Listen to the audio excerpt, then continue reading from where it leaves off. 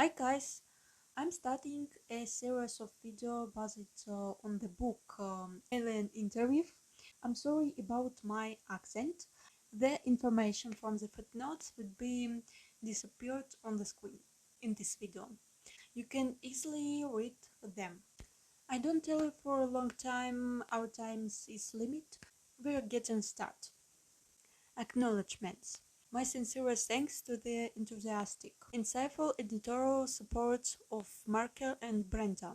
Thank you very much to all of the diligent and unselfish work of the owners, staff and timeless contributors and editors of Wikipedia origin, upon which a material in this book relies heavily for indications, documentary support of many of the footnoted IMDs cited is the next of the transcripts and the comments from Matilda O'Donnell McEnroy.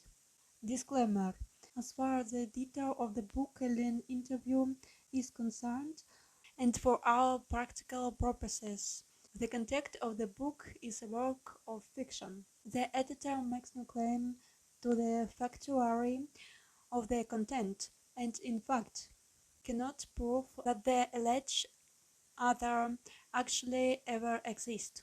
I write some of the dates, location, persons, and incidents described may be factual or based on fact. There is no evidence to authenticate that equally as many may be subjective, contrary to this of the author. All the information, notes, and transcripts received by the editor are contained in their complaint, origin from as represented in the book. The editor is not longer in possession of any original documents or copies or original documents from the author. I decree, Mrs. McElroy. Some material content in the book may have similarities to Earth's philosophies as the variety of these are too numerous to list, and bear too many fundamental similarities to be easily differentiated.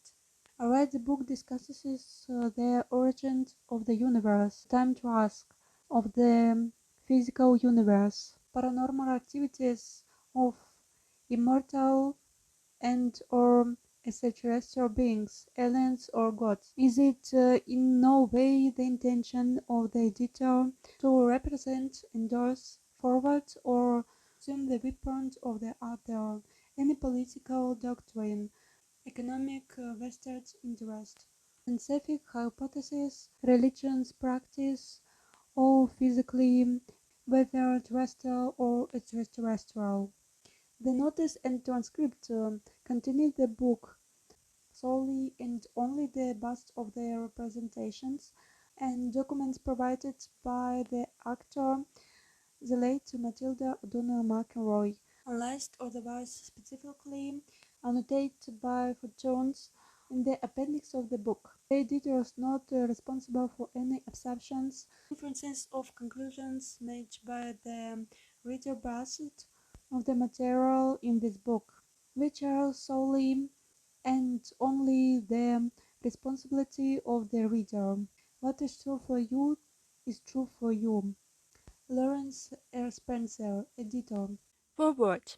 We ask as folks who know not our own spirit, where are the hidden traces left by the gods? Rig Veda, Book E, stanza 164, lines 5, REB.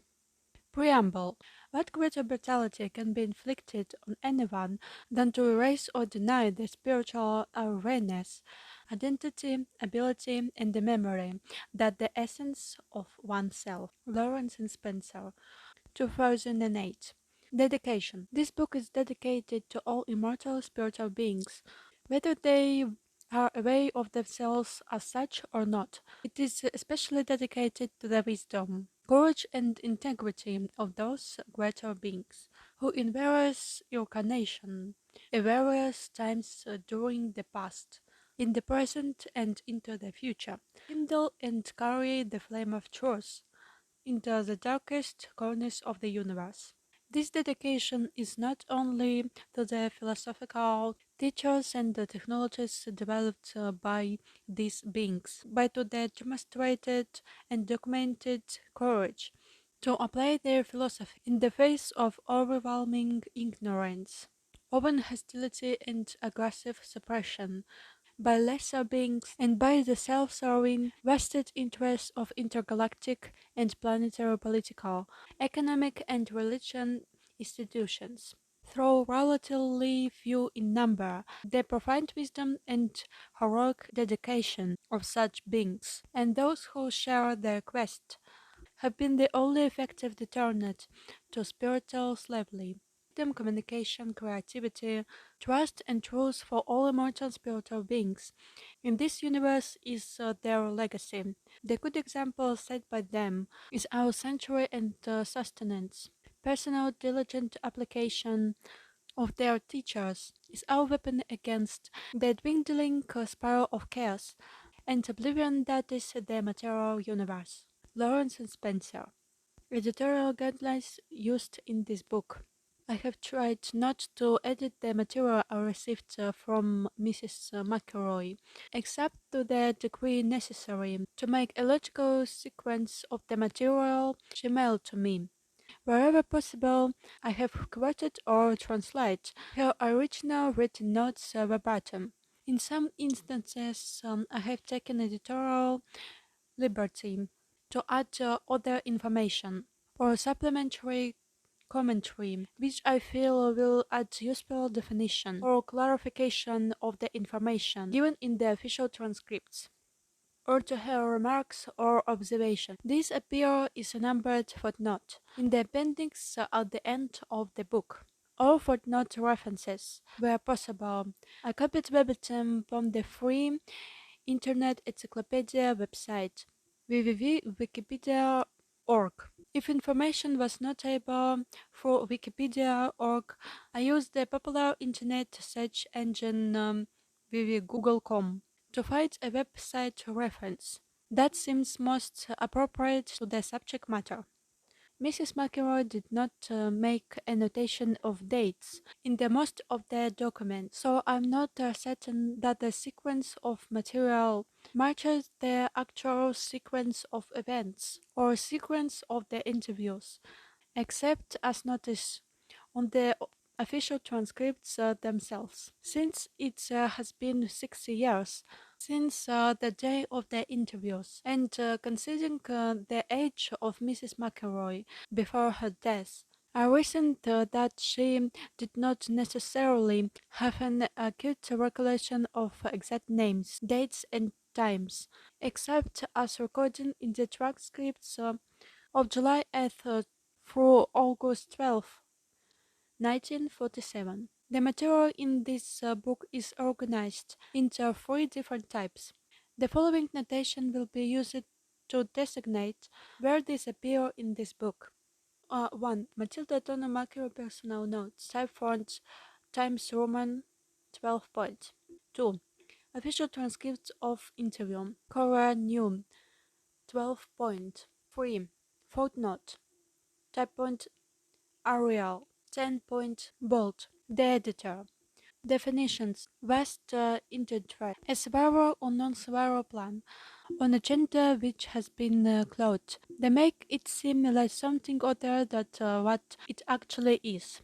Any person, group of or entity which prevents or controls communication to serve their own purposes, plans or agenda.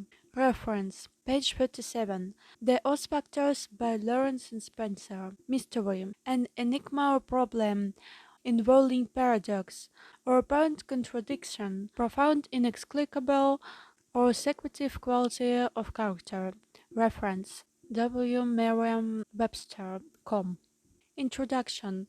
The mystery of UFOs and extraterrestrials. If you have studied UFO phenomena at all, you are already familiar with the infamous Orson Welles radio broadcast of War of the Worlds and the invasion from Mars. Footnote 1. On October 13, 1948.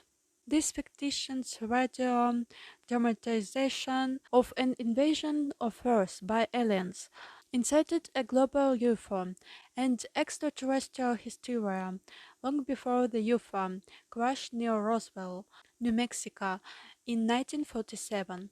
During the past 60 years, since the alleged Roswell crash, there have been tens of thousands of reports UFO sightings. A global hysteria has emerged from evidence of that is presumed to be extraterrestrial phenomenon.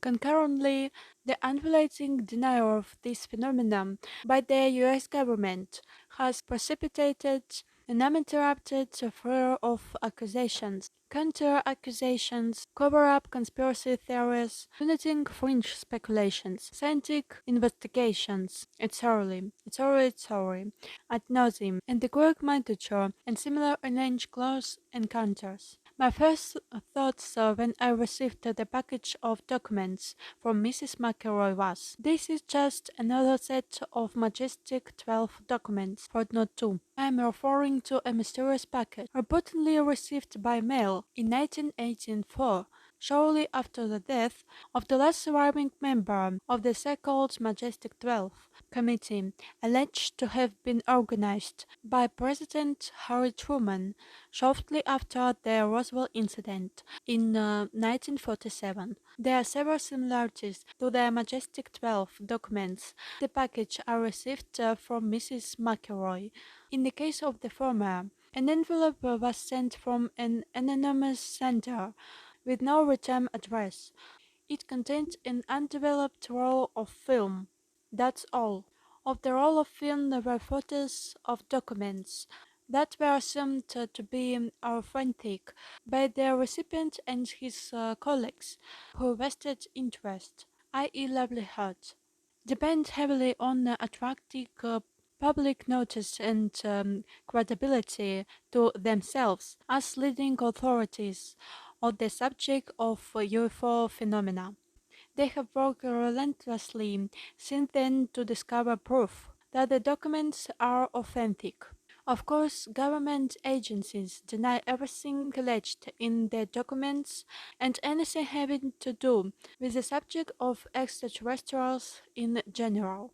In addition, the subject has become so thoroughly overwhelmed with obvious false reports, discredited sources, hearsay, manufactured false thoughts, misunderstandings, missing information, added inapplicable information, and a myriad of other conflicting complexities, which had made the subject laughable or unapproachable as a science. This may be intentional and simply a reflection of the general chaos and barbarism that is humanity. As for government denials and cover-ups, the events of September 11, 2001 have made it abundantly apparent to me that the US government has destroyed any vestige of truth the American people and the world may have harbored, even through the Vietnam War. Watergate and many severe betrayals in the honesty of the American government, military and intelligence community by blatantly lying to its own people about almost anything and everything. In spite of vast numbers of UFO sightings, innumerable reports of alien abductions, and close encounters with extraterrestrials that pervade nearly all of prehistoric and recorded human history, I found only one underlying, unifying, undisputable axiomatic common denominator that permeates all of these data, assuming that the subjective reality of beliefs of individual is acceptable evidence. This has been no universally agreed upon proof that UFOs and or extraterrestrial life forms exist whether based on government admission, physical evidence, circumstantial or subjective data. There are several deductions I can infer from the lack of agreement, government admission or physical evidence that such things are real that, if verified, may lead to workable solutions to this mystery. Deduction. In spite of an enormous collection of subjective, circumstantial, and objective evidence of extraterrestrial activity on and around Earth, their existence, intentions, and the activities of extraterrestrials remain hidden and mysterious.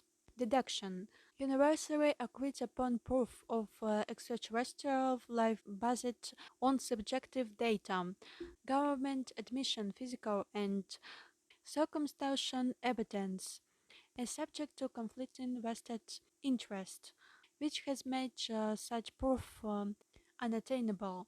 Collectively, these deductions beg the obvious question: if extraterrestrial life forms exist, why, if there are no consistent, forthright, open, interactive communication between mankind and extraterrestrials?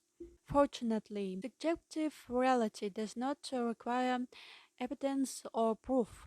Therefore, I decided to write this book in order to pass along a subjective communication I received from Mrs. McElroy to other people who may be interested in it.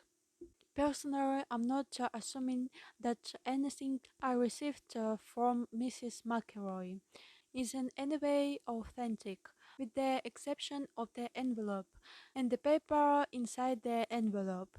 I cannot substantiate any of it. Indeed, I can truly verify that there was ever such a person as Mrs. McElroy. Even then, a voice I heard over the phone in 1998. The voice could have been anyone. Personally, I do not have vested interest the UFO research. Yes, I've written a few books about immortal spiritual beings because I'm interested in the subject, but I haven't sold enough of these books to pay for the time it took to write them. It's a hobby. I earn my living as a small business consultant. It is not my intention to justify, explain, or remedy any disability, to perceive or understand the mysteries of extraterrestrial existence, UFOs, governments, existence, or spiritual abilities. Nor is it intended to educate, persuade, or promote to anyone that any of these phenomena exist.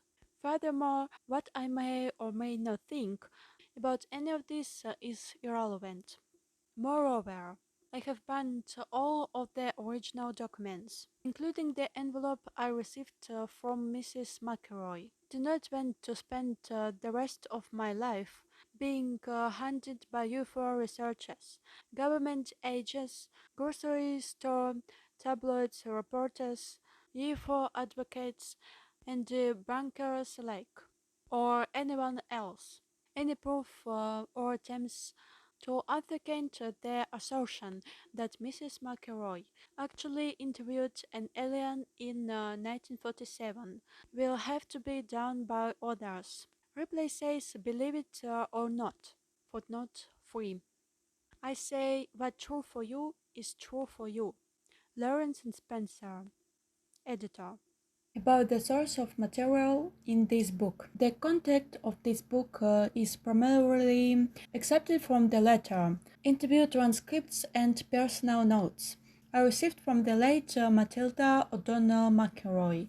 Her letter to me asserts that this material is based on her recollection of communication with an alien being who spoke with her telepathically. During July and August of 1947, she interviewed an extraterrestrial being who she identifies as Errol, of whom she claims was and continues to be an officer, pilot, and engineer who was recovered from a flyer saucer that crashed near Roswell, New Mexico on July 8, 1947.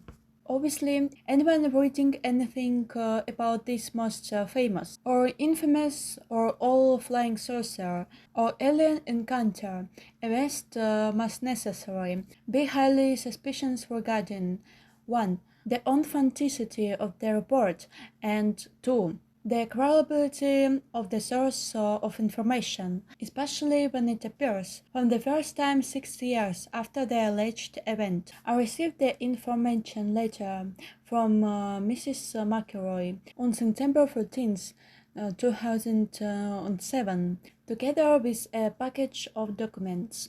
The package contained three types of documents. 1. Handwritten notes in cursive, ordinarily lined 18 half 2 x11 school notebook paper, which I assume had been written personally by Mrs. McElroy. 2. Notes typed on a manual typewriter on plain, white 20 pounds bond paper, which I assume were prepared personally by her. At least the boards had the appearance and having been written in the same handwriting and or typed on the same typewriter consistently throughout. The writing in the notes I received also appeared to be the same as the writing on the address and return address of the manila envelope I received for Navan, Ireland, which was postmarked on 30 September 2007. Since I am not a forensic expert or handwriting analyst, my opinion in this matter is not a professionally qualified judgment. 3. Many pages of typewritten transcriptions of her interview with the alien. These were obviously typed on a different typewriter. These pages were typed on a different type of paper and showed apparent signs of age and repeating handling. None of these notes were assembled in any particular order or by date, except were indicated by a sentence or paragraph of preamble or explanation by her, or by extrapolation from the context of the page. Voltaire, footnote 4, is quoted as having said, "History is a Mississippi of lives." According to the comments made by the alien in the interview transcripts supplied by Mrs. McElroy, the fundamental lessons of history is that many gods have become men, but very few men, if any, have returned to being a god again.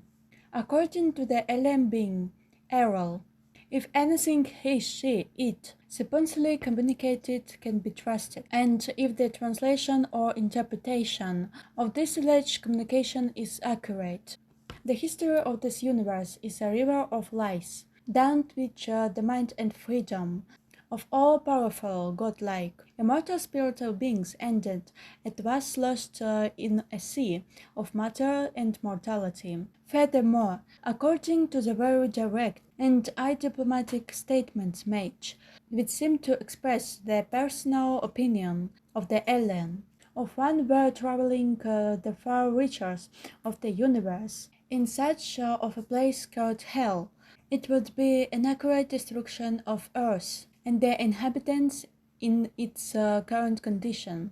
To further compound, complicate, and magnify the incredible source of the interview transcriptions I received from Mrs. McElroy, is the fact that they are 1. Based almost entirely on telepathic communication between the alien and Mrs. McElroy.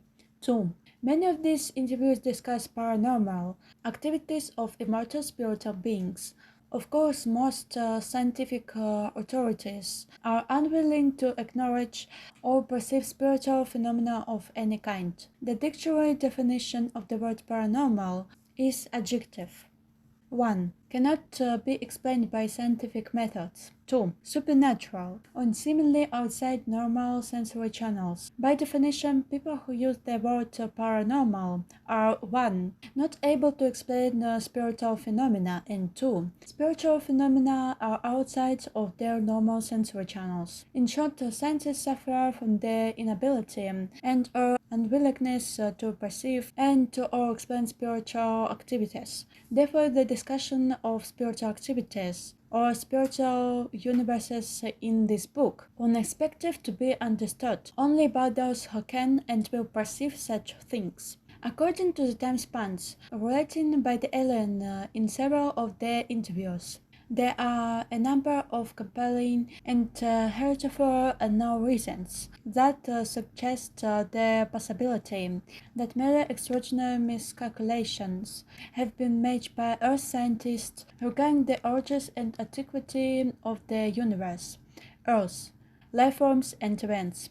Of course, this may or may not be accurate either, as time and its early stepchild history are largely subjective. However, it could be observed that, by contrast with the interstellar or macrocosmic time, the historical perspective of residents of Earth is limited to a relatively macroscopic period of time, compared to what are considered to be recent events in the chronology of an space-travel civilization, much less the entire time span of the universe. The geological record of Earth is reckoned, by the best cases of scientists, to be only about 4 billion years. The antiquity of Homo sapiens in the archaeology textbooks is estimated at only a few million years, at most. Even the entire biological spectrum is considered to have existed on this planet for only a few hundred million years,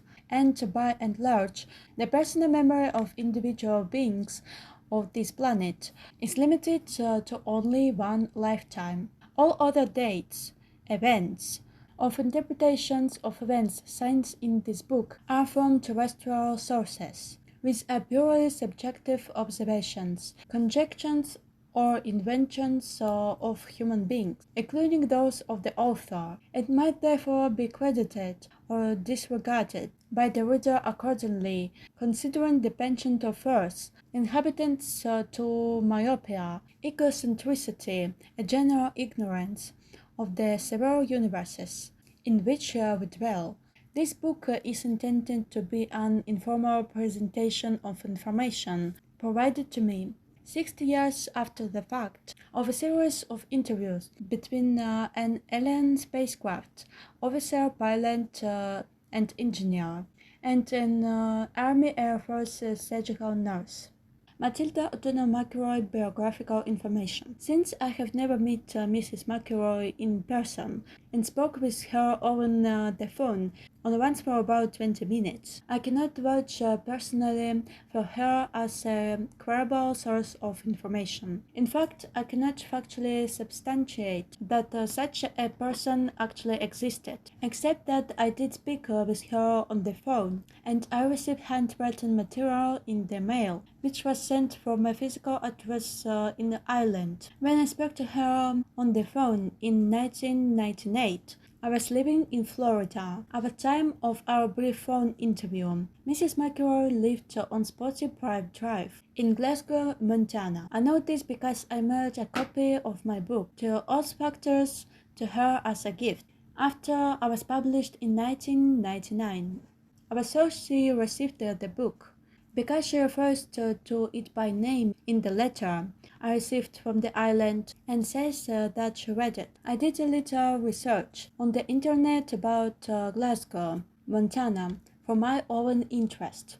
Glasgow was founded in 1887 as a railroad town that became popular during the 1930s because President FDR requested that for breakdown be constructed, that which became a huge source of employment for the Glasgow area. In the 1960s, the population flourished up to 12,000 because of Glasgow Air Force Base, SAK, which was used during the Vietnam conflict and the earlier part of the Cold War.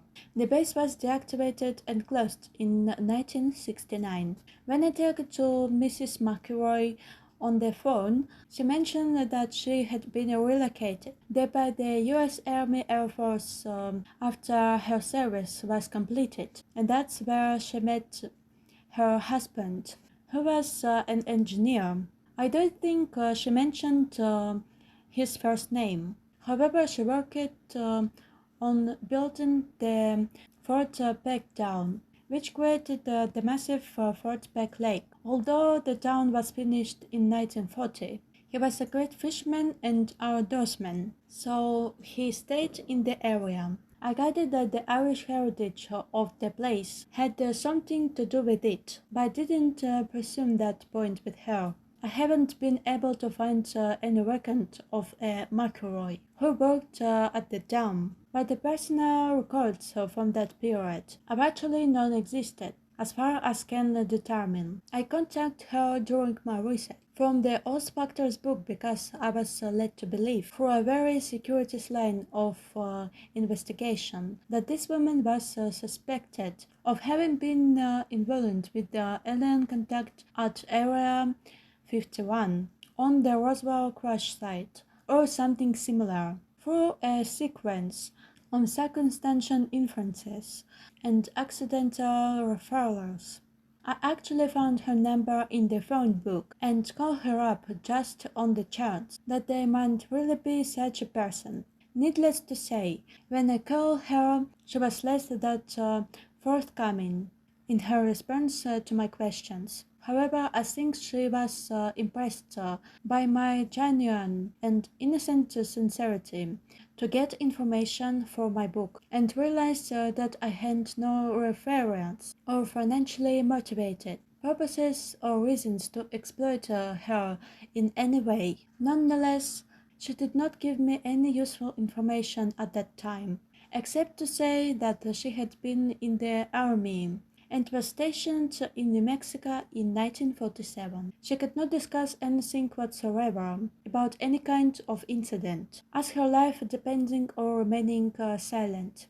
Although this piqued my interest even more, it was futile to try to push her any further. So I gave up and forgot about her until last September, where I got the package from Ireland. I tried to contact her in Ireland at the return address on the package, but received no reply from her, nor have I been able to find anyone in Meath County, Ireland, who was acquainted with either of them, except the landlady from whom they rented a room for a few weeks before their deaths, which seemed to have occurred simultaneously, although I have no real evidence of this. However, the postmark of the envelope she sent to me was stamped at the post office in Navan, called Meath, Ireland, on the date cited above, seen there in actual residence. According to Google Maps, at the return address shown on the envelope, I wrote to the address at the advised by the home owner that bears Mrs. McElroy and her husband, whose name turns out to have been Paul, but both recently deceased. She said that the cremated remains of Mrs. McElroy and her husband, when interred at St.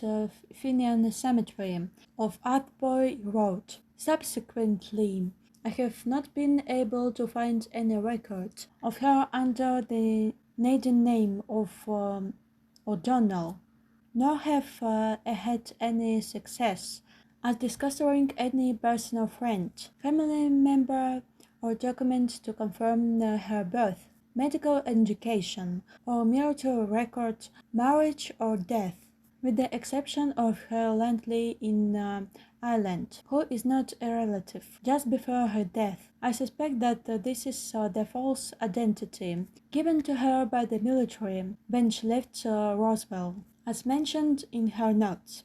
In either case, it seems likely that her identity and all evidence of her has been expunged from the public record. I understand that certain government agencies are adept at covering up evidence or making records and people disappear. It seems likely that this has been done in her case.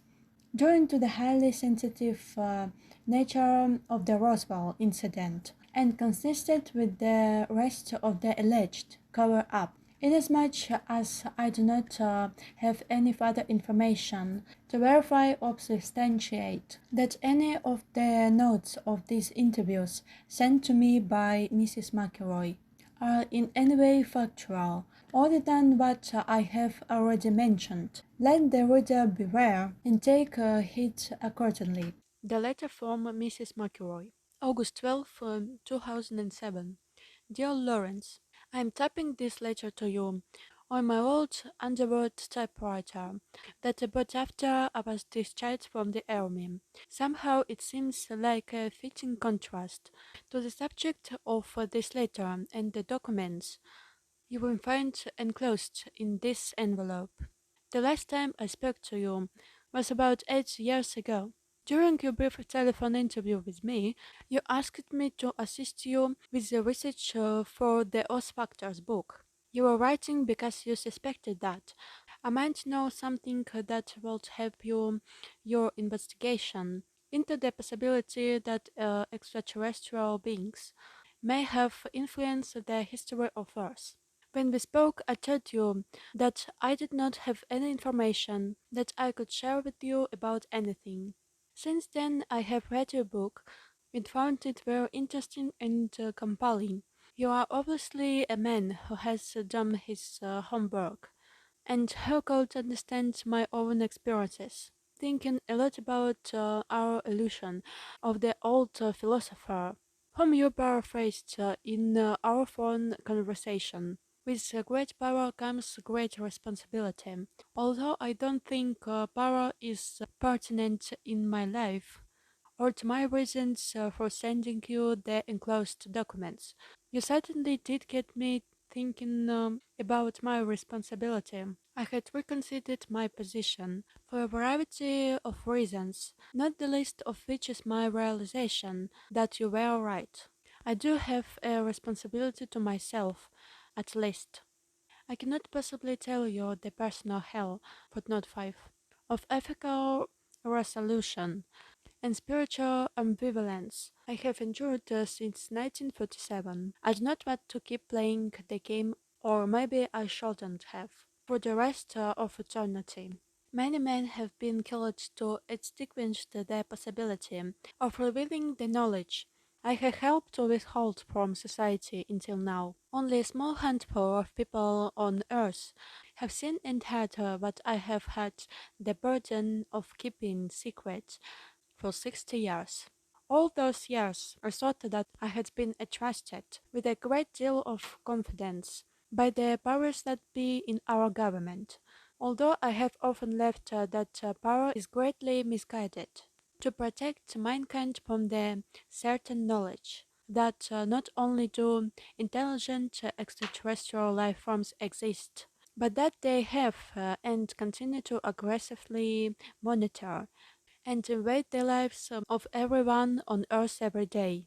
Therefore, I think the time has come to pass along my secret knowledge to someone I think will understand it. I don't think it will be responsible of me to take the knowledge I have into the silent afterlife, beyond reach or recognition. I think there is a greater good to be served than protected the vested interest, from whom this information is considered a matter of national security, whatever that means, and it's therefore justification for making it top secret. Footnote 6.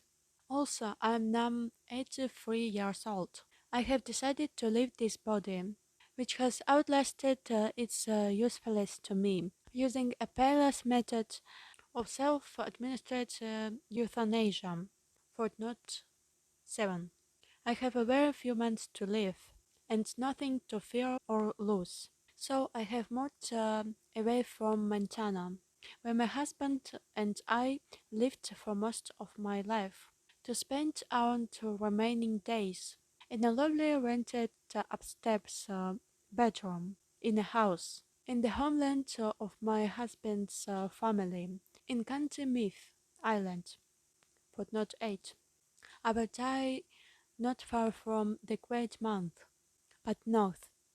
Footnote 9. And doth the fair mount of darkness. These are sacred cairns, or massive stone structures that were erected about 3700 BCE and decorated with indecipherable hieroglyphs. About the same times as pyramids and other inexplicable stones monuments were being built all over the earth. I am also not far from the Hill of Tara. Footnote 10.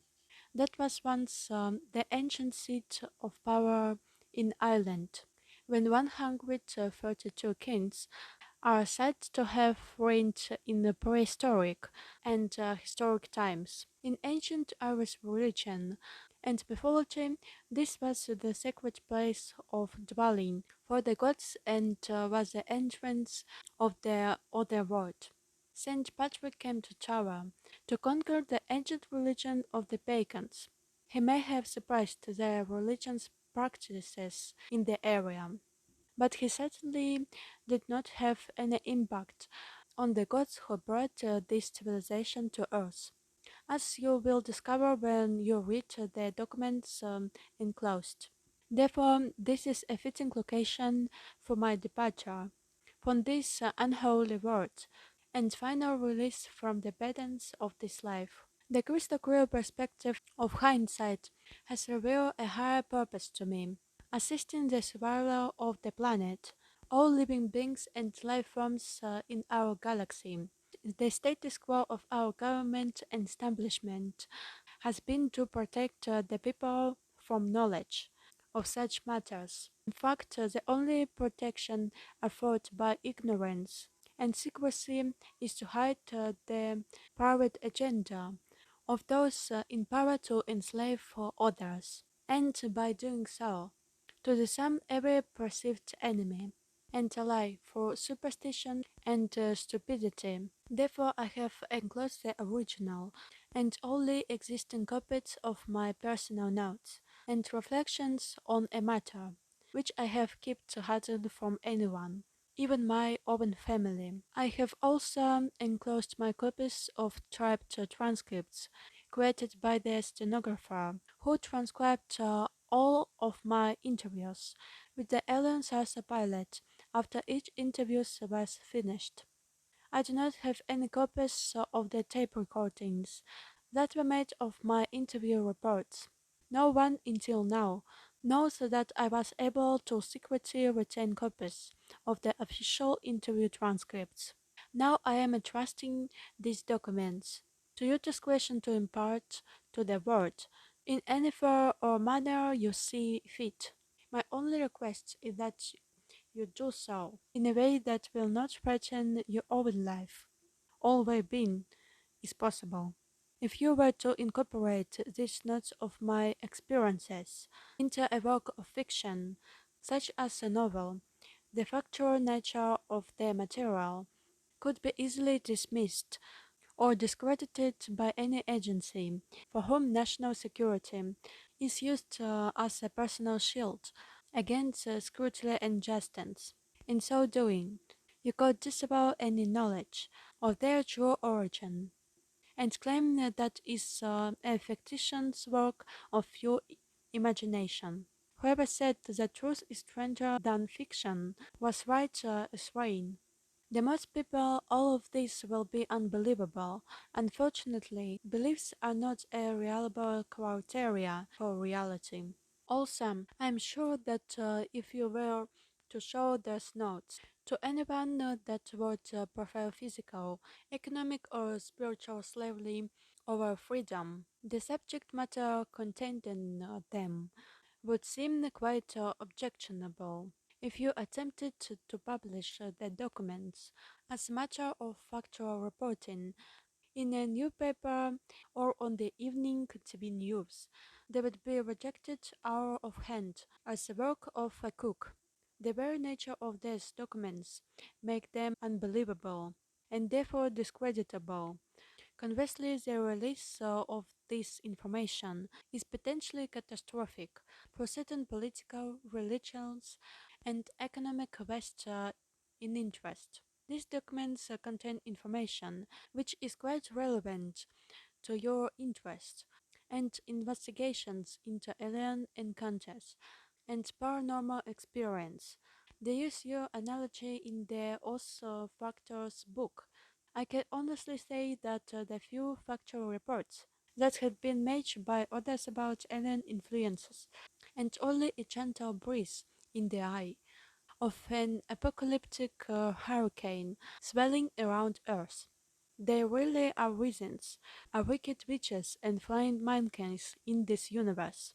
This information, which has been suspected and or speculated and put by so many for so long, had been constantly denied by mainstream media, academia, and the military-industrial complex. Footnote 11. That President Eisenhower warned us about in his farewell address.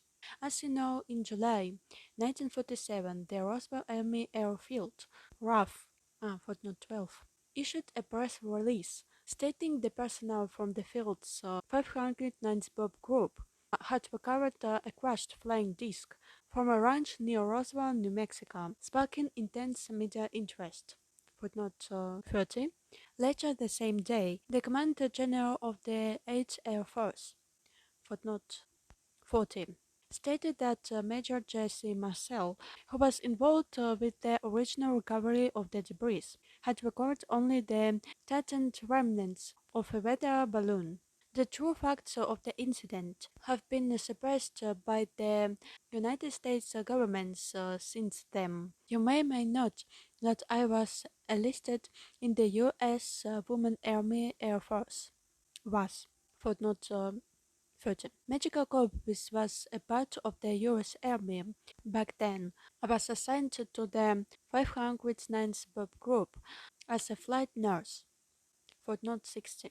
At the time of the incident, when the news that there had been a crash was received at the base, I was asked to accompany Mr. Cabot, the counterintelligence officer, footnote 17, to the crash site as a driver of his vehicle, and to render any needed emergency medical assistance to any survivors is necessary.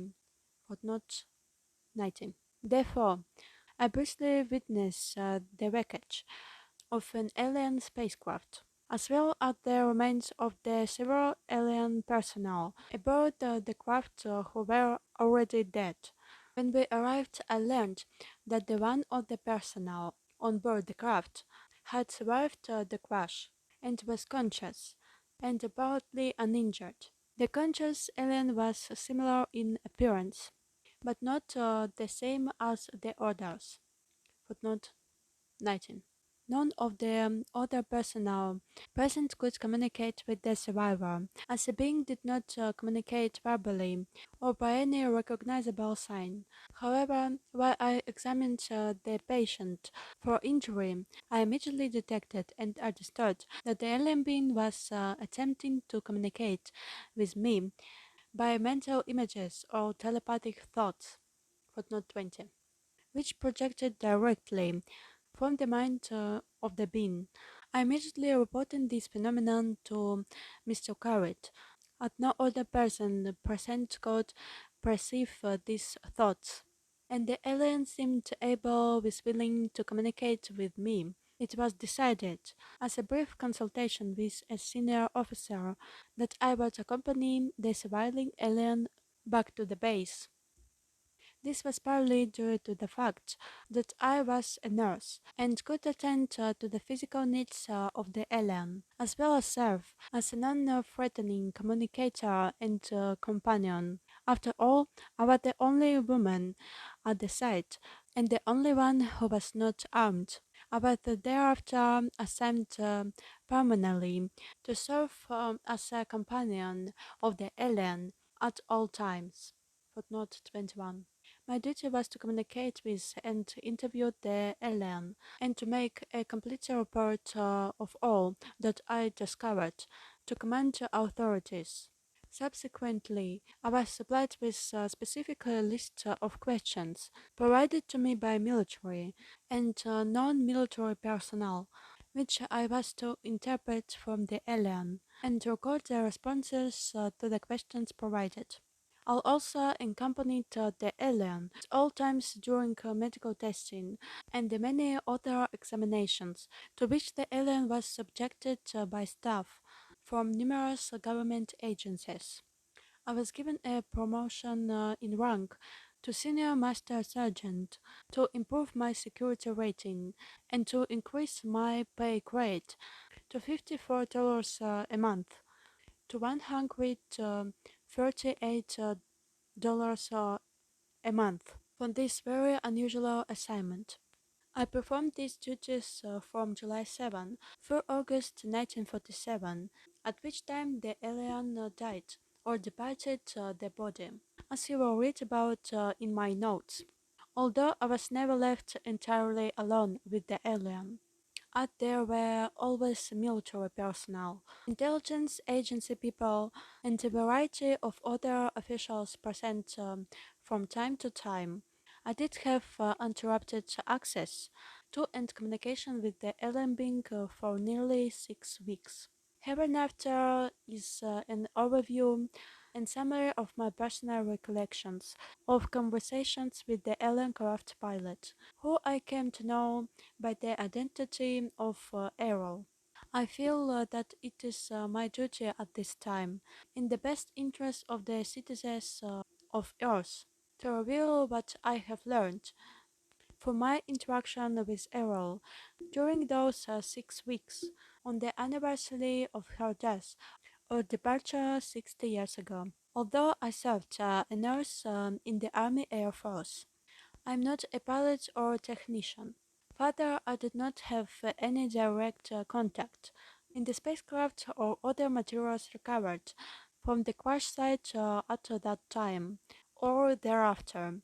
To that degree, it might be taken into consideration that my understanding of the communication I had with Errol, as based on my own subjective ability to interpret the meaning of the thoughts and mental images I was able to perceive. Our communication did not consist of spoken language in the conventional sense. Indeed, the body of the alien had no mouth through which to speak. Our communication was by telepathy.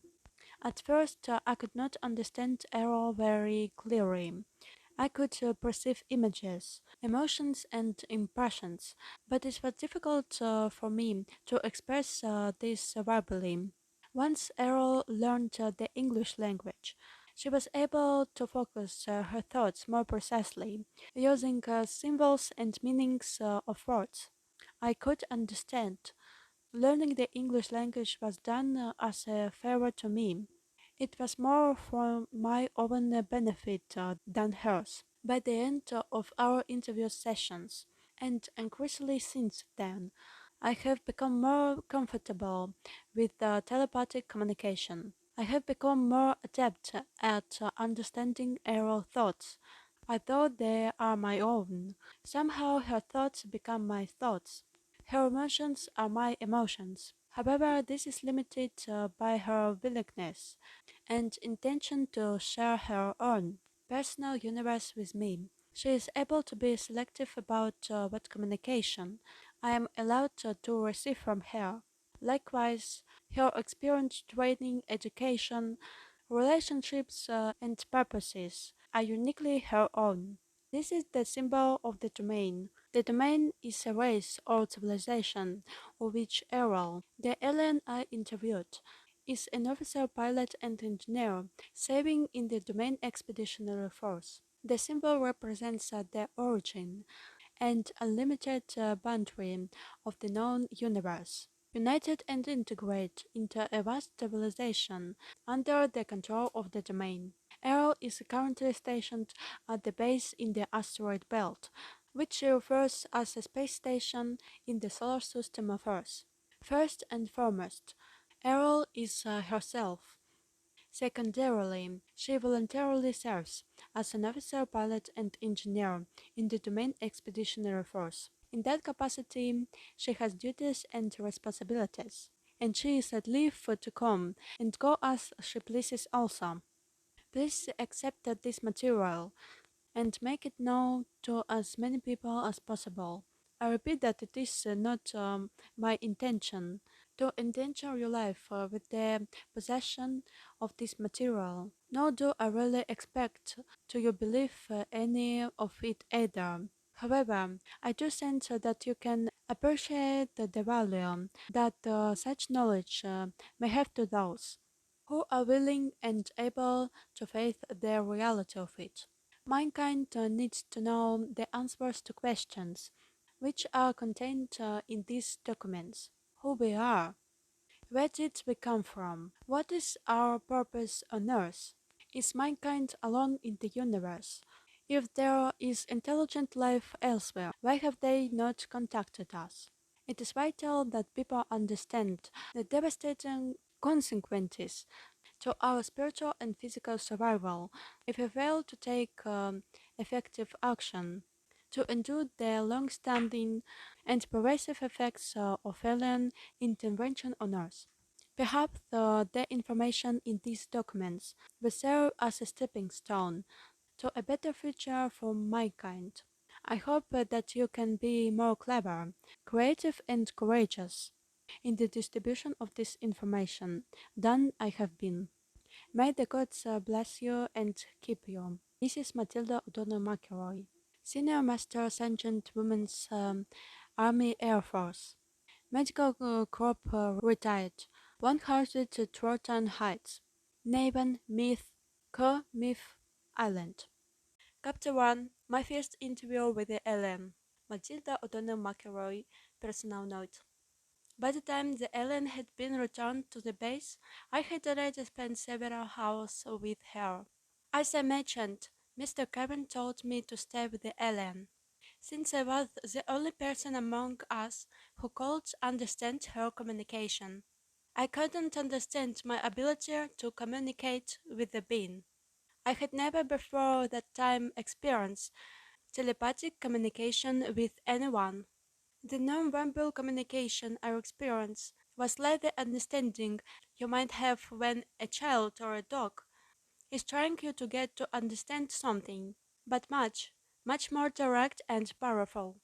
Even though there were no words spoken or signs made, the intention of the thoughts were undistinguishable to me. I realized later that, alright, I received the thought, I did not necessarily interpret its meaning exactly. I think that the alien being was not willing to discuss technical matters, due to the nature of her position as an officer and pilot with their duty to maintain the security and confidentiality required by her own unit or organization. Any soldier who is captured by the enemy in the line or duty has a responsibility to withhold vital information, even in the face of interrogation or torture, of course. But in spite of that, I have always felt that the alien being was not really trying to hide anything from me. I just never got that feeling. Her communication always seemed honest and sincere to me, but I suppose you can never know for sure. I definitely felt that I shared a unique bond with the alien. It was kind of trust or empathy that you have with a patient or a child. I think this is because the alien could understand it was really interested in her and had no harmful intention. Nor would I allow to harm to come to her. If I could prevent it, it was true too. I referred to the alien as her. Actually, the being was not sexual in any way, either physiologically or psychologically. She had a rather strong, feminine presence and demeanor. However, in terms of physiology, the being was asexual and had no internal or external reproductive organs. Her body was more like the body of a doll or robot. There were no internal organs, as the body was not constructed of biological cells. It did have a kind of sacral system or electrical nervous system that ran throughout the body, but I can't understand how it worked. In structure and appearance, the body was quite short and petite, about a 40 inches tall. The head was disproportionately large, relative to arms, legs, and torso, which were thin. There were 3 fingers on each of 2 hands and feet, which were somehow prehensile. Footnote 22. The head had no operation nose or mouth or ears. I understand that a space officer doesn't need this as space has no atmosphere to conduct sound.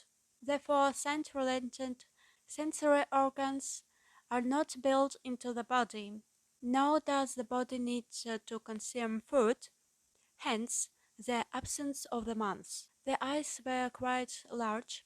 I was never able to determine the exact degree of visual acuity of which the eyes were capable, but I observed that her sense of sight must have been extremely acute.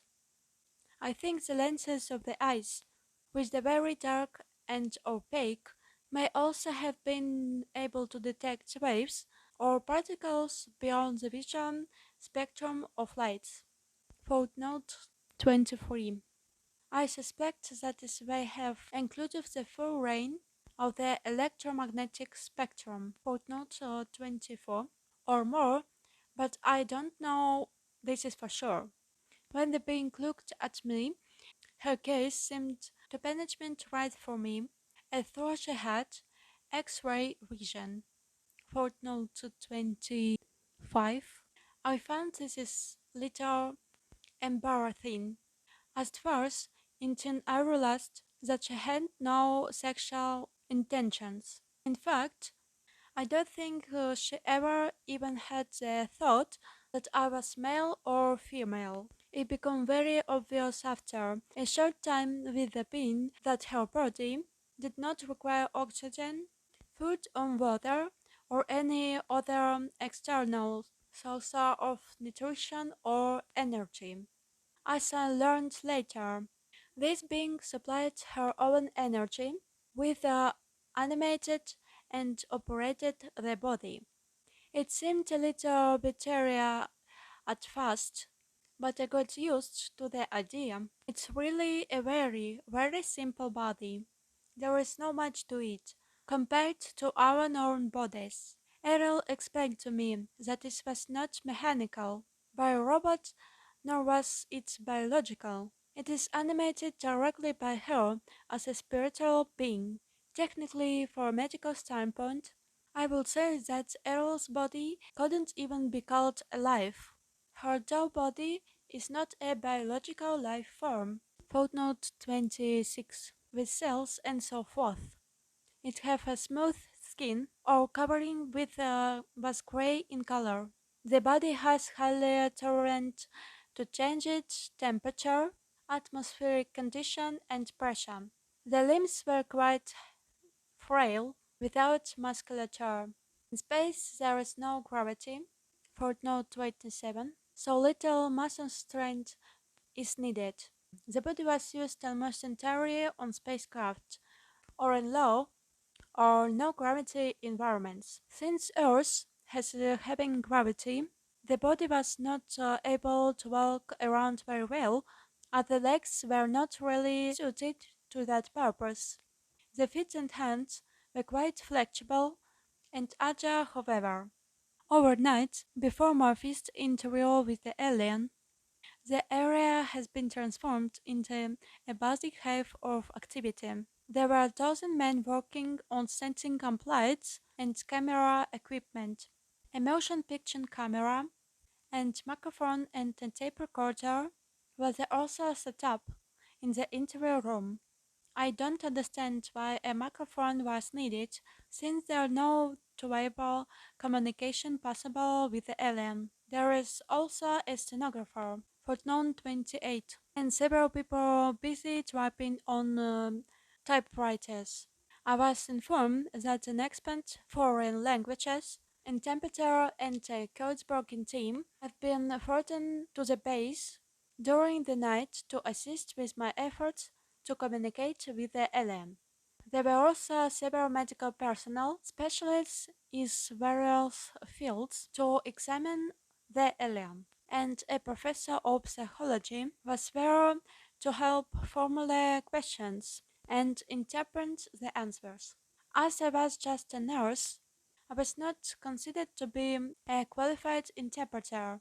Eleanor was the only one there who could understand anything the alien was thinking. There was many subsequent conversation between us. Each interview resulted in explanation increasing in understanding between us, as I will discuss later on in my notes. This is the first transcript with the answers of the list of questions provided to me by the intelligence officer at the base, which I decrypted to the stenographer immediately following the interview. Official transcript of interview. Top secret. Official transcript of the U.S. Army Air Force, Roswell Army Airfield, 519 pounds, Group Subject Alien Interview, 9/7/1947. Question: Are you injured? Answer: No. Question: What medical assistance do you require? Answer: None. Question: Do you need food or water or other sustenance? Answer: No. Question: Do you have a special environmental needs such as air temperature, atmospheric chemical content, air pressure, or waste elimination? Answer: No, I'm not a biological being. Question: Does your body or spacecraft carry any germs or contamination that may be harmful to humans, to other Earth life forms? Answer: No germs in space. Question: Does your government know you're here? Answer: Not at this time. Question: Are other of your kind going to come looking for you? Answer: Yes. Question: What is the weapons capability of your people? Answer: Very destructive. I did not understand the exact nature of the kind of arms or weapons that they might have, but I didn't feel that there was any malevolent intention in her reply, just a statement of fact. Question: Why did your spacecraft crash? Answer: It was struck by an electrical discharge to the atmosphere which caused us to lose control. Question: Why was your spacecraft in this area? Answer: Investigation of burning clouds, radiation, explosions. Footnote 29. Question: How does your spacecraft fly? Answer: It is controlled through mind. Response to thought commands. Mind or through command are the only English language words I can think of to describe the thought.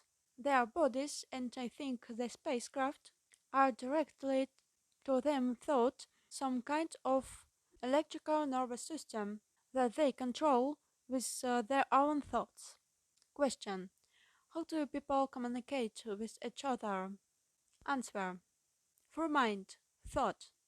The words mind and thought combined together are the closest English language words I can think to describe the idea at this time. However, it was very obvious to me that they communicate directly for the mind, just as she communicating with me. Question: Do you have a written language or symbols for communication? Answer: Yes. Question: What planet are you from? Answer: The home. Birthplace words of the domain. Since I'm not an astronomer, I have no way thinking into the stars, galaxies, constellation, and direction in space. The impression I received was of a planet in the center of a huge cluster of galaxies. That is not her like home or birthplace. The word domain is the closest word I can think of to describe her content, images, and thought about where she is from. It could not easily be called the territory or the realm. So little I stop for a bit. Um, In my conversation with Ellen, he also mentioned the name of the territory. He called her civilization name Charunko, and the Earth he named the territory. It is interesting thing. Let's go. However, I sure that was not just a planet, or a solar system, or a cluster of stars, but an enormous number of galaxies. Question: will your government send representatives to meet with our leaders? Answer: no. Question: what are your intentions concern Earth? Answer: preserve, protect property of the domain. Question: what have you learned about Earth's governments and military installations? Answer: poor, small, destroy planet. Question: why haven't your people made your existence known to the people of Earth? Answer: watch, observe, no contact. I got the impression that contact with people on Earth was not permitted, but I cannot think of a word or idea that communicating the impression I got exactly. They're just observing us. Question: have you people visited Earth previously? Answer: periodic, repeated observations. Question: how long have you known about Earth? Answer: long before humans. I'm not sure if the words prehistoric would be more accurate, but it was definitely a very long period of time before humans being evolved. Question: what do you know about the history of civilization on Earth? Answer: small interest, attention, small time. The answer to this question seemed very vague to me. However, I perceived that her interest in Earth history is not very strong, or that she did not pay much attention to it. Or maybe, I don't know. I didn't really get an answer to the question. Question: can you describe your home world to us? Answer: place of civilization, culture, history, large planet, wealth, resources always, order, power, knowledge, wisdom. 2 stars, 3 moons. Question: what is the stage of development of your civilization? Answer: ancient, trillions of years, always, above all others. Plan, schedule, progress, win, high goals, ideas. I use the number trillions, footnote 30, because I'm sure that the meaning was a number larger than many billions. The idea of the length of time she communicates is below me. It's really closer to the idea of infinity in terms of Earth's years. Question: do you believe in God? Answer: we think it is. Make it continue. Always. I'm sure that the alien being don't understand the concept of God or worship as we do. I assume that the people of her civilization were all atheists. My impression was that they think very highly of themselves and very prideful indeed. Question: what type of society do you have? Answer: order, power, future always, control, grow. These are the closest words I could use to describe about the idea she had about her own sincerity or civilization. Her emotion when communicated her response to this question became very intense, very bright and emphatic. Her thought was filled with an emotion that gave me a feeling of jubilation or joy, but it made me very nervous also. Question: are there other intelligent life forms besides yourself in the universe? Answer: everywhere. We are greatest, highest of all, due to her small stature. I'm that sure that she doesn't mean tallest or biggest. Again, her perfect nature showed through in the feeling I received from her. Matilda O'Donnell McElroy, personal note.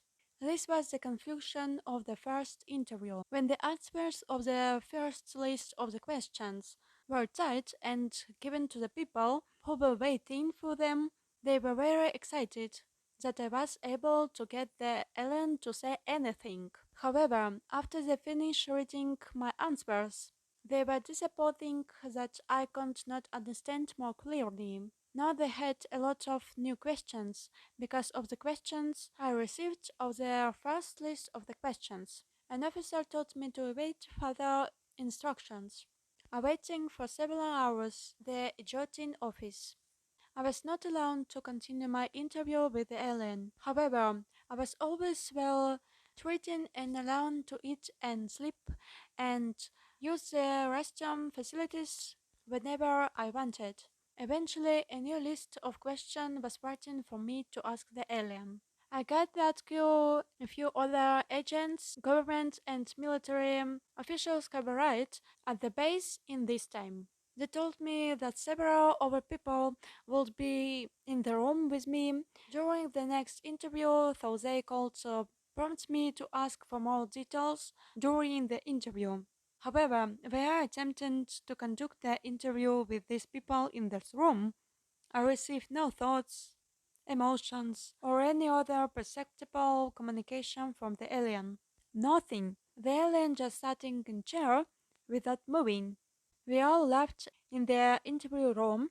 The intelligent agent became very agitated about this. He accused me of lying or making up the answers to the first questions. I insisted my answers were honest and as accurate as could make them. Later that day, it was decided that several other people would attempt to ask questions of the alien. However, in spite of several attempts by different experts, no one else was ever able to get any communication at all from the alien. Over the next several days, a Pacific research scientist from the back east was brought to the base to interview the alien. Her name was Gertrude something or another. I don't recall the last name. Footnote 31. On another occasion, an Indian cleverman named Krishnamurti, footnote 32, came to the base to try to communicate with the alien. No one was successful at getting the alien to communicate anything. I was personally not able to communicate telepathically with either of these people either. Alright, I didn't think that Mr. Krishnamurti was a very kind and intelligent gentleman. Finally, it was decided that I should be left with the alien by myself to see if I could get any answers. Chapter 2, my second interview. In the next interview, I was told to ask the alien only one question. Official transcript of interview top secret. Official transcript of US Army Air Force Roswell Army Airfield 509th Bomb Group. Subject alien interview 10/7/1947. Question: why have you stopped communicating? Answer: no stop. Others. Hidden. Covered. Secret fear. The alien don't communicate with them because they were afraid of her or don't trust her.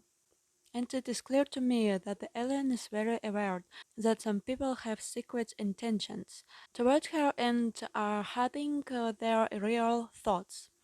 It is equally obvious to me that the alien doesn't have even a tiny bit of fear of us, or anything else, for that matter. Matilda O'Donnell McElroy personal note. I pondered the words I chose to convey the meaning of the alien thoughts very carefully before reporting to the stenographer and the people who were waiting anxiously in the other room. Personally, I never suffered any fear or misapprehension about the alien whatsoever. I was very curious and excited to learn anything and everything I could about her and from her. However, like the alien, I don't have much trust of confidence in the agents or authorities who were controlling my interviews. I had no idea what their intentions toward her might be. However, I'm sure that the military officers were very, very nervous about having the alien spacecraft and pilot on their hands. At that moment, my greatest worry was how to more clearly understanding the thoughts and ideas of the alien. I think that this was going pretty well as a telepathic receiver, but not as good as telepathic sender. I wanted desperately to figure out a better way to communicate with the alien in a way that would enable the growing legion of government officials to understand her more directly without having to rely on my interpretation of her thoughts. I didn't feel very well qualified to act as interpreter, yet I was the only person with whom the alien would communicate, so it was up to me to get the job done. I was also becoming acutely aware that this was probably the biggest news event in the history of Earth, and that I should be proud to have any part in it. Of course, by that time, the entire incident had been officially denied in the press, and the cover-up of immense proportions by the military and the powers that be, footnote 33, had already begun. However, I was beginning to feel the pressure of the responsibility for being the first person on Earth, as far as I knew, to communicate with an extraterrestrial life form. I think I know how Columbus, footnote 34, must have felt where he discovered a new world the size of the continent on one small planet. But I was about to discover an entirely new, unexplored universe. Footnote 35. While I waited for my next instructions for my superiors, I went to my quarters under escort of several heavily armed MPs. Several other men dressed in black suits and ties accompanied me also. They were still there when I got up in the morning. After breakfast, which was brought to me in my own quarters, they escorted me back to the office at the base that was used for the interview. Chapter 3. My third interview. Matilda O'Donnell's McElroy personal note. The third interview and all subsequent interviews that I have with the alien were observed and recorded, as I mentioned above, by dozens of other people. Alright, they were not physically present. A special room have been constructed with a window of one-way glass through which the window could be observed for an adjoining room without intruding on the alien. The alien had been moved into the newly constructed room and was sitting in an ordinary our staff living room chair covered with a flowery fabric. I'm sure that someone had been sent into the town to buy a chair from the nearest available furniture store. The alien's body was about the same size as the very thin 5 years old child, so she was dwarfed by the chair. Since her body was not biological, it didn't need any food, air or heat, and apparently she didn't sleep either. There were no eyelids or eyebrows above her eyes, though the eyes didn't close. I don't think anyone could tell whether she was sleeping or awake as long as she was sitting upright in the chair.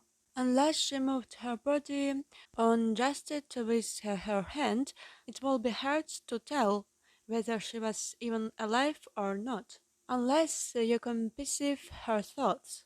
Eventually, I learned that the alien was not identified by her body, but by her personality, so to speak.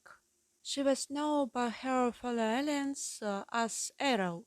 This is the closest word I can use to describe the name using the English alphabet. I sense that she performed the feminine gender. I think we shared a natural female empathy and nurturing attitude toward life and each other. I'm sure she didn't feel comfortable with the competitive, aggressive, dominating attitude of the male officers and agents, each of whom was more concerned with their own personal self-importance and power than with discovering the secrets of the universe. When I entered the room, she was very pleased to see me. I felt very genuine sense of recognition, relief, and a warm feeling for her. It was like the eager excitement and unconditional platonic affection one feels from a dog or child, yet with a calm and result control. I must say that I was surprised that I felt the same sort of affection from the alien being, especially since we had spent so little time with each other. I was pleased that I was able to continue my interviews with her, in spite of all the attention it was getting from the stream of government and military people arriving at the base. It's very obvious that the people who write the next series of the questions for me wanted to learn how to communicate with the aliens themselves without having to go through me. Here are the answers of the new list of questions. Official transcript of interview, top secret. Official transcript of the US Army Air Force, Roswell Army Airfield, 109th Bomb Group, subject alien interview. 11/7/1947. Question. Can you read or write any Earth languages? Answer. No. Question. Do you understand numbers or mathematics? Answer. Yes, I'm officer, pilot, engineer. Question. Can you write or draw symbols or pictures that we may be able to translate into our own language? Answer. Uncertain. Question. Are there any other signs or means of communication you can use to help us understand your thoughts more clearly? Answer. No.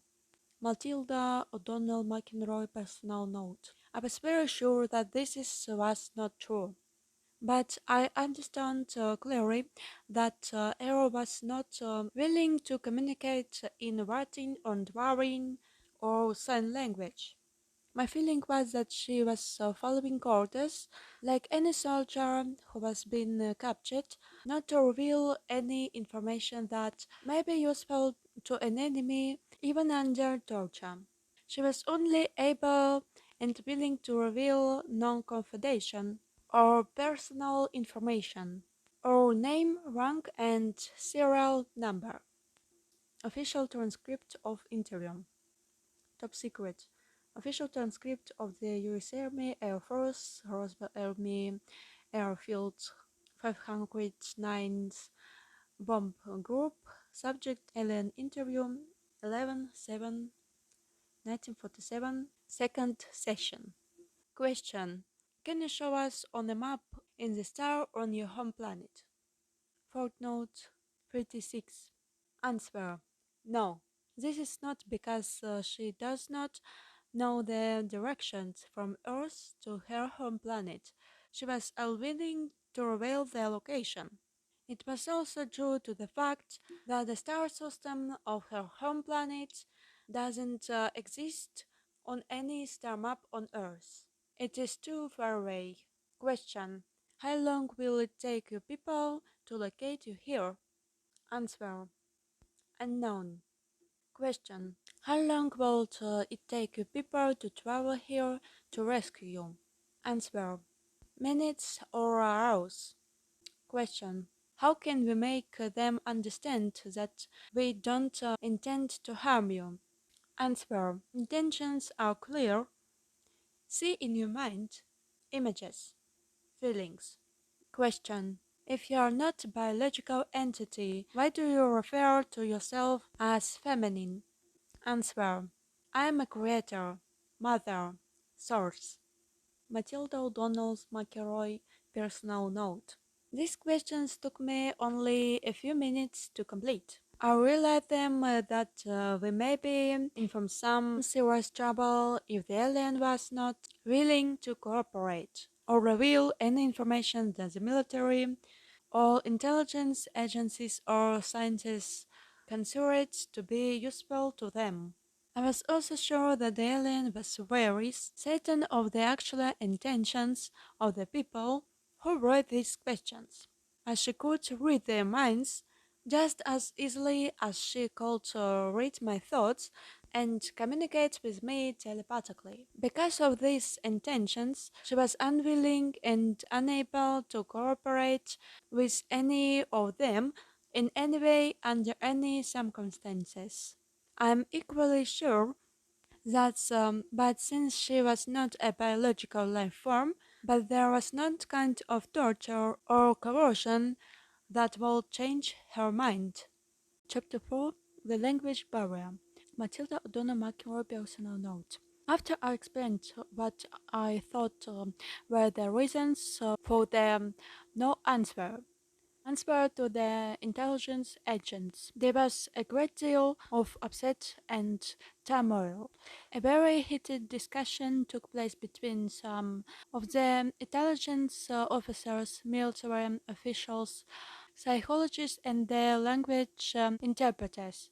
This lasted for several hours. It was finally decided that I should be allowed continue to interview the alien, provided I could get a satisfactory answer for her to the following question. Official transcript of interview. Top secret official transcript of the U.S. Army Air Force Roswell Army Airfield 509 Bob Group subject alien interview 11/7/1947 third session. Question: what assurance or proof do you require from us that will make you feel safe enough to answer our questions? Answer: only she speaks, only she hears, only she questions. No others. Must learn, know, understand. Matilda O'Donnell McEnroe personal note. When I returned from the interview room to report the alien response to this question, I received a grim and skeptical reception from the assembled intelligence agents and military personnel.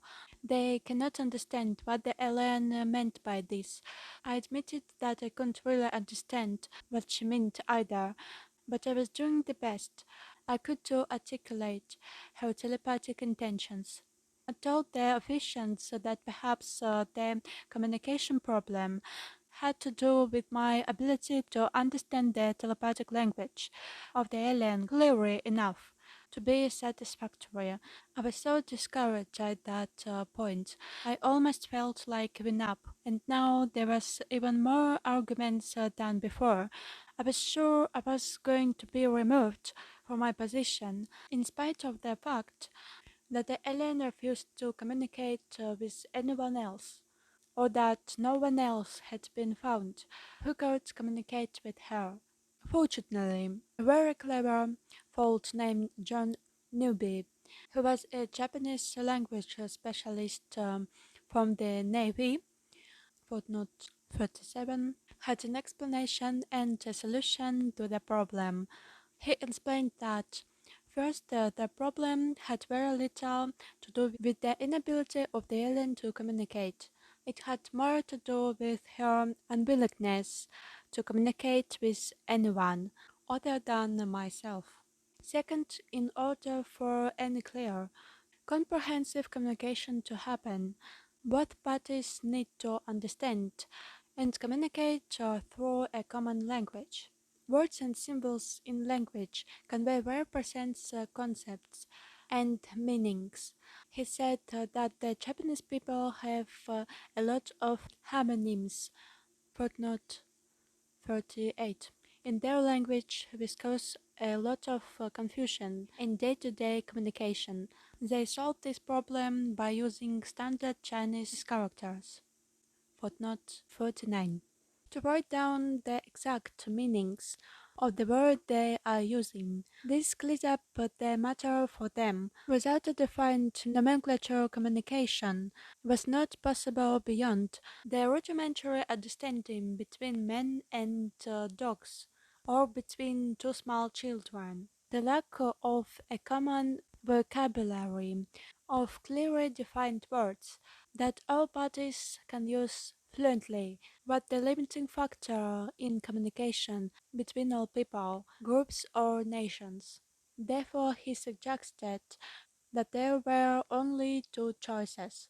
I had to learn to speak the language of the alien, or the alien had to learn to speak English.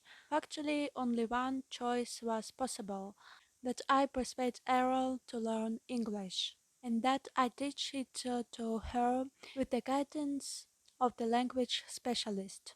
No one had any objection to trying this approach, and there were no other suggestions. The language specialist suggested that I take several children's books and a basic reader primer, and grammar text with me into the interview room. The plan was I would sit next to the alien and read around to her from the books. While pointing to the text, I was reading with my finger so that she could follow along. The theory what the alien could eventually be taught to read, just as a child is taught to read by word and sound association with the written word, as well as instruction and fundamental grammar. They also assumed, I think, that the alien was intelligent enough to communicate with me telepathically and fly a spacecraft across the galaxy, that she could probably learn to speak a language as quickly as a 5-year-old or faster. I returned to the interview room and proposed this idea to Errol. She did not object to learning the language, although she did not make any commitment to answer questions either. No one else had a better idea, so we went ahead. Chapter 5 for Reading Lessons. Matilda O'Donnell McIlroy Personal Note.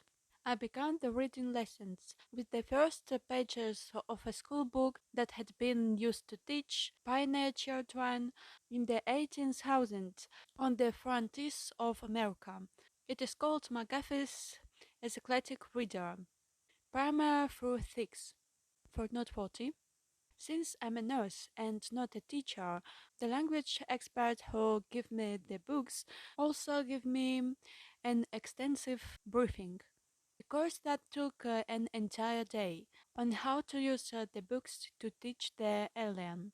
He said the reason he chose these particular books was because the original 1836 version of these books were used for 3/4 of a century to teach about 4/5 of all American school children how to read. No other books ever had so much influence over American children for so long. McAfee's educational course begins in the primer by presenting the letters of the alphabet to be memorized in sequence. Children were then taught step by step to use the building blocks of the language to form and pronounce words, using the phonics method, footnote 41, which involves teaching children to connect sounds with letters. Each lesson begins with a study of words used in the reading exercise and with markings to show the correct pronunciation for each word. I discovered that the stories of the first and second readers picture children and their relationship with family members, teachers, friends, and animals. The third, fourth, fifth, and sixth readers expanded on those ideas. One of the stories I remember was The Widow and the Merchant. It's kind of a morality tale about a merchant who befriends a widow in need. Later, when the widow proves herself to be honest, the merchant gives her a nice gift. The books do not necessarily teach you to believe that charity is expected. Only wealthy people do. We all know that generosity is a virtue that should be practiced by everyone. All of the stories were very wholesome, and they give very good explanations to illustrate virtues like honesty, charity, thrift, hard work, courage, patriotism, reverence for God, and respect for parents. Personally, I would recommend this book to anyone. I also discovered that the vocabulary used in the book was very advanced compared to the relatively limited number of words people use commonly in our modern age. I think we have lost a lot of our own language since our founding fathers wrote the Declaration of Independence over 200 years ago. As instructed, I sat next to Errol in the interview room, reading aloud to her from each successive book in the series of McGuffey's readers. Each of the books have excellent, simple illustrations of the stories and subjects being taught, although they are very outdated by today's standards. Nonetheless, Errol seemed to understand and absorb every letter, sound, syllable, and meaning as we progressed. We continued this process for 14 hours a day for 3 consecutive days, without interruption, except for a few meals and rest breaks of my part. Errol did not take breaks for anything. She did not sleep. Instead, she remained sitting in the overstuffed chair in the interview room, reviewing the lessons we had already covered. We all returned each morning to begin where we'd left off. She had already memorized the previous lessons and was well into the next pages. This pattern continued to accelerate until it became pointless for me to continue reading to her. Although Errol did not have a month to speak with, she was now able to think at me in English. At the end of these lessons, Errol was able to read and study by herself. I showed her how to use a dictionary to look up new words she encountered. Errol consulted the dictionary continually after that. From then on, my job was acting as a courier for her, requesting that reference books be brought to her in a study stream.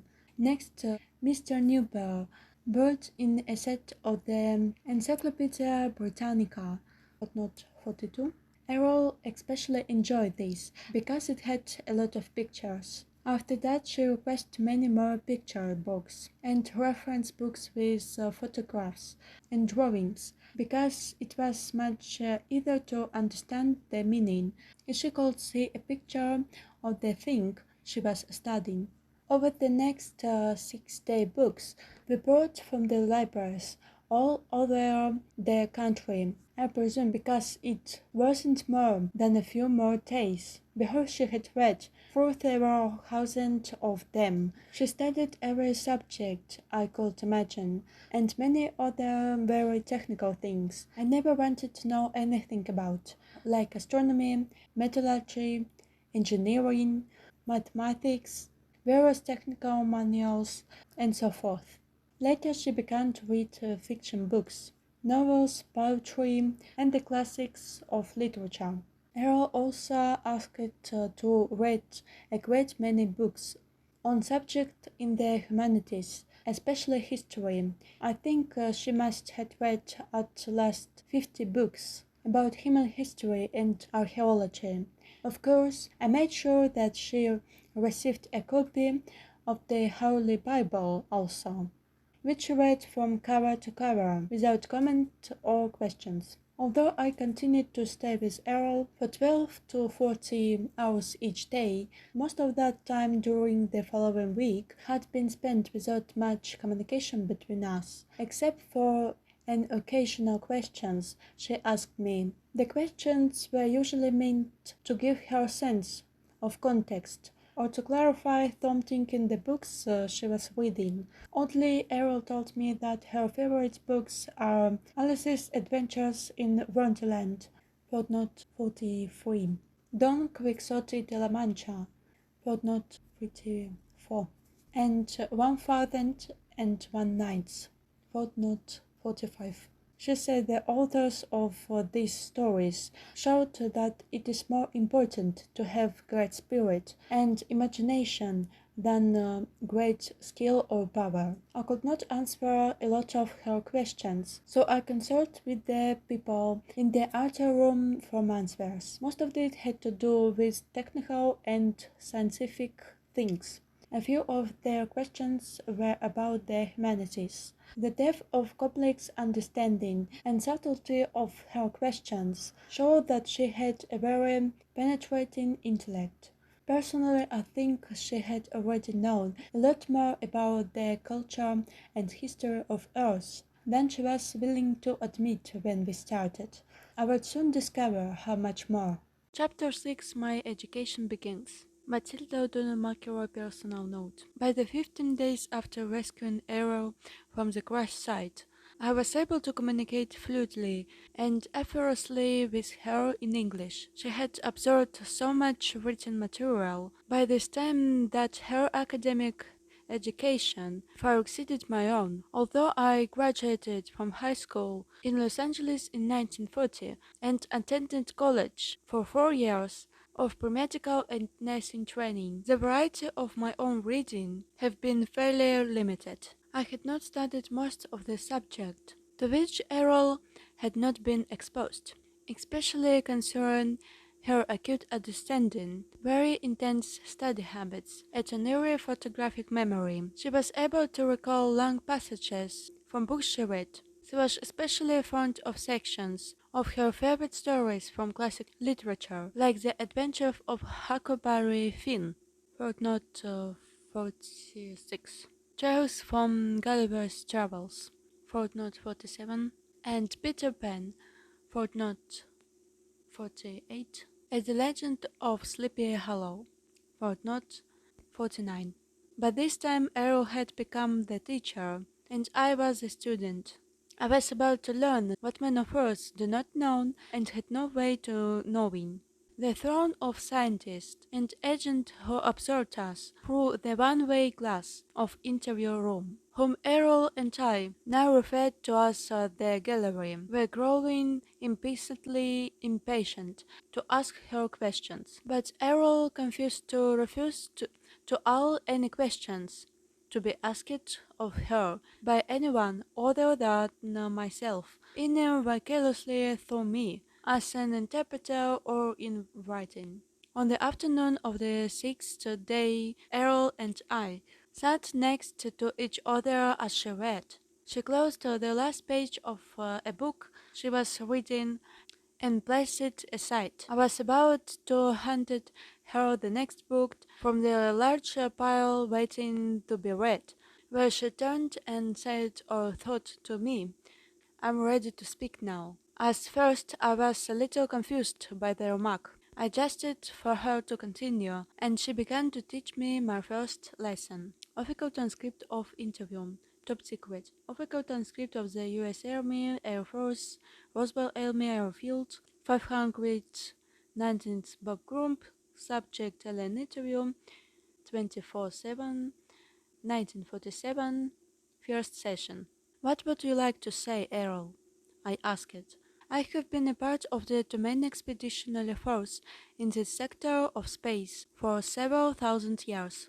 However, I have not personally had intimate contact with beacons on Earth since 5965 BCE. It is not my primary function to interact with inhabitants of planet within the domain.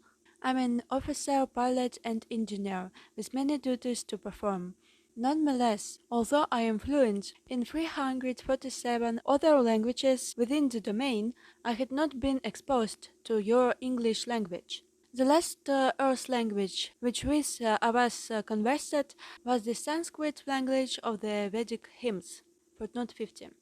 Na sadasim no sadasim tadanim na serachono vyoma paroyate ivari vahuyagasya sharmane. Okay, we continue. This is Nasade Sukta, Vedic hymns. I know Sanskrit. It is true, guys. It is true. I know Sanskrit. If you know Sanskrit, we can speak.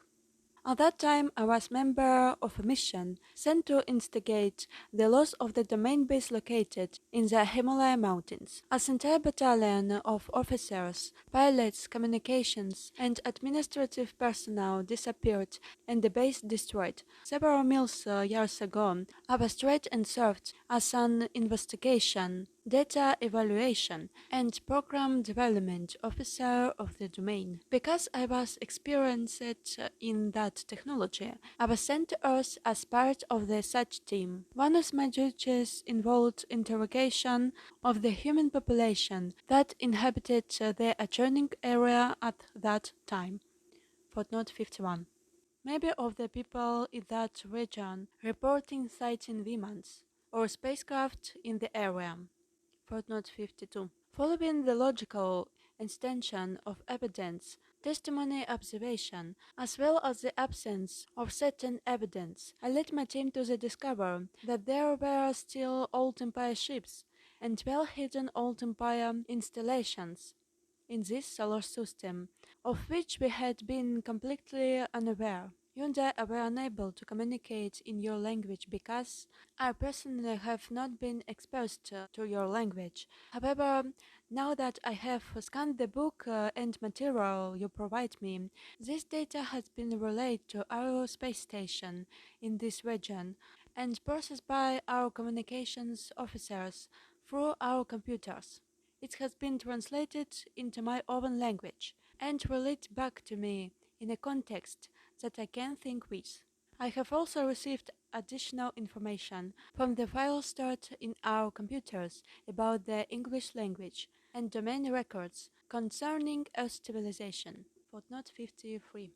Now I am prepared to give you certain information that I feel will be of great value to you. I tell you the truth. Although truth is relative to all other truths, I wish to share with you as honestly and accurately as possible truth as I see it, within the boundaries of my integrity to myself, to my race, and without vaulting to my obligations to the organization and serve and has sworn to uphold and protect.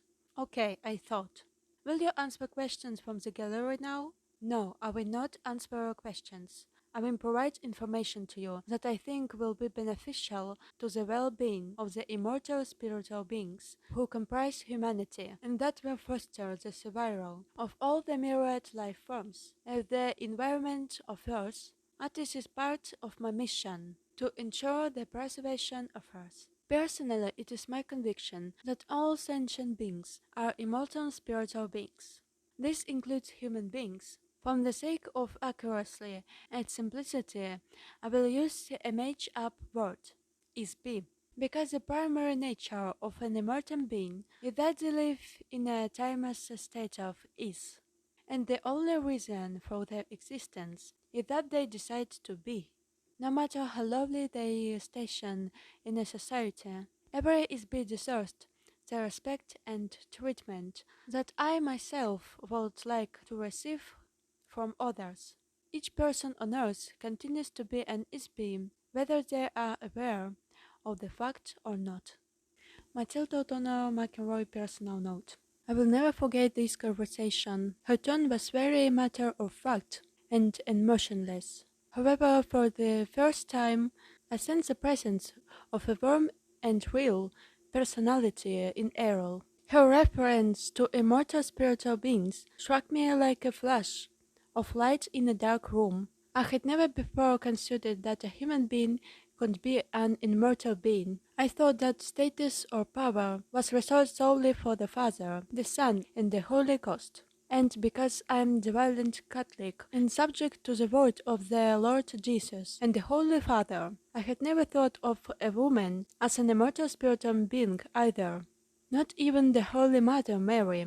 Yet when Ero thought that thought, I became vividly aware, for the very first time, that she personally was an immortal spiritual being, and so are we all.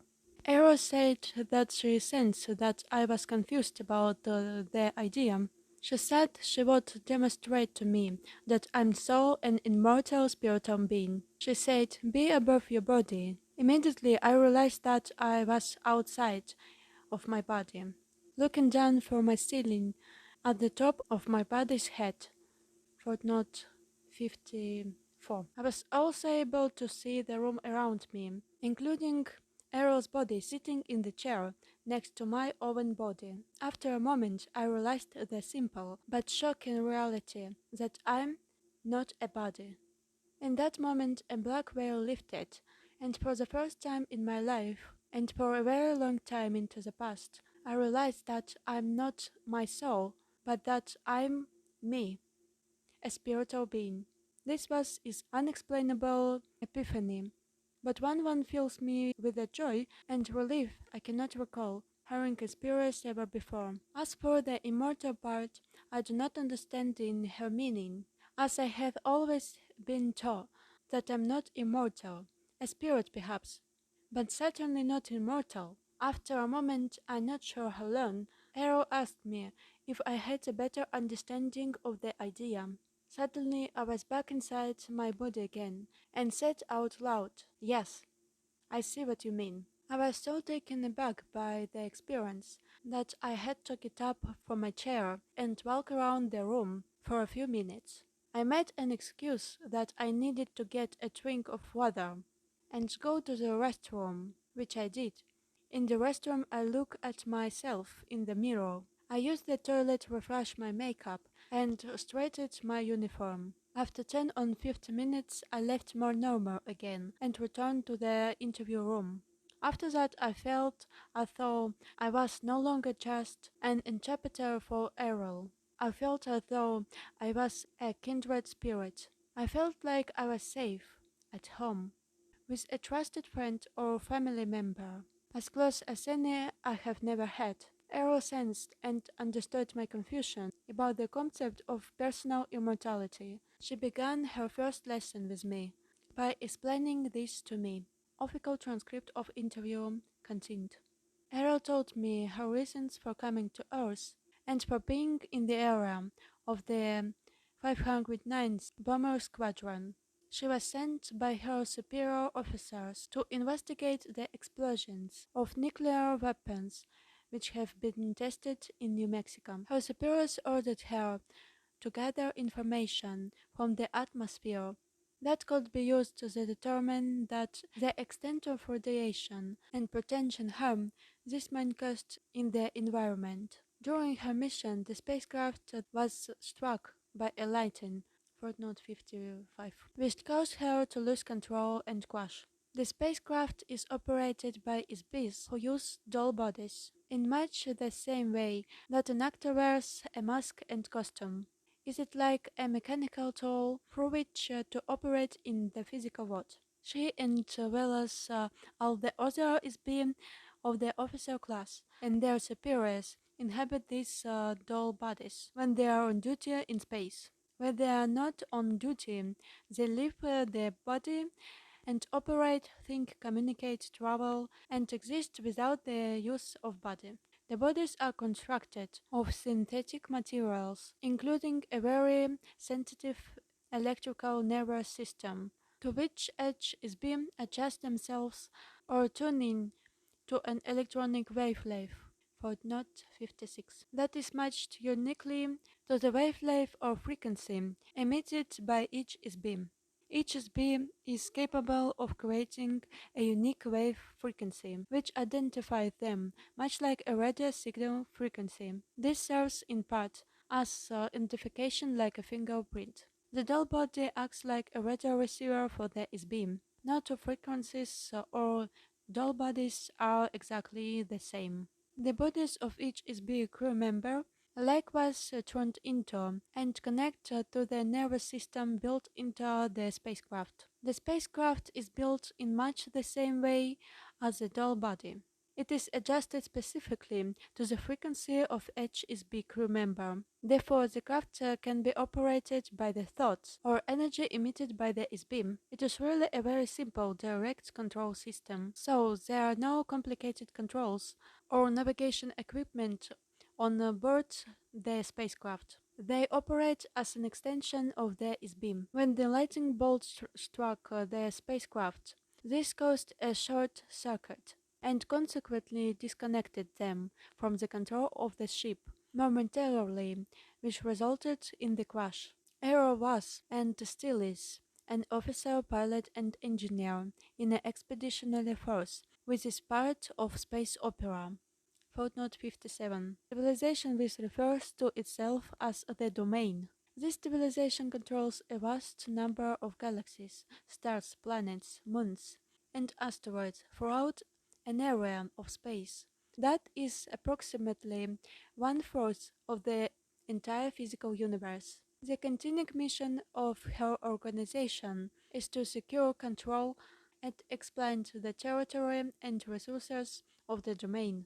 Arrow points out that their own activities were very similar in many ways to the European explorers, who discovered and claimed the New World to the Holy Father, the Pope, and for the kings of Spain, Portugal, and later Holland, England, France, and so forth. Unit benefited from the property acquired for the native inhabitants. However, the native inhabitants were never consulted with or asked for their permission to become a part of the domain of European nations, and the soldiers and priests they sent to acquire territory and wealth in order to advance their interests. Arocent she read in a history book that the Spanish king regretted the brutal treatment of the native inhabitants by his soldiers. He feared retribution for the gods he worshipped, as described in the various testaments of the Bible. He asked the Pope to prepare a statement called the Requirement, footnote 58, which was supposed to be read to each of the newly encountered native inhabitants. The king hoped that the statement, whether it was accepted or rejected by the natives, would absolve the king of our responsibility for the resulting slaughter and enslavement of these people. He used this statement as justification to confiscate their lands and possessions by his soldiers and the Pope's priests. Apparently, the Pope personally did not have any feelings of guilt or responsibility in the matter. Hero thought that such actions were those of a coward, and that it is no surprise that the territory of Spain was diminished so quickly. Only a few years later the king was dead, and his empire has been assimilated by other nations. Hero said that this sort of behavior does not occur in the domain. Their leaders assume full responsibility from the actions of the domain, and would not denigrate themselves in this fashion. Nor do they fear any gods or have any regret from their actions. This idea reinforces my earlier suggestion that Errol and her people are probably atheists. In the case of the acquisition of Earth by the domain, the rulers of the domain have chosen not to openly reveal this intention to the native inhabitants of Earth until a later time when it may, or may not, suit them interest to reveal themselves. From the present time, it is not strategically necessary to make the presence of the domain expeditionary force known to mankind. In fact, until now, it has been very aggressively hidden, for reasons that will be revealed later. The asteroid belt near Earth is very small but important location from the domain in this part of space. Actually, some of the objects in the solar system are very valuable for use low gravity space stations. They are interested primarily in the low gravity satellites in this solar system, which consists mainly of the sites of the moon facing away from Earth. footnote 59. And the asteroid belt, which was a planet, was destroyed billions of years ago, and to a lesser degree, Mars and Venus. Dome structures synthesized from gypsum, footnote 60, on underground bases covered by electromagnetic force screens, footnote 61, are easily constructed to house the domain forces. Once an area of space is acquired by the domain and becomes a part of the territory under its control, it is treated as a property of the domain. The space station near the planet Earth is important only because it lay along a path of the domain expansion route toward the center of the Milky Way galaxy and beyond. Of course, everyone in the domain is aware of this, except for the people of Earth. Chapter 7, A Lesson in Ancient History. Matilda O'Donnell Macmillan personal note. My instruction with Arrow continued through the night until dawn of the next morning. I must say that I was fascinated, skeptical, shocked, alarmed, dismayed, and discrumbled by the lesson I was getting from Arrow. I could never have imagined any of what she was telling me. Not even in my wildest dreams and nightmares. The next afternoon, after I had slept, showered, and eaten, I was debriefed about my interview session the previous evening by members of the gallery who recorded my account of what Errol told me. There was a stenographer present for the session, as usual, to whom I debriefed after each interview, and there were also 6 or 7 men who asked for clarification of my statements. As always, there was constant pressure applied to me to use my influence with Errol to persuade her to answer specific questions prompted by members of the gallery. I did my best to reassure everyone that I would give my very best efforts to do so. Nevertheless, only 3 things happened every day thereafter. 1. Errol resolutely refused to answer any questions that she sensed had been posed by or suggested to me by the gallery. 2. Errol continued to instruct me in subject matter of her own choice. 3. Every evening after my interview with or instruction from Errol, she would give me a new list of subject matter about which she wanted more information. Each evening I presented this list to the gallery. The next day Errol received a large stack of books, magazines, articles, and so forth. She will study all of this during the night while I slept. This pattern repeating every day during the remainder of the time I spent with her. The subject matter of my next interview or lesson from Errol continued with a brief history of Earth, our solar system and neighbor space, from the perspective of the domain. Official transcript of interview, top secret. Official transcript of the US Army Air Force Roswell Army Airfield, 15th Bob Group, subject Ellen interview, 25/7/1947, first session. Before you can understand the subject of history, you must first understand the subject of time. Time is simply an arbitrary measurement of the motion of object through space. Space is not linear. Space is determined by the point of view of an SB when viewing an object. The distance between an SB and the object between viewed is called space. Object or energy masses in space do not necessarily move in a linear fashion.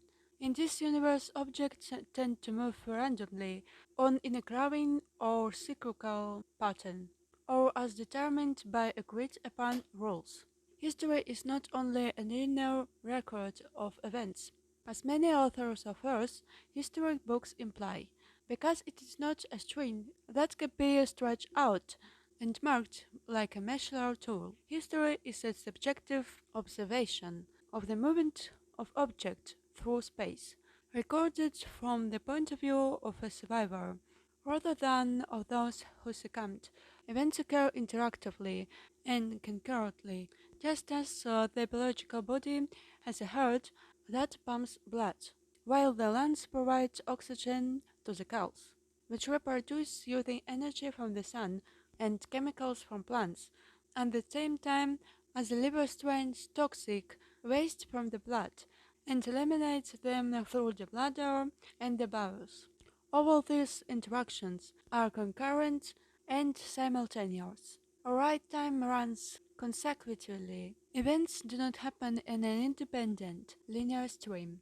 In order to view and understand the history or reality of the past, one must view all events as part of an interactive whole. Time can also be sensed as sound vibration, which is uniform throughout the entire physical universe.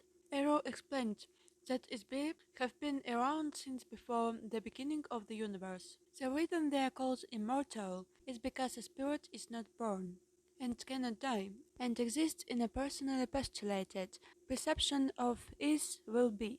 She was careful to explain that every spirit is not the same. Each is completely unique in identity, power, awareness, and ability. The difference between an SB like Errol and most of the SBs inhabiting bodies on Earth is that Errol can enter and depart from her doll at will. She can perceive at selective depths through matter. Errol and other officers of the domain can communicate telepathically. Since an SB is not a physical universe entity, it has no location in space or time. An SB is literally immaterial, then can span great distances of space instantly. They can experience sensations more intensely than a biological body. Without the use of physical sensory mechanism, an SB can exclude pain from their perception. Errol can also remember her identity, so to speak, all the way back into the dim mist of time, from trillions of years.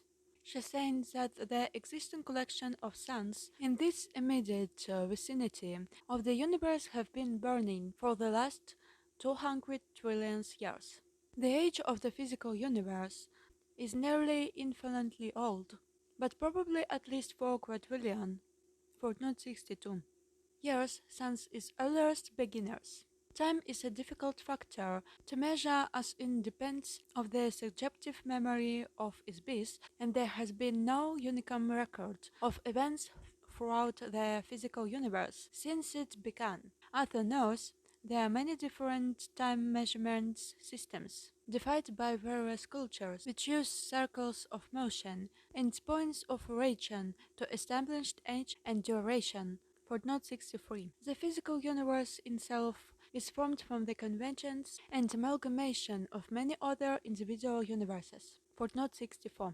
Each one of which were created by an SB or group of SBs. The collection of these illusory universes, coming golden and coalesced, and were solidified to form a mutually created universe. Because it is agreed that energy and forms can be created but not destroyed, footnote 65. This creative process has continued to form an ever-expanding universe of nearly infinite physical proportions. Before the formation of the physical universe, there was a vast period during which the universes were not solid, but wholly illusionary. You might say that the universe was a universe of magical illusions, which were made to appear and vanish at the will of the magician. In every case, the magician was one or more SBs. Many SBs on Earth can still recall their images from that period. Tales of magic, sorcery, and enchantment, fairy tales and mythology speaks of such things. Footnote 66. Right in very good terms. Each SB entered into the physical universe when they lost their own home universe. That is when an SB's home universe was overwhelmed by the physical universe, or when the SB joined with the other SBs to create or conquer the physical universe. On Earth, the ability to determine when the SB entered the physical universe is difficult for two reasons. One, the memory of SBs on Earth have been erased, and two, SB's arrival or invasion into the physical universe took place at different times, some 60 trillion years ago, and others only 3 trillion. Every once in a short while, and few million years, an area or planet will be taken over by another group of SBs entering into the area. Sometimes they will capture other SBs as slaves. Footnote 67. They will be forced to inhabit bodies to perform menial or manual work. especially mining mineral ores or heavy gravity planets, such as Earth. Eero says that she has been a member of the Domain Expeditionary Force for more than 6,025 million years when she became a pilot for a biological survey mission, which included occasional visits to Earth. She can remember her entire career there, and for a very long time before that. She told me that Earth scientists do not have an accurate measuring systems to gauge the age of matter. They assume that because certain types of materials seem to deteriorate rather quickly, such as organic or carbon-based matter, that there is a deterioration of matter. It is not accurate to measure the age of stone based on the measurement of the age of wood or bone. This is a fundamental error. Factually, matter does not deteriorate. It cannot be destroyed. Matter may be altered in form, but it is never truly destroyed. The domain has conducted a periodic survey of the galaxies in this sector of the universe since it developed space travel technologies about 18 trillion years ago. A review of changes in the complexion of Earth revealed the mountain ranges rise and fall. Continents change location. The poles of the planet shift, ice caps come and go, oceans appear and disappear. Rivers, valleys, and canyons change. In all cases, the matter is the same. It is always the same sand. Every form and substance is made of the same basic material, which never deteriorates. Matilda O'Donnell McEnroy personal note. I cannot even begin to imagine how advanced a civilization may have become technically and mentally after trillions of years. Just think of how advanced our own country has become compared to only 150 years. Only a few generations ago, transportation was on foot, horseback or boat. Reading was done by candlelight. Heating and cooking were done over a fireplace, and there wasn't any indoor plumbing. Official transcript of interview. Errol described the abilities of an SB officer of the domain to me, and she demonstrated one to me when she contacted telepathically a communications officer of the domain who is stationed in the asteroid belt. Footnote 68. The asteroid belt is composed of thousands of broken up pieces of the planet that once existed between Mars and Jupiter. It serves as a good long gravity jumping off point for incoming spacecraft traveling toward the center of our galaxy. She requested that this officer consult information stored in the files of the domain concerning the history of Earth. She asked the communications officer to feed this information to Errol. The communications officer immediately complied with the request. Based on the information stored in the files of the domain, Errol was able to give me a brief overview of history lesson. This is what Errol told me that the domain has observed about the history of Earth. She told me that the Domain Expeditionary Force first entered into the Milky Way galaxy very recently, only about 10,000 years ago. Their first action was to conquer the home planet of the Old Empire. This is not the official name, but the nickname given to the conquered civilization by the Domain forces. The official name of the Old Empire, the Collectors. In English, in translated in English, he's named Collectors. We continue. That served as the seat of central government of this galaxy and other adjoining regions of space. These planets are located in the star system in the tail of the Big Dipper constellation. Footnote 69. She did not mention which stars exactly. Okay, I said Mizar and Alcor, these stars. We continue.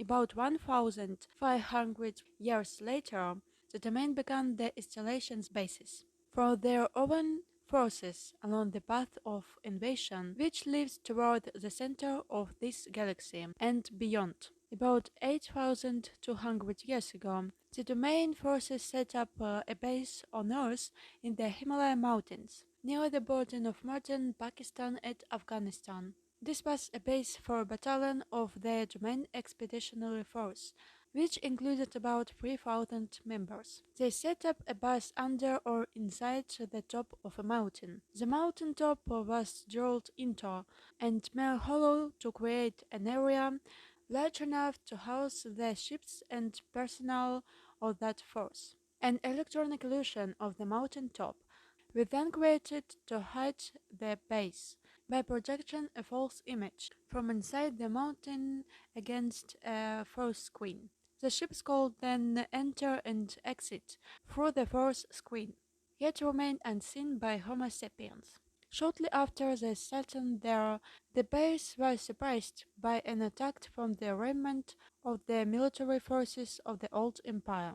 Unbeknownst to the domain, a hidden underground base on Mars, operated by the old empire, had existed for a very long time. The domain base was wiped out by a military attack from the Mars base, and the SBs of the Domain Expeditionary Force were captured. You can imagine that the Domain was very upset about losing such a large force of officers and crew, so they sent other crews to Earth to look for them. Those crews were also attacked.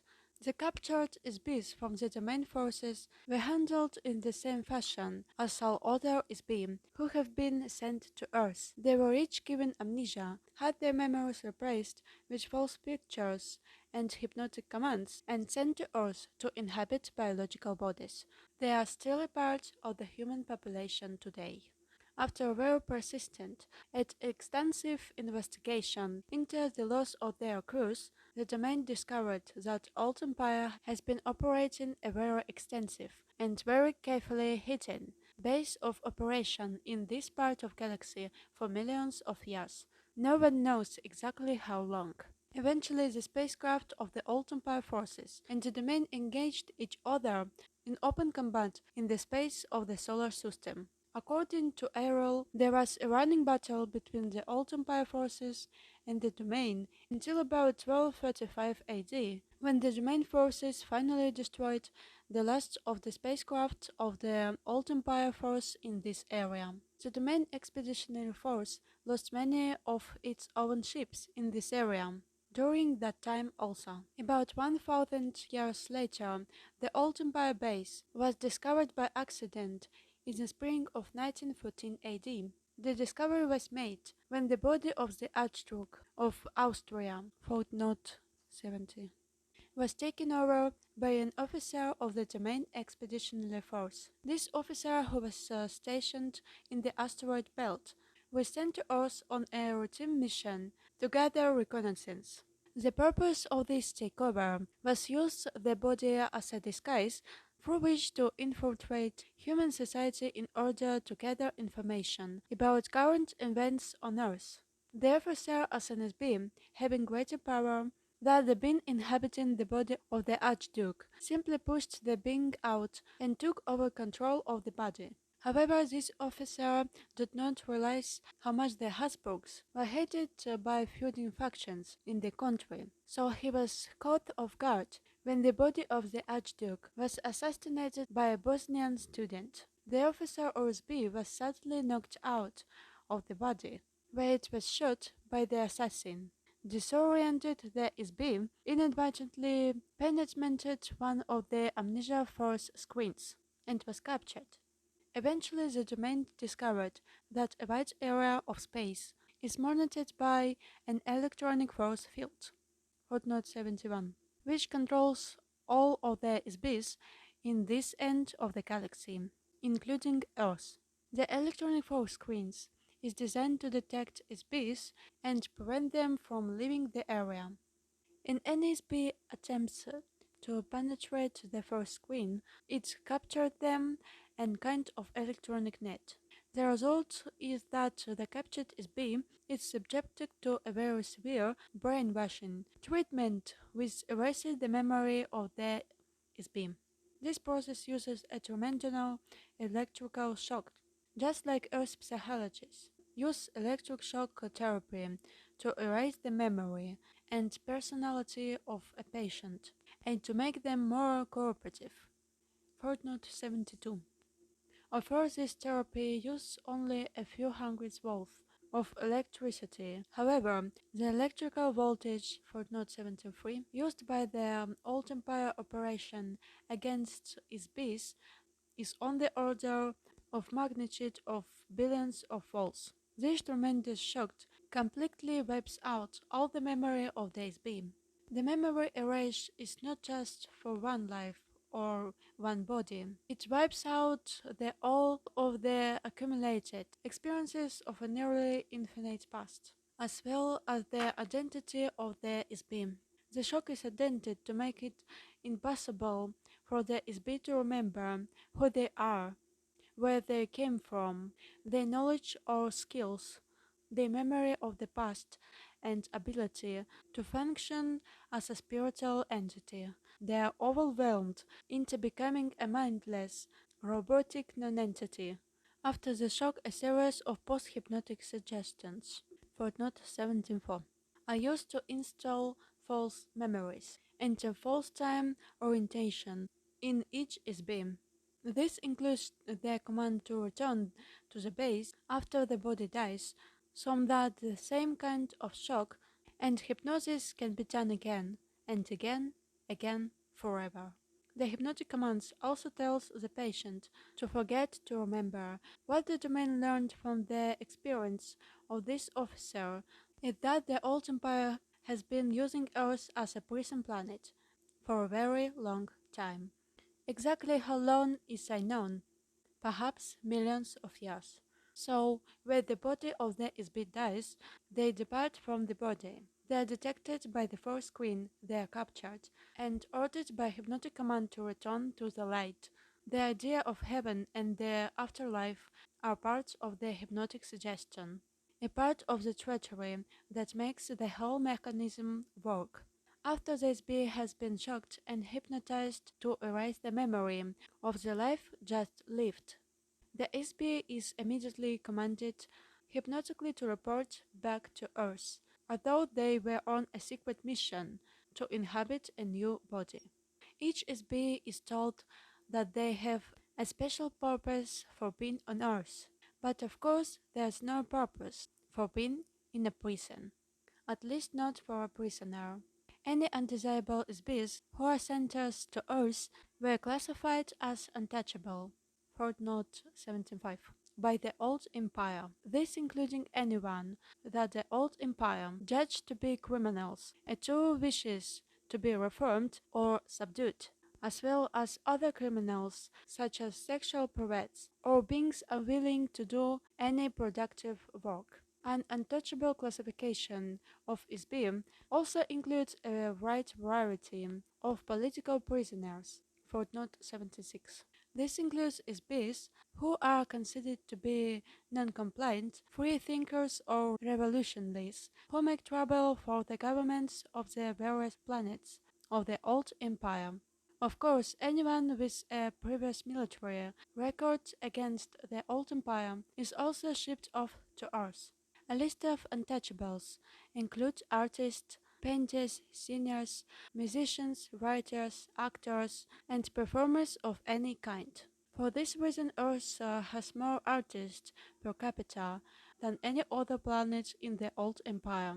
Untouchables also include intellectuals, inventors, and geniuses in almost every field. Since everything the old empire considers valuable has long since been invented or created, over the last few trillion years, there has no further use for such beings.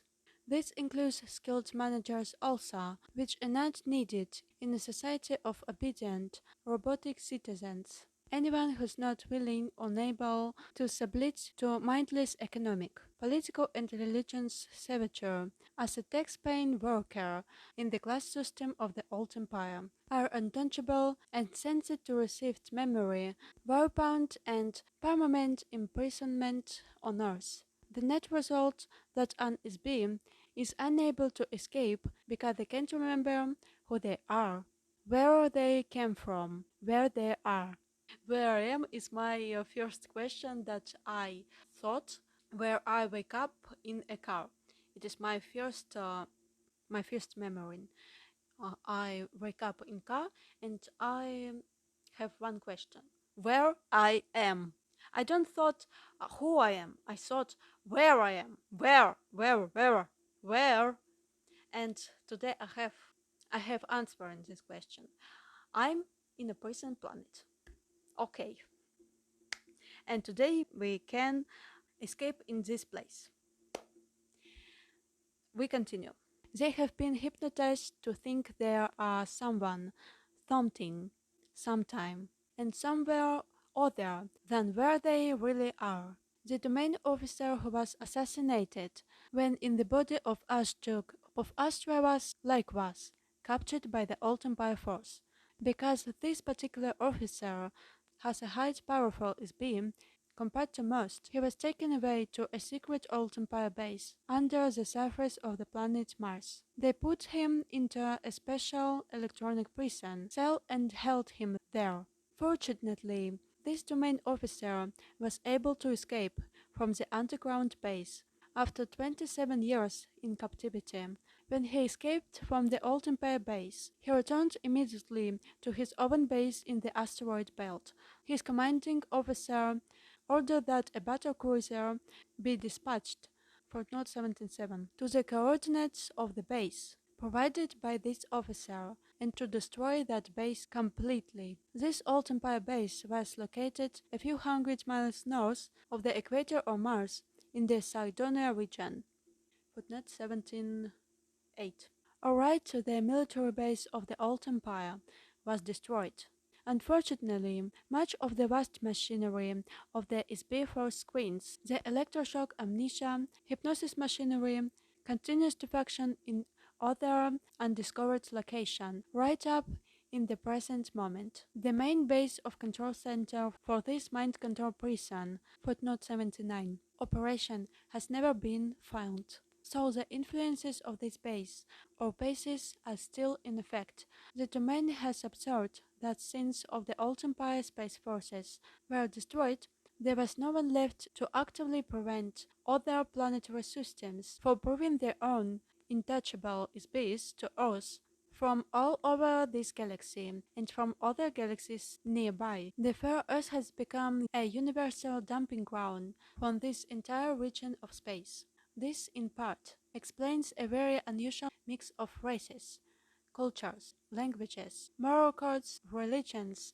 and political influences among the SB population on Earth. The number and variety of heterogeneous societies on Earth are extremely unusual on a normal planet. Most sometimes 12 class 7 planets are inhabited by only one humanoid body type or race, if any.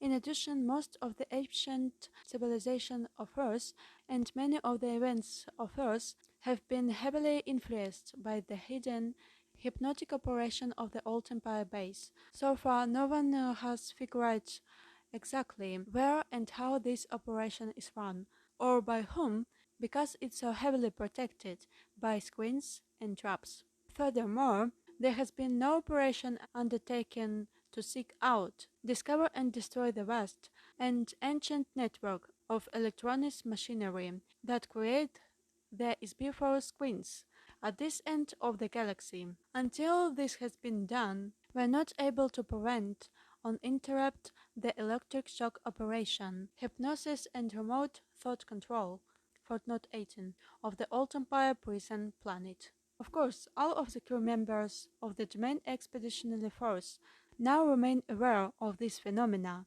at all times while operating in this solar system space, so as to prevent detection and the capture by Old Empire traps.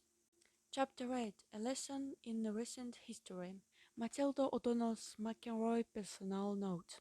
This interview taught me a history lesson I will never read in any textbook written on Earth.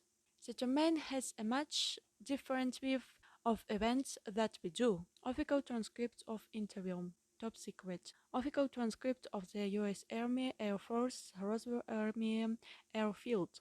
509th Bomb Group Subject Alien Interview. 26/7/1947 First Session. the main expeditionary force has observed a resurgence in science and culture of the Western world since 1150 AD, when the remaining remnants in the space fleet of the old empire in the solar system were destroyed.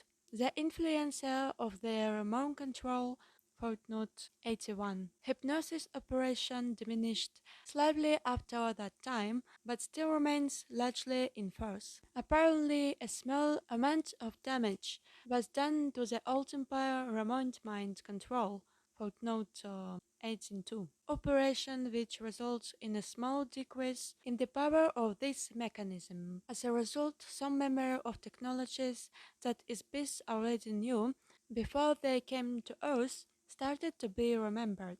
Thereafter, the oppression of knowledge that is called the Dark Ages footnote 83 in Europe began to diminish after that time. Since that knowledge of the basic laws of physics footnote 84 and electricity footnote 85 have revolutionized Earth's culture virtually overnight. The ability to remember technology by many of the geniuses in the SB population of Earth was partially restored, but not so actually surpassed as it was before 1150 AD. Sir Isaac Newton, footnote 86, is one of the best examples of this.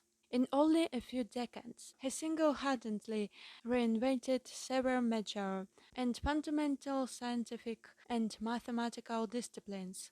The men who remembered these sciences already knew them before they were sent to Earth. Ordinarily, no one would ever observe or discover as much about science and mathematics in a single lifetime, or even in a few hundred lifetimes. These subjects have taken civilizations billions and billions of years to create. As beings on Earth had only just begun to remember small fragments of all the technologies that exist throughout the universe. Theoretically, if the amnesia mechanisms being used against Earth could be broken entirely, beings would regain all of their memory. Unfortunately, similar advances have not been seen in the humanities of the species of Earth, continue to behave very badly toward each other. This behavior, however, is heavily influenced by the hypnotic commands given to each species between lifetimes. Footnote 87. And the very unusual combination of inmates on Earth, criminals, perverts, artists, revolutionaries, and geniuses is the cause of a very restive and tumultuous environment. The purpose of the prison planet is to keep its peace on Earth forever. Promoting ignorance, superstition, and war between species helps to keep the prison population crippled and trapped behind the wall of electronic force screens. Space have been dumped on Earth from all over the galaxy, adjoining galaxies, and from planetary systems all over the old empire, like Sirius, Aldebaran, the Pleiades, Orion, Draconis, and countless others. There are space anoles from unknown races, civilizations, cultural backgrounds, and planetary environments. Each of the various SB populations have their own languages, belief systems, moral values, religious beliefs, training, and unknown and untold histories. These SBs are mixed together with earlier inhabitants of Earth who came from another star system more than 400,000 years ago to establish the civilizations of Atlanta footnote 88 and Lemuria footnote 89. Those civilizations vanish beneath the tidal waves caused by planetary polar shift footnote 90. Many thousands of years before the current person population started to arrive. Apparently, the species from those star systems were the source of the original Oriental races of Earth, beginning in Australia. On the other hand, the civilization set up on Earth by the Old Empire prison system were very different from the civilization of the Old Empire itself, which is an electronic space opera, atomic-powered conglomeration of earlier civilizations that were conquered with nuclear weapons and colonized by species from another galaxy. The bureaucracy that controlled the former Old Empire was from an ancient space opera society run by a totalitarian footnote 91 confederation on planetary governments, regulated by a brutal social, economic, and political hierarchy. Footnote 92, with a royal monarch as its figurehead. Footnote 93. This type of government emerges with regularity on planet when the citizens abandon personal responsibility for autonomous self-regulation. They frequently lose their freedom, who demented is beings who suffer from an overwhelming paranoia that every other is being in their enemy who must be controlled or destroyed. Their closest friends and allies, whom they espouse to love and cherish, are literally loved to death by them.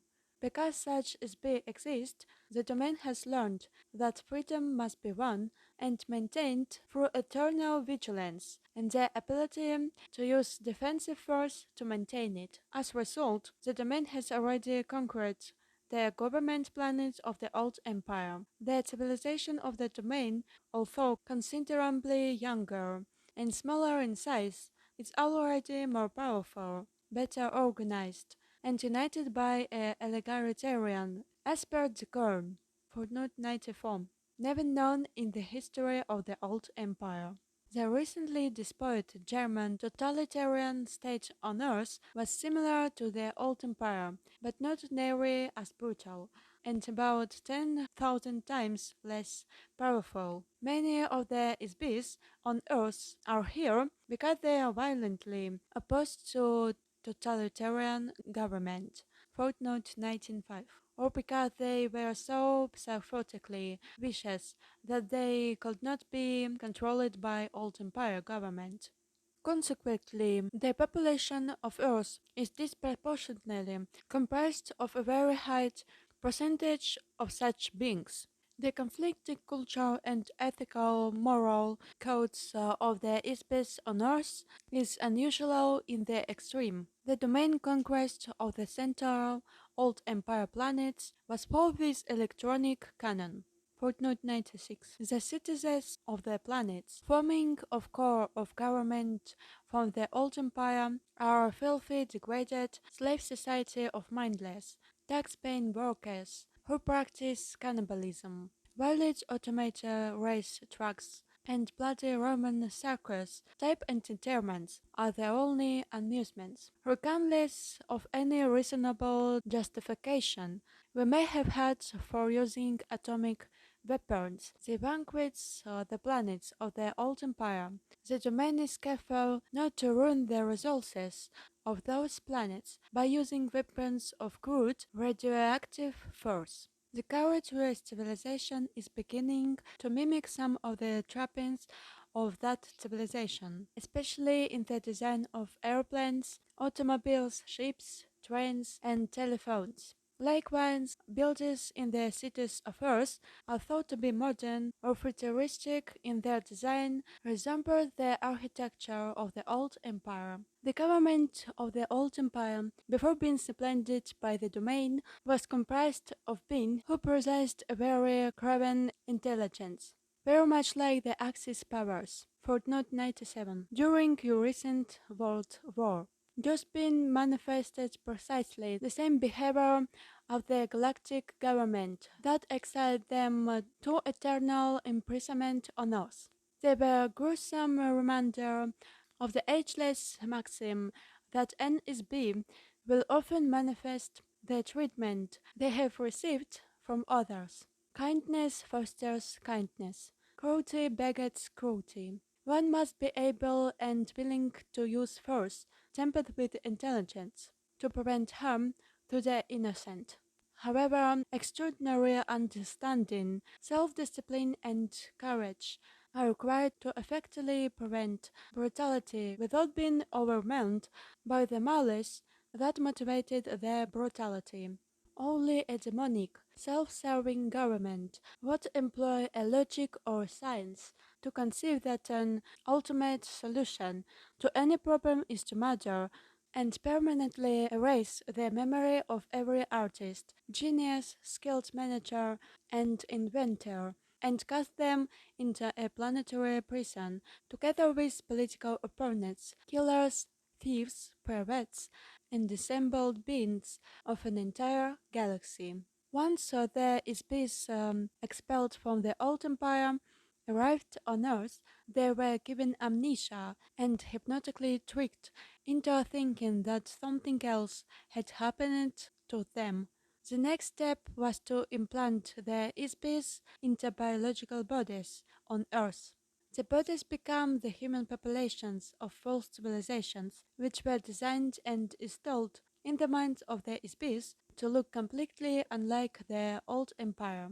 All of the ISBs of India, Egypt, Babylon, Greece, Rome, and medieval Europe were guided to pattern and built their cultural elements on these societies based on standard patterns developed by the ISBs of many earlier similar civilizations on Sun-type 12 class 7 planets have that existed for trillions of years throughout the universe. In the earliest times, the ISBs sent to prison Earth lived in India. They gradually spent into Mesopotamia, Egypt, Mesoamerica, Achaia, Greece, Rome, medieval Europe, and to the New World. They were hypnotically commanded to follow the pattern of a given civilization by the old empire prison operators. This an effective mechanism to disguise the actual time and location from the space imprisoned on Earth. The languages, customs, and culture on each false civilization are intended to reinforce amnesia because they don't remind the Isbis on Earth of the original Old Empire planets for which they were deported.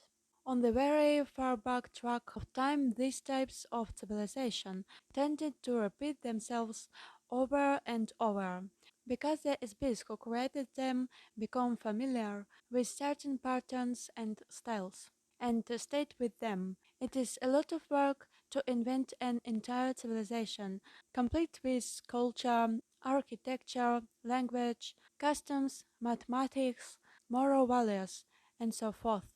It is much easier to replicate a copy based on familiar and successful pattern. A Sun-Time 12 Class 7 planet is the designation given to a planet inhabited by carbon-oxygen-based life forms. The class of the planet is based on the size and radiation intensity of the star, the distance of the planetary orbit from the star, and the size, density, gravity, and chemical composition of the planet. Likewise, flora and fauna are designated and identified according to the star type and class of planet they inhabit. On the average, the percentage of planets in a physical universe with a peripheral atmosphere is relatively small.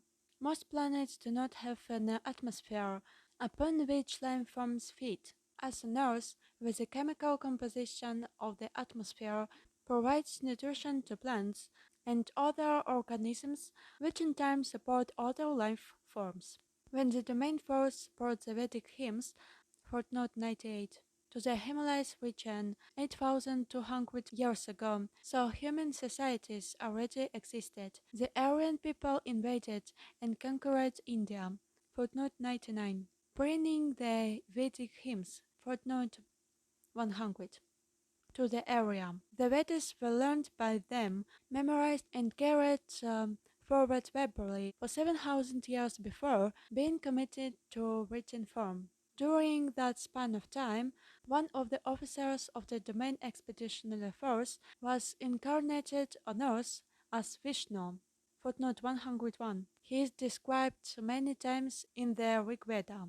He is still considered to be a god by the Hindus. Vishnu threatened their religion's wars against the old empire forces. He is very able and aggressive as being, as well as a highly effective officer, who has since been reassigned to other duties in the domain. This entire episode was orchestrated as an attack and revolt against the Egyptian pantheon, installed by Old Empire administrators.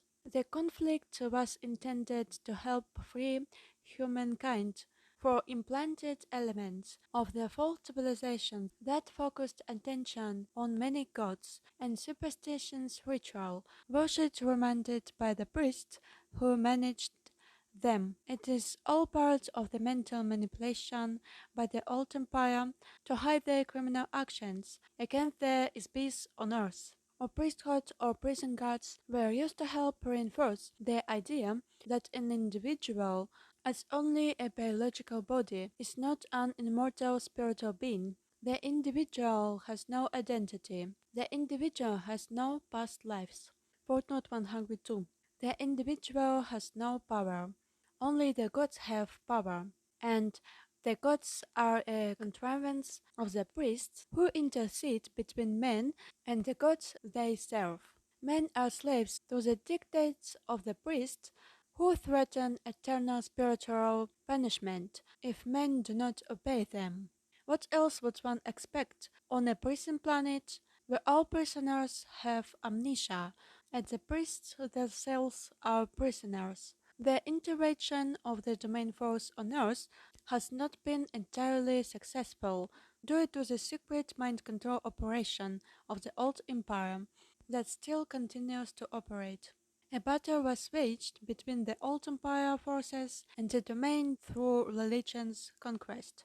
Between 1500 BCE and about 1200 BCE, the domain forces attempt to teach the concept of an individual, immortal spiritual being, to several inflation beings on Earth. One such instance results in a very tragic misunderstanding, misinterpretation, and misapplication of the concept. The idea was perverted and applied to mean that there is only one SB, instead of the truth that everyone is an SB. Obviously, it was a gross incomprehension and not an unwillingness to take responsibility for one's own power.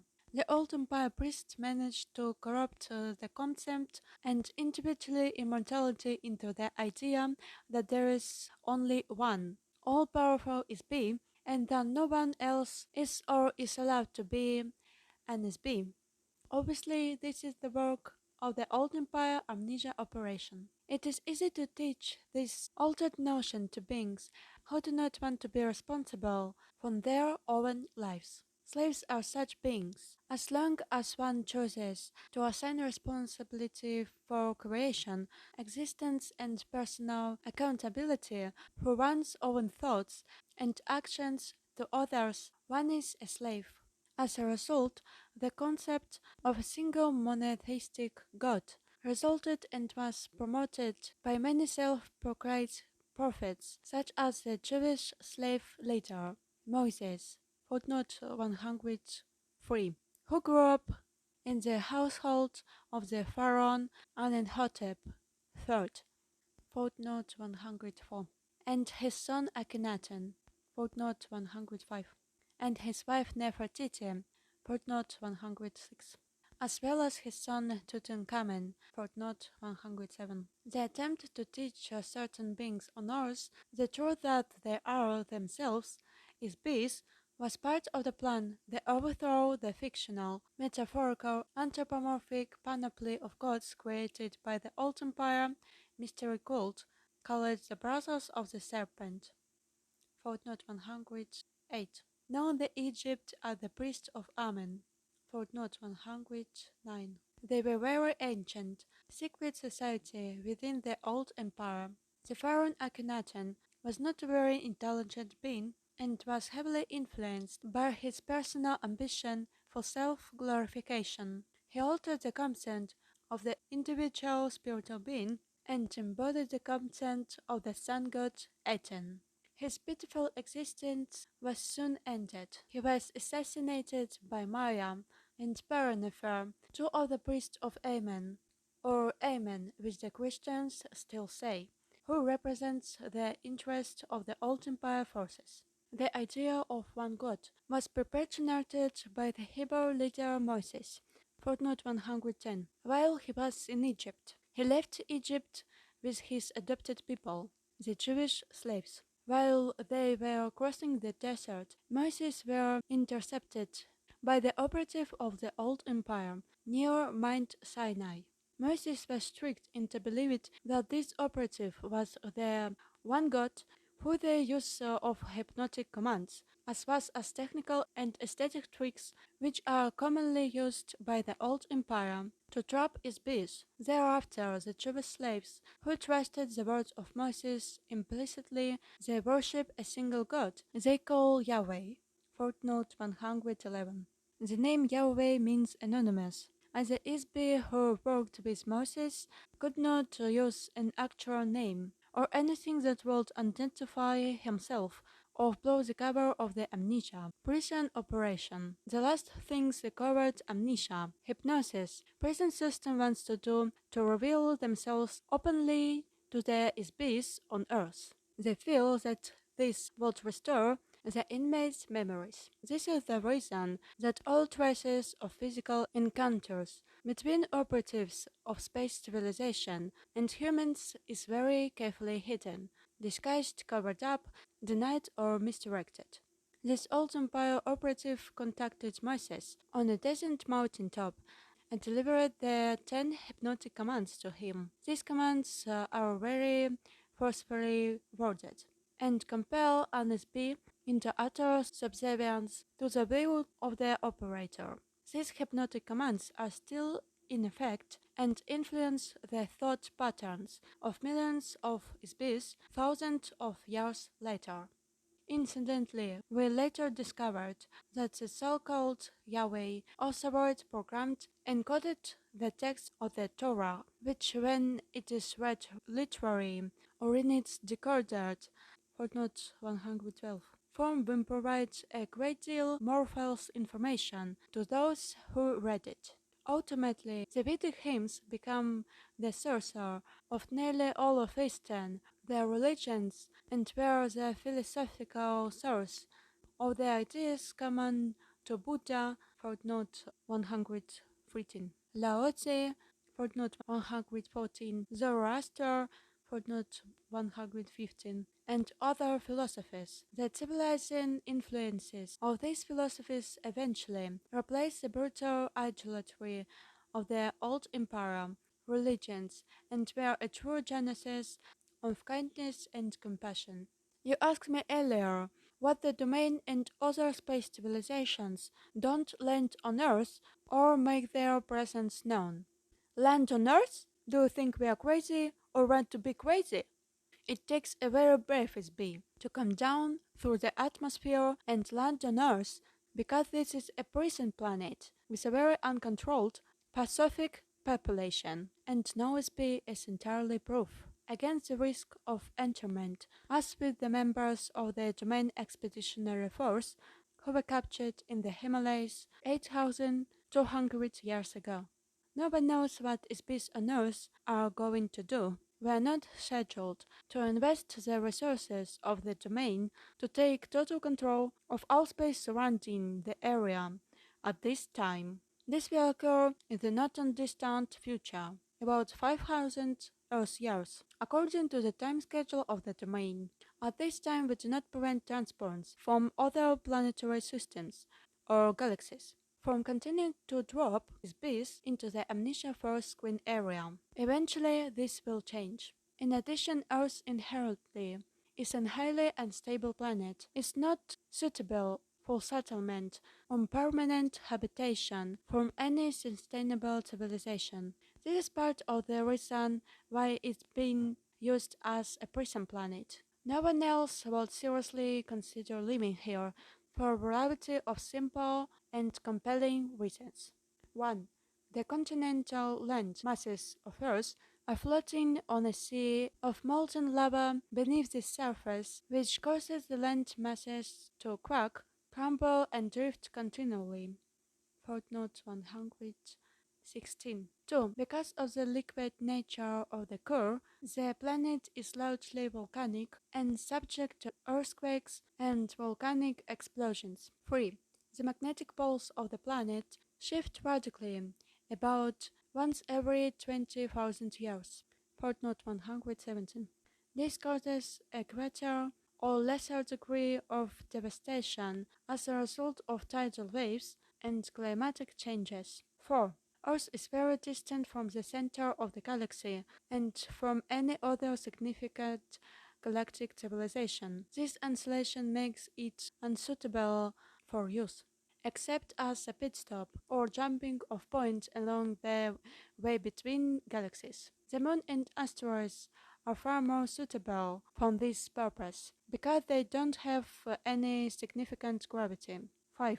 Earth is a heavy gravity planet with heavy metallic soil and a dense atmosphere. This makes it treacherous for navigational purposes. That fact that I'm in this room as the result of an in-flight accident, in spite of the technology of my craft and my extensive expertise as a pilot, are proof of these facts. 6. There are approximately 60 billion Earths, like Sun Type 12, Class 7, planets in the Milky Way galaxy alone, not to mention the vast expanses of the domain, the territories we will claim in the future. It is difficult to stretch out resources to do much more than a periodic reconnaissance of Earth, especially when there are no immediate advantages to invest resources here. 7. On Earth, the most SB are not aware that they are SBs, or that there are spirits of any kind. Many other beings are aware of this, but nearly everyone has a very limit understanding of themselves as an SB. One of the reasons for this is that SBs have been waging war against each other since the beginning of time. The purpose of these wars has always been to establish dominations by one SB or group or SBs over another. Since an SB cannot be killed, the objective has been to capture and immobilize SBs. This has been done in a nearly unlimited variety of ways. The most basic method to capture and mobilize an SB and through the use of various kinds of traps. SB traps have been made and put in place by many invading societies, such as the one that established the old empire, beginning about 64 trillion years ago. Traps are often set up in the territory of the SBs being attacked.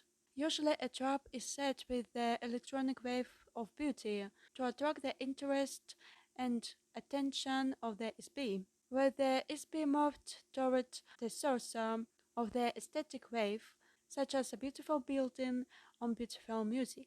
The trap is activating by the energy put out by the SB. One of the most common trap mechanisms uses the SB's open throw energy out when the SB tries to attack or fight back against the trap. The trap is activated and energized by the SB's oven through energy. The harder the SB fights against the trap, the more it pulls the SBs toward it and keeps them stuck in the trap.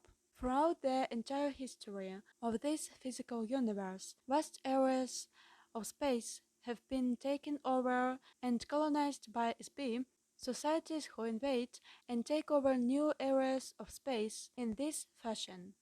In the past, these invasions have always shared common elements. 1.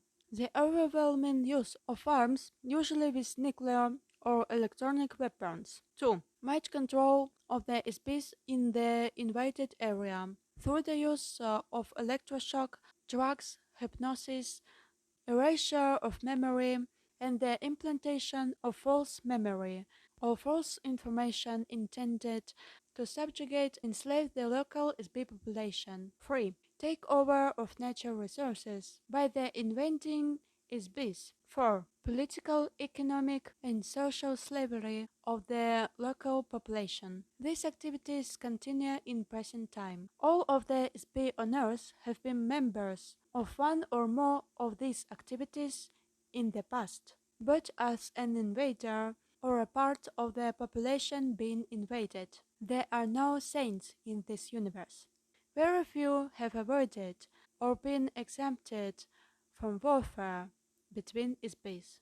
We'll hear most likely talking about 5 missing civilizations. So I thought. SBs on Earth are still the victims of this activity at this very moment. The between lives amnesia administered to SBs is one of the mechanisms of an elaborate system of old empire. SB traps that prevent an SB from escaping. This operated is managed by an illicit renegade secret police, footnote 118, force of the old empire, using false provocation operation to disguise their activities, footnote 119, in order to prevent detection by the open government, their domain, and by the victims of their activities. There are mind control methods, development by government psychiatrists. Footnote 120. Earth is a ghetto. Footnote 121. Planet. It is the result of the intergalactic holocaust. Footnote 122. SBs have been sentenced to Earth either because 1. They are too viciously insane or prone to infection as part of any civilization, no matter how depraved or corrupt. 2. Or they are revolutionary threat to the social, economic, and political caste system that have been so carefully built and brutally enforced in the old empire. Biological bodies are specifically designed, are designated as the lowest order of entity in the old empire caste system. When an SB is sent to Earth and they tricked on coerced into operating in a biological body, they are actually in a prison inside a prison. 3. In an effort to permanently and irreversibly rid the old empire of such untouchables, their internal identity, memory, and abilities of every SB is forcibly erased. This final solution, Proton 123, was conceived and carried out by the psychopathic criminals who are controlled by the old empire. The mass extermination of untouchables and prison camps created by Germany during World War II were recently revealed. Likewise, the SBs of Earth are the victims of spiritual eradication and entire slavery inside frail biological bodies, inspired by the same kind of craven hatred in the old empire. The kind and great inmates of Earth are continuously tortured by butchers and lunatics who are controlled by the old empire prison operators. The so-called civilization of Earth, from the age of useless pyramids to the age of nuclear holocausts, have been a colossal waste of natural resources, a perverted use of intelligence, of the overt impression of the spiritual ancients of every single SB on the planet. If the domain sent ships to every corner of the universe in search of hell, their quest could end on Earth. What greater brutality can be inflicted on anyone to erase the spiritual awareness, identity, ability, and memory that is the essence of oneself? The domain has as yet been unable to rescue the 3,000 SBs of the Expeditionary Force Battalion either.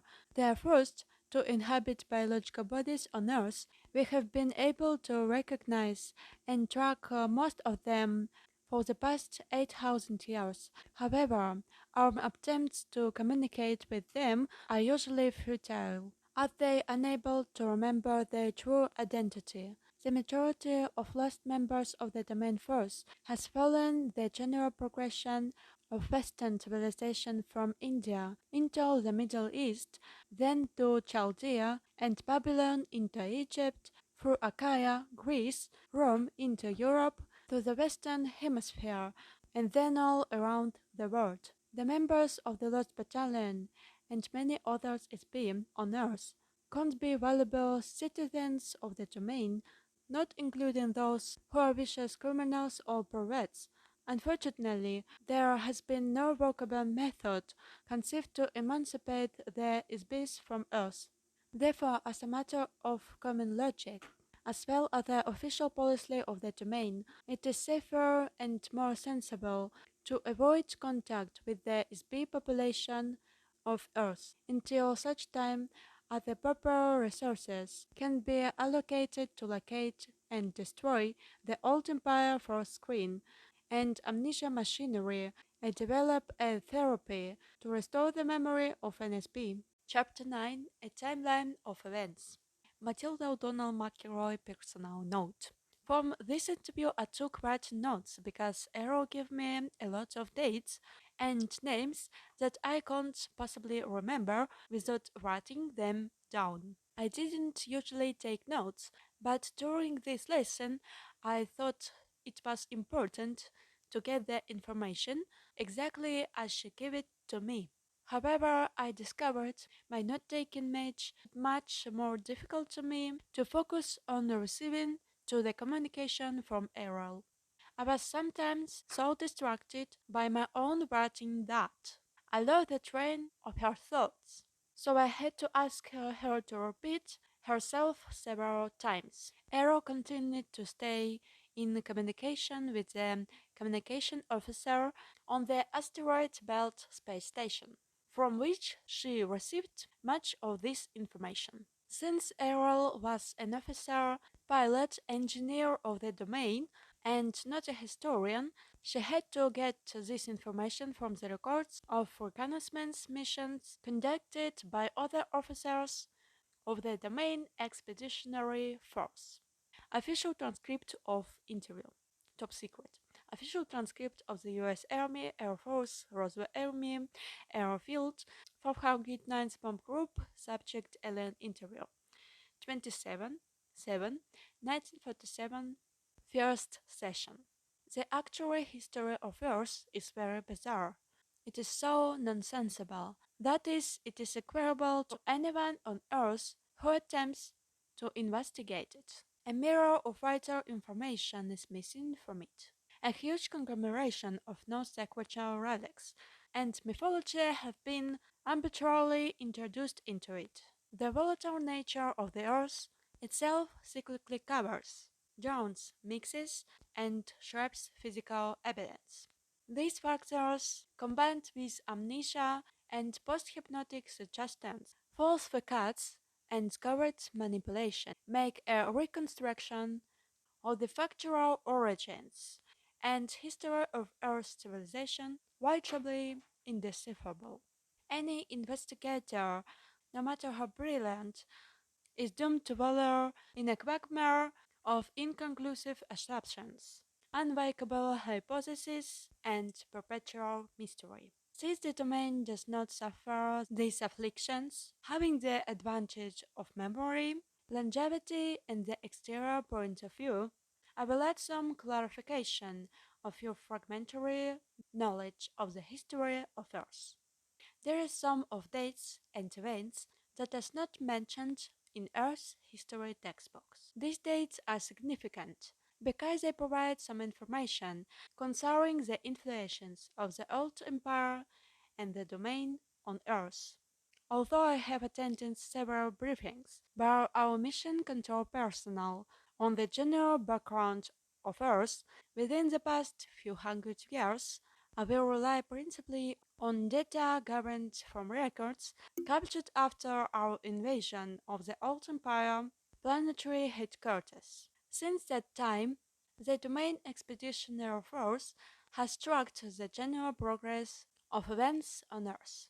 As I mentioned, in some cases the domain has chosen to intervene in certain affairs on Earth in order to ensure the success of our long-term expansion plans, Alright, the man has no interest in Earth, per se, or in the population of species on this planet. It does several interests to ensure that the resources of Earth are not destroyed or spoiled.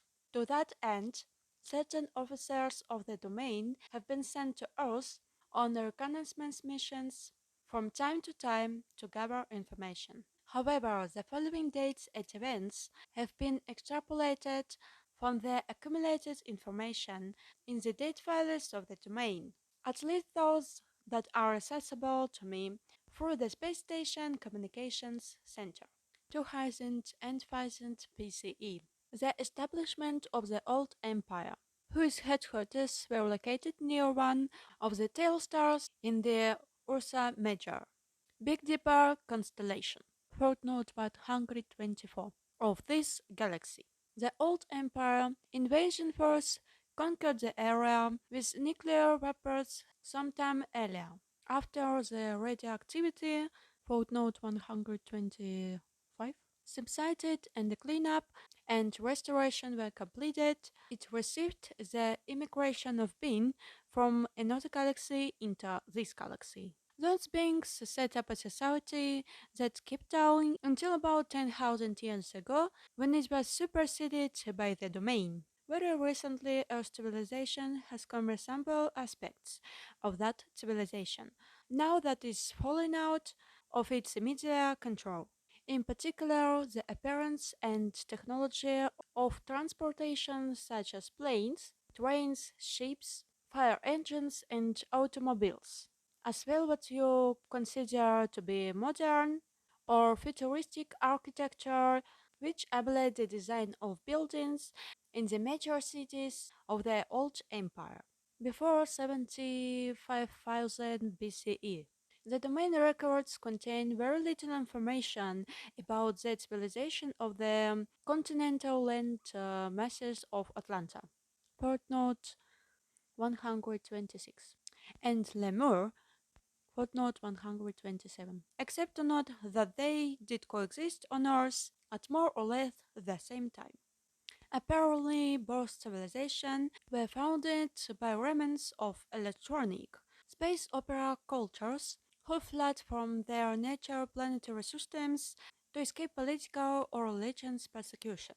The domain knows that a long-standing edict of the Old Empire prohibits unauthorized colonization of planets.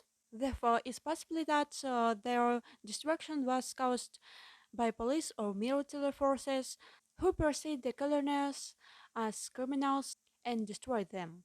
Like this seems a likely supposition, non-conclusive evidence exists that explains the complete destruction and disappearance of two entire electronic civilizations. Another possibility is that massive submarine volcanic eruption in the region of Lake Toba in Sumatra, footnote 128, and Mount Krakatoa, footnote 128, in Java caused the destruction of Lemur.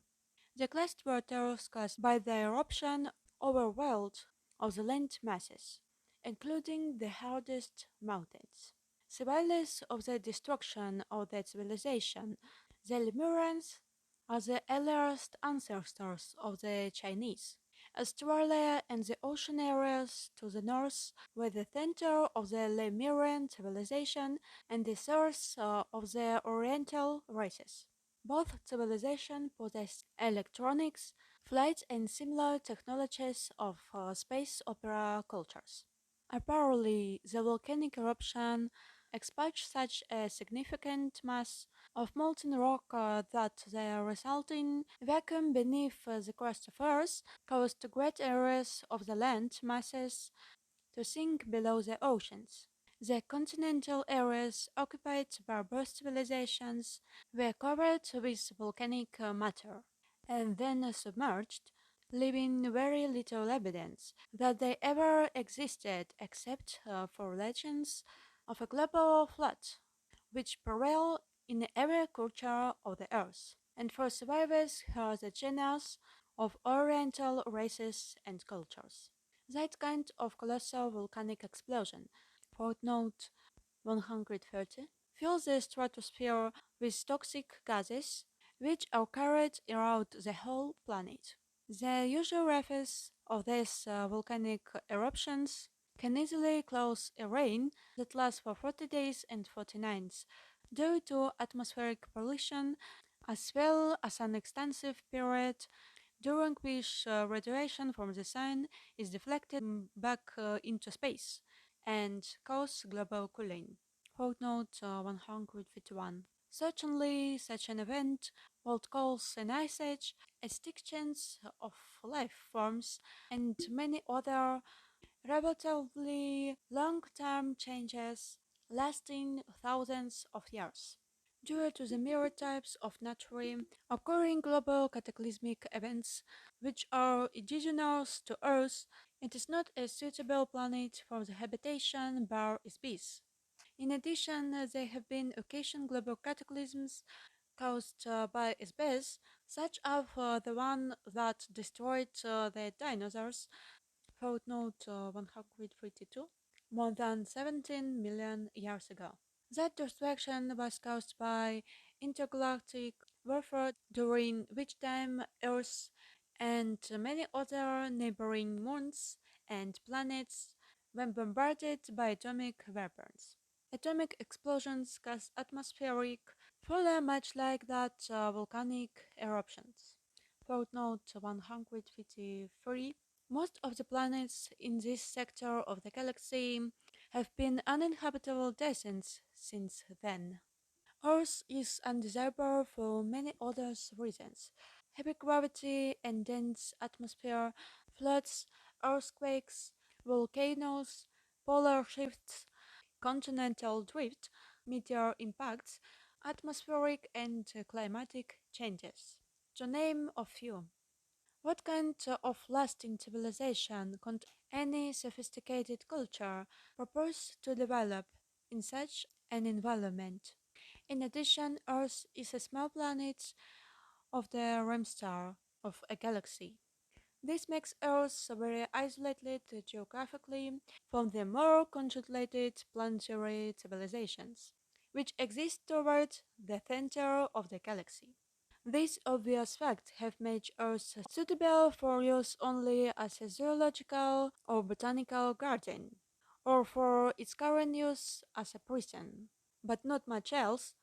Before 40,000 BCE, Earth started being used as a dumping ground and prison for species who were charged untouchable, meaning criminal or non-conformists.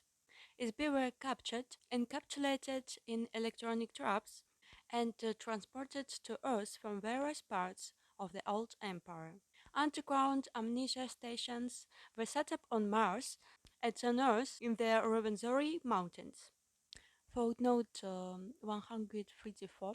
In Africa, in the Pyrenees Mountains, footnote 135, of Portugal and in steppes of Mongolia, footnote 136. These electronic monitoring points create force screens designed to detect and capture best when the SBS departs the body at death. SBS the brainwashed using extreme electronic force in order to maintain Earth's population instead of perpetual amnesia. Further population controls are installed through the use of long-range electronic thought control mechanisms. These stations are still in operation and they are extremely difficult to attack or destroy, even for the domain, which will not maintain a significant military force in this area until a later date. The pyramid civilization were essentially created as part of the Isbe prison system of Earth. The pyramid is alleged to be the symbol of wisdom.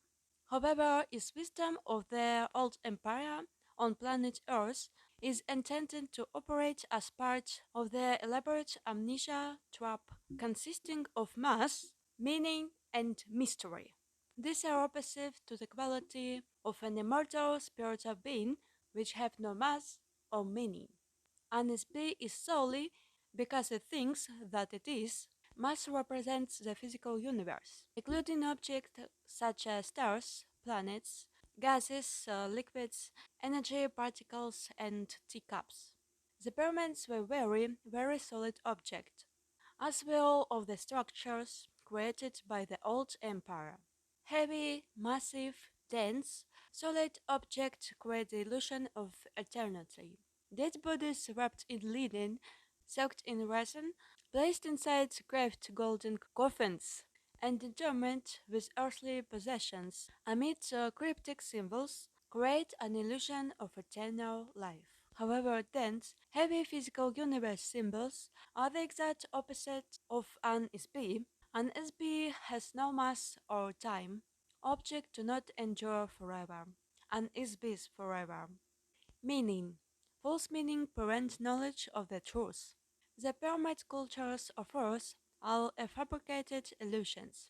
They are nothing more than a false civilization, contrived by the old empire mystery cult, called the Brothers of the Serpent. False meanings were invented to create the illusion of a false society to further reinforce the amnesia mechanism among the instruments of the Earth's prison system. Mystery is built of lies and half-truths. Lies cause persistence because they alter facts which are comprised of exact dates, places, and events. Where truth is known, a lie no longer persists. If the exact truth is revealed, it is no longer a mystery. All of the pyramid civilization of Earth were carefully contrived of layer upon layer of lies, skillfully combined with a few truths. The priest cult of the old empire combined sophisticated mathematics and space opera technology with theatrical metaphors and symbolism. All of these are complete fabrication of truths, batic with the allure of the aesthetics and mystery.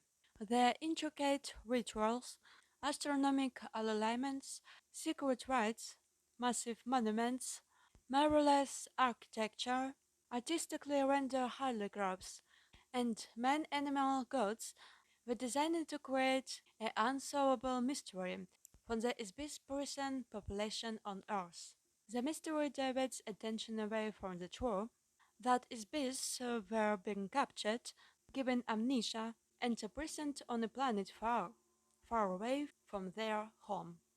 The truth is that very single species on Earth came to Earth from some other planetary system. Not one person on Earth is a native inhabitant. Human beings did not evolve on Earth. In the past, Egyptian society was run by the prison administrators, or priests, who in turn manipulated a pharaoh, controlled the treasury, and kept the inmate population enslaved physically and spiritually. In modern times, the priests have changed, but the function is the same. However, now the priests are prisoners too. Mystery reinforces the walls of the prison. The old empire feared that the species on Earth might regain their memory. Therefore, one of the primary functions of the old empire priesthood is to prevent species on Earth from remembering who they really are, how they came to Earth, where they came from. The old empire operators of the prison system and their superiors do not want space to remember who murdered them, captured them, stole all of their possessions, set them to earth, give them amnesia, and condemn them to internal imprisonment. Imagine what might happen if all of the inmates in a prison suddenly remembered that they have the right to be free. What if they suddenly realized that they have been falsely imprisoned and rise up as one against their gods? They are afraid to reveal anything that looks like their civilization or their inmates' home planets. A body, a piece of clothing, a symbol, a spaceship, and advanced electronic device, and any other remnant of civilization from a home planet called remind a being and rekindle his memory. Sophisticated technologies of entrapment and enslavement, which were development over millions of years in the old empire, have been applied to the Sbis on Earth with the intention to create a false pocket for the prison. These pockets were installed on Earth in totality all at once. Every piece is a fully integrated part of the prison system. This includes a religion of mumbo-jumbo, double speak. Every pyramid civilization used this as part of control mechanism to keep the population enslaved by force, by fear, and by ignorance. The indecipherable model of irrelevant information, geometric designs, mathematical calculation, astronomical alignments are part of a false spirituality based on souled objects rather than immortal spirits, in order to confuse and disorient the beings on earth. When the body of a person died, they were buried with their earthly possessions, including the infirm body, wrapped in linen to sustain their soul or ka after death. An SB does not have a soul. An SB is a soul. On the home planet of an SB, the material possessions were not lost, stolen or forgotten when the being died or left the body. An ISB could return and claim their possessions. However, if the ISB has amnesia, they will not remember that they have any possession. So governments, insurance companies, bankers, family members, and other vultures can pick their possessions, clean without fear of retribution from the deceased. Footnote 157. The only reason for these false meanings is to instill the idea that an SB is not a spirit, but a physical object. This is a lie, this is a trap for an SB. Countless people have spent endless hours attempting to solve the jigsaw puzzle of Egypt and other old empire civilizations. They are puzzles made of pieces that don't fit. A question states its own answer. What is the mystery of Egypt and other pyramid cultures? Mystery, circa 15,000 BCE. The old empire forces separated the construction of the hydraulic mining operation in the Andes Mountains in present-day Bolivia near Lake Titicaca, Lake of Tin Stones, and Tinianica. Footnote 158, including construction of the massive stone complex of cold stone buildings known as Colosseum and its Gate of the Sun, and an elevation of nearly 40,000 feet, 11,600 BCE. The polar axis of Earth shifted, footnote 158, to a sea area. The last ice age came to an end abruptly as the polar ice caps melted and the level of the ocean rose to submerge large sections of the land mass of Earth. The last remaining vestiges of Atlantis and Lemuria were covered by water. Massive extinctions of animals occurred in the Americas, Australia and the Arctic regions due to the shift of the poles. 10,450 BCE. Plans were made by the Old Empire is built called Thoth for construction of a Great Pyramid of Giza. The four air shafts of the pyramid point precisely to the K-stars in the Old Empire, as seen from Giza in this year. The alignment of the pyramids of Giza on the ground matches perfectly the alignment of the constellation of Orion, as seen in the sky from Giza relative to the Nile as the earthly representation of the Milky Way in the sky. Footnote 140, 10,400 BCE. According to the Earth historian, Herodotus records from the ruined civilization of Atlantis, containing electronic technology and other technology, on that society were buried in a vault beneath the path of the Sphinx. The Greek historian wrote that he was told this by some of his friends, who were priests of Anu, the Sumerian god, at the Egyptian city of Heliopolis. However, it's highly unlikely that any traces of electronic civilization would be allowed to the left intact on Earth by the Old Empire prison system administrators. Footnote 151. 8212 BCE. The Veda or Vedic hymns are a set of religion hymns that were introduced into the societies of Earth. They came forward in spoken tradition, memorized from generation to generation. The hymn to the dawn child includes an idea called the circle of the physical universe, the creation, growth, conservation, decay and death, of destruction of energy and matter in space. These circles produce time. The same set of hymns describes the theory of evolution. Here is a tremendous body of knowledge, which contains a great deal of spiritual truth. Unfortunately, it has been incorrectly evaluated by humans and altered with lies and reversals of fact by priests, which are a booby trap to prevent anyone to using the wisdom to discover a way to escape from the prison planet. 8050 BCE. Destruction of the Old Empire home planet government in this galaxy. This was the end of the Old Empire as a political entity in this galaxy. However, the vast size of the Old Empire will take many thousands of years for the domain to conquer completely. The inertia of the political, economic and cultural systems of the old empire will remain in place for some time to come. However, remnants of the old empire space fleet in the solar system of Earth were finally destroyed in 1230 AD.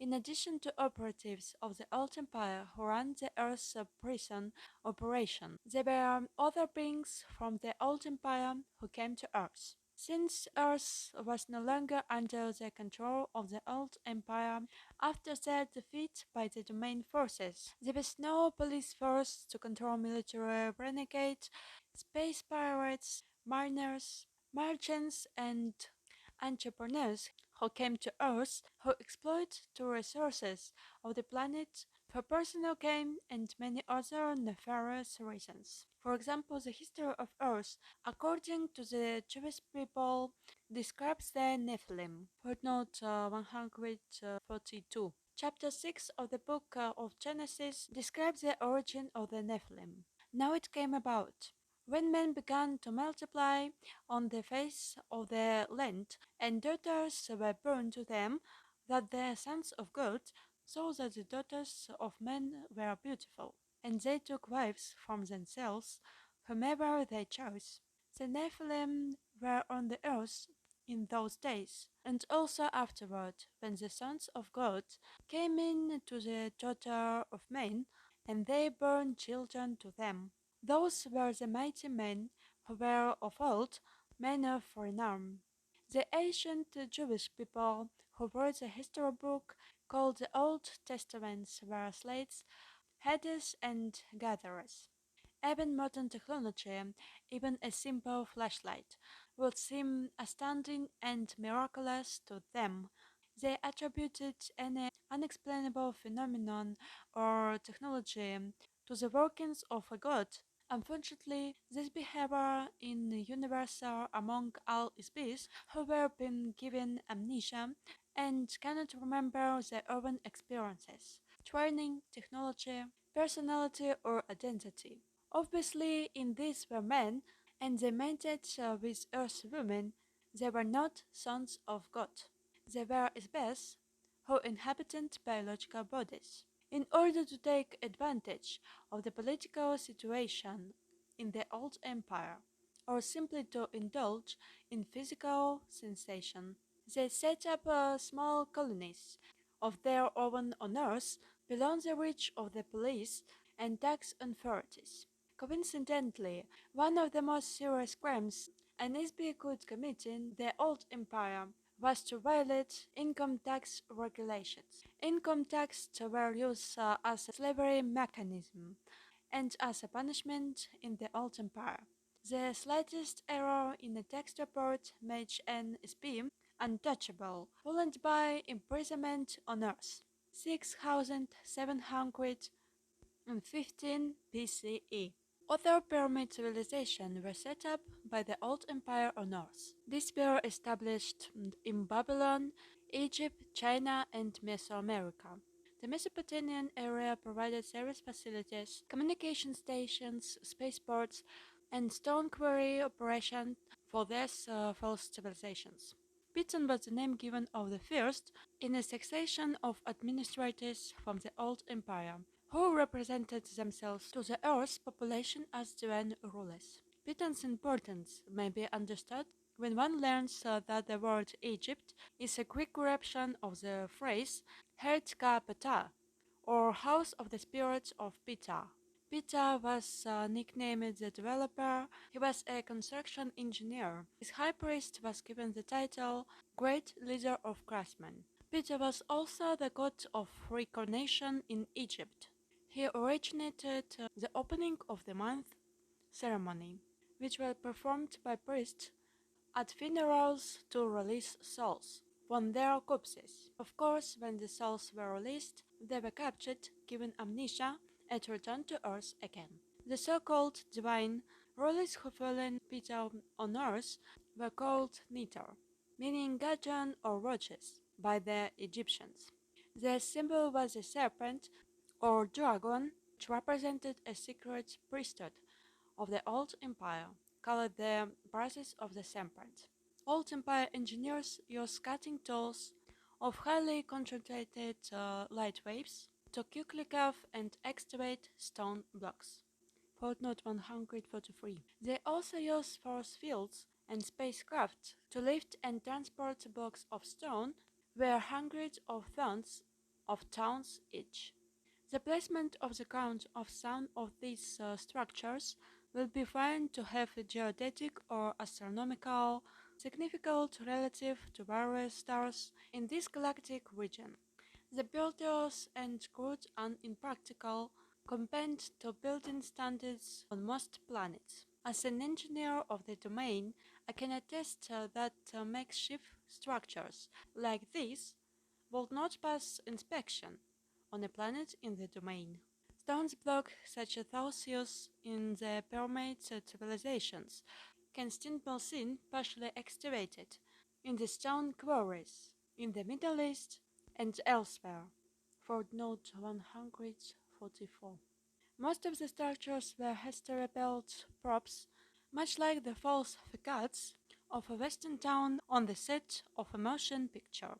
They appear to be real and to have some use or value, however, they have no value. They have no useful purpose. The pyramids and all of the other stone monuments erected by the Old Empire could be called mystery monuments. For what reason would anyone waste so many resources to construct so many useless buildings to create a mysterious illusion? The fact of the matter is that each one of the divine rulers were beings who served as operators of the old empire. They were certainly not divine. Alright, they were beings. 6248 BCE.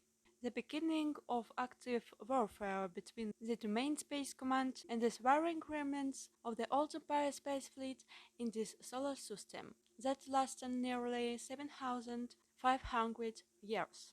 They began when an installation with establishment in the Himalaya Mountains by a battalion of the 300 officers and crew members of the Domain Expeditionary Force. The installation was not fortified as the Domain was not aware that the Old Empire maintained Earth as a prison planet. The Domain installation was attacked and destroyed by Space Force of the Old Empire, who continued to operate in the solar system of Earth. As bits of the Domain battalion were captured, taken to Mars, given amnesia, and sent back to Earth to inhabit human biological bodies. They are still on Earth.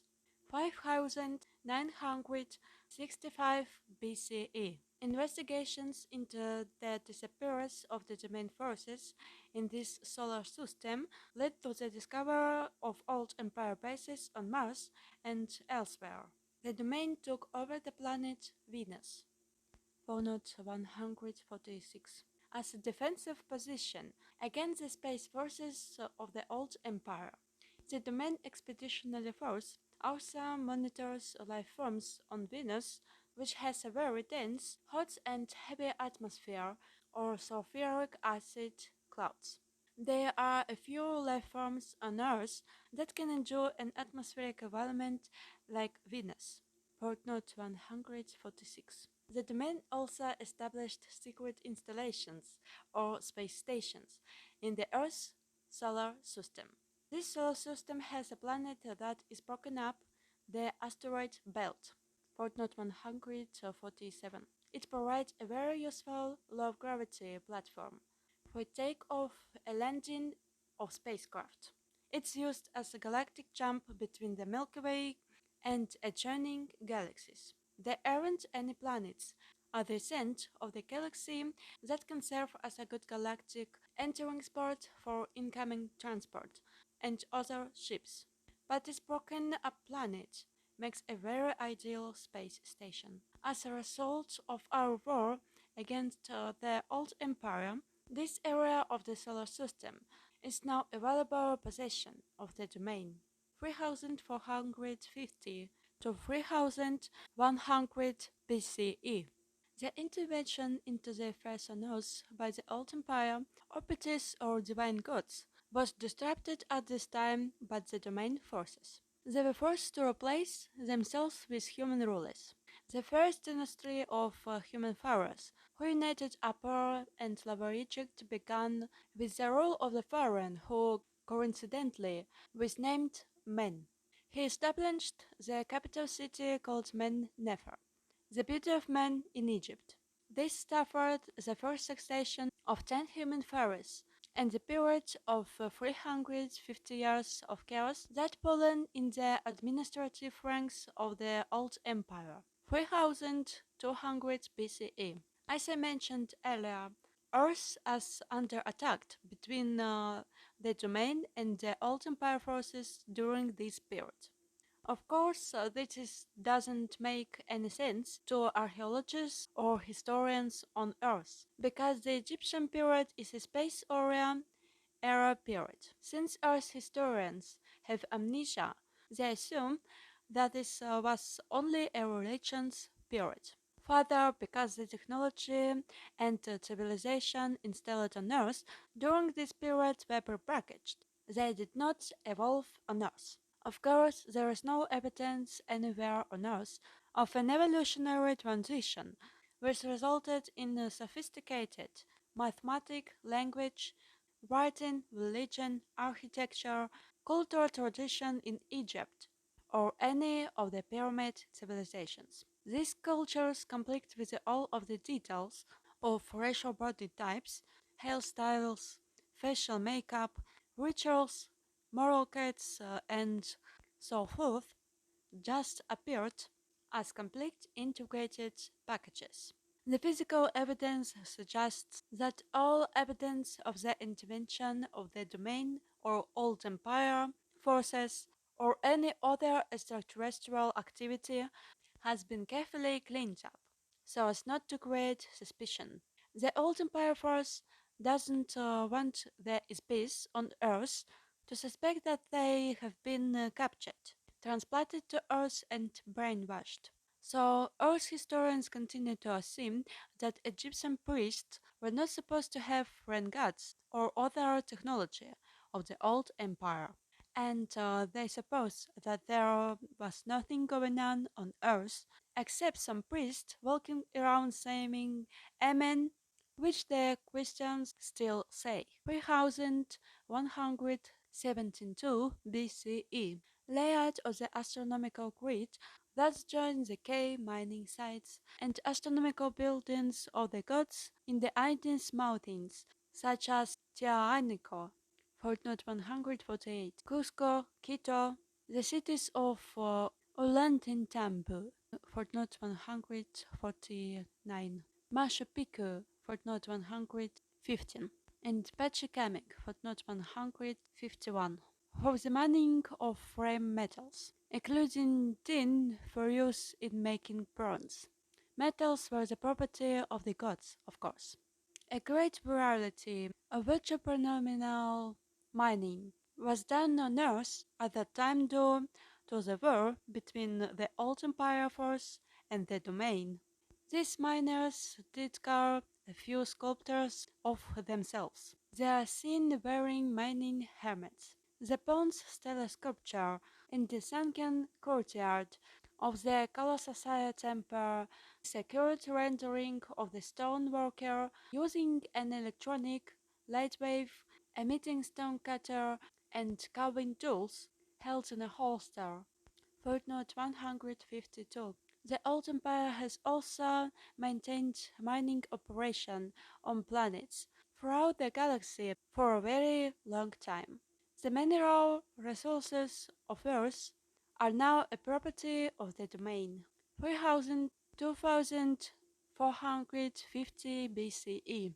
The Great Pyramids 153 footnote and complex of pyramids near Cairo were completed.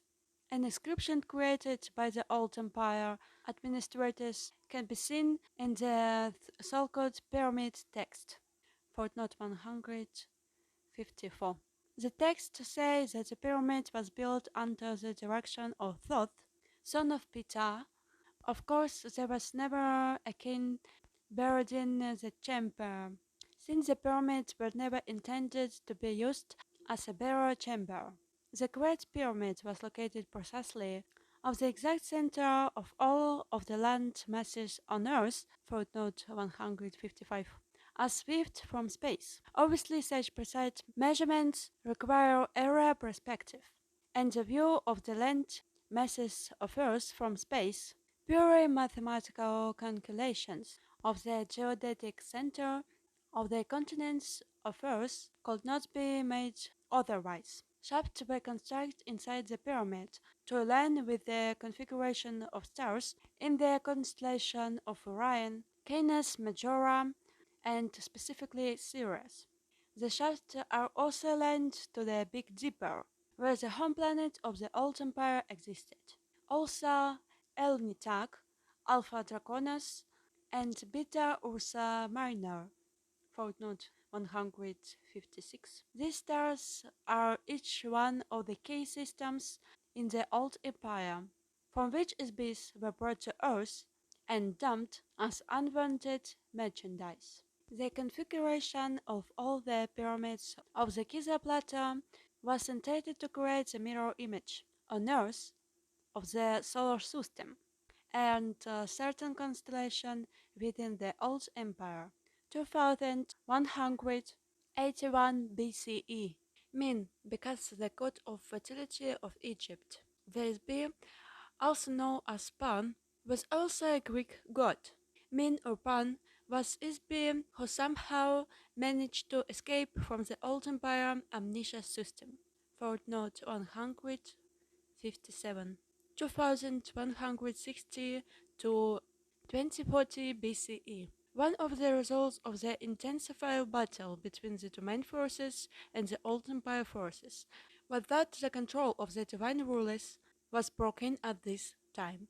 They finally left Egypt and returned to the heavens, so to speak, in defeat.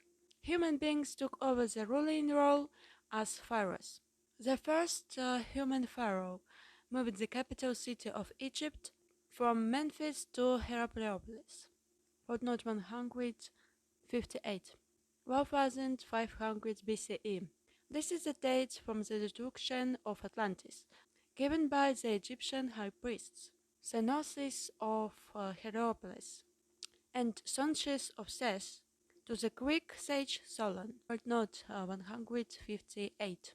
The precepts of Anno recorded that the Mediterranean area was invaded by Atlantean people about this time. Of course, these people were not from the ancient continent of Atlanta in the Atlantic Ocean. which existed more than 17,000 years earlier. These were reaches from the Minoan civilization on Crete, escaping from the volcanic eruption and titan waves of Mathera that destroy their civilization. Plato references to Atlantis were brought in from the writings of the Greek philosopher Solon, who was given the information by the Egyptian priest who called Atlantis Capture, which also happens to be the Egyptian name, from the people of Crete. Some of the survivors of the Minoan volcanic disaster asked Egypt for help, since they were the only other civilization with her culture in the Mediterranean area at the time. Footnote 160. 3051 BCE to 3037 BCE. The Domain Expeditionary Force actually waged a war of religion's conquest against the Egyptian mystery cult called the Priest of Amen, also known as the Old Empire Brothers of the Serpent. During this time, the pharaoh Akhenaten abolished the priesthood of Amen and moved the capital of Egypt from Thebes to the new location at Amarna, at the exact geometric center of Egypt. Footnote 161. However, this plot to overthrow the old empire religion's control was quickly spoiled. 1193 BCE. In the Near East and Achaia, the Greeks and Trojans fought for supremacy, which ended in the destruction of Troy after the finale of the Trojan War. Footnote 162. During this same time, war was being fought out in the space of the solar system between two forces for control of the space stations surrounding Earth. That period of 300 years was a very violent resistance to the domain forces by the remnants of the old empire forces. It did not last longer, however, as it is futile to resist the domain. 850 BCE. Homer, the blind Greek poet, footnote 163, wrote the stories The Gods, was borrowed and modified from earlier sources in Vedic text, Sumerian text, Babylonian and Egyptian mythology. His poems, as well as many other myths of the ancient world, as very accurate descriptions of the exploits of Isbis on Earth, who were able to avoid the old empire amnesia operation and operate without biological bodies. 700 BCE. The Vedic hymns were first translated in the Greek language. This is the beginning of cultural revolution in Western civilization that transformed crude and brutal tribal cultures into democratic republics based on more reasonable conduct. 638 to 559 BCE. Solon, a wise man from Greece, reported the existence of Atlantis.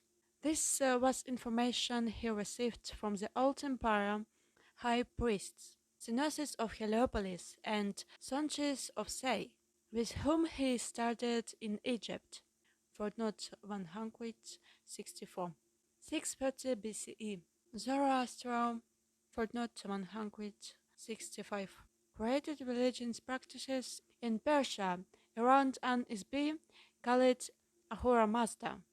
Footnote 166.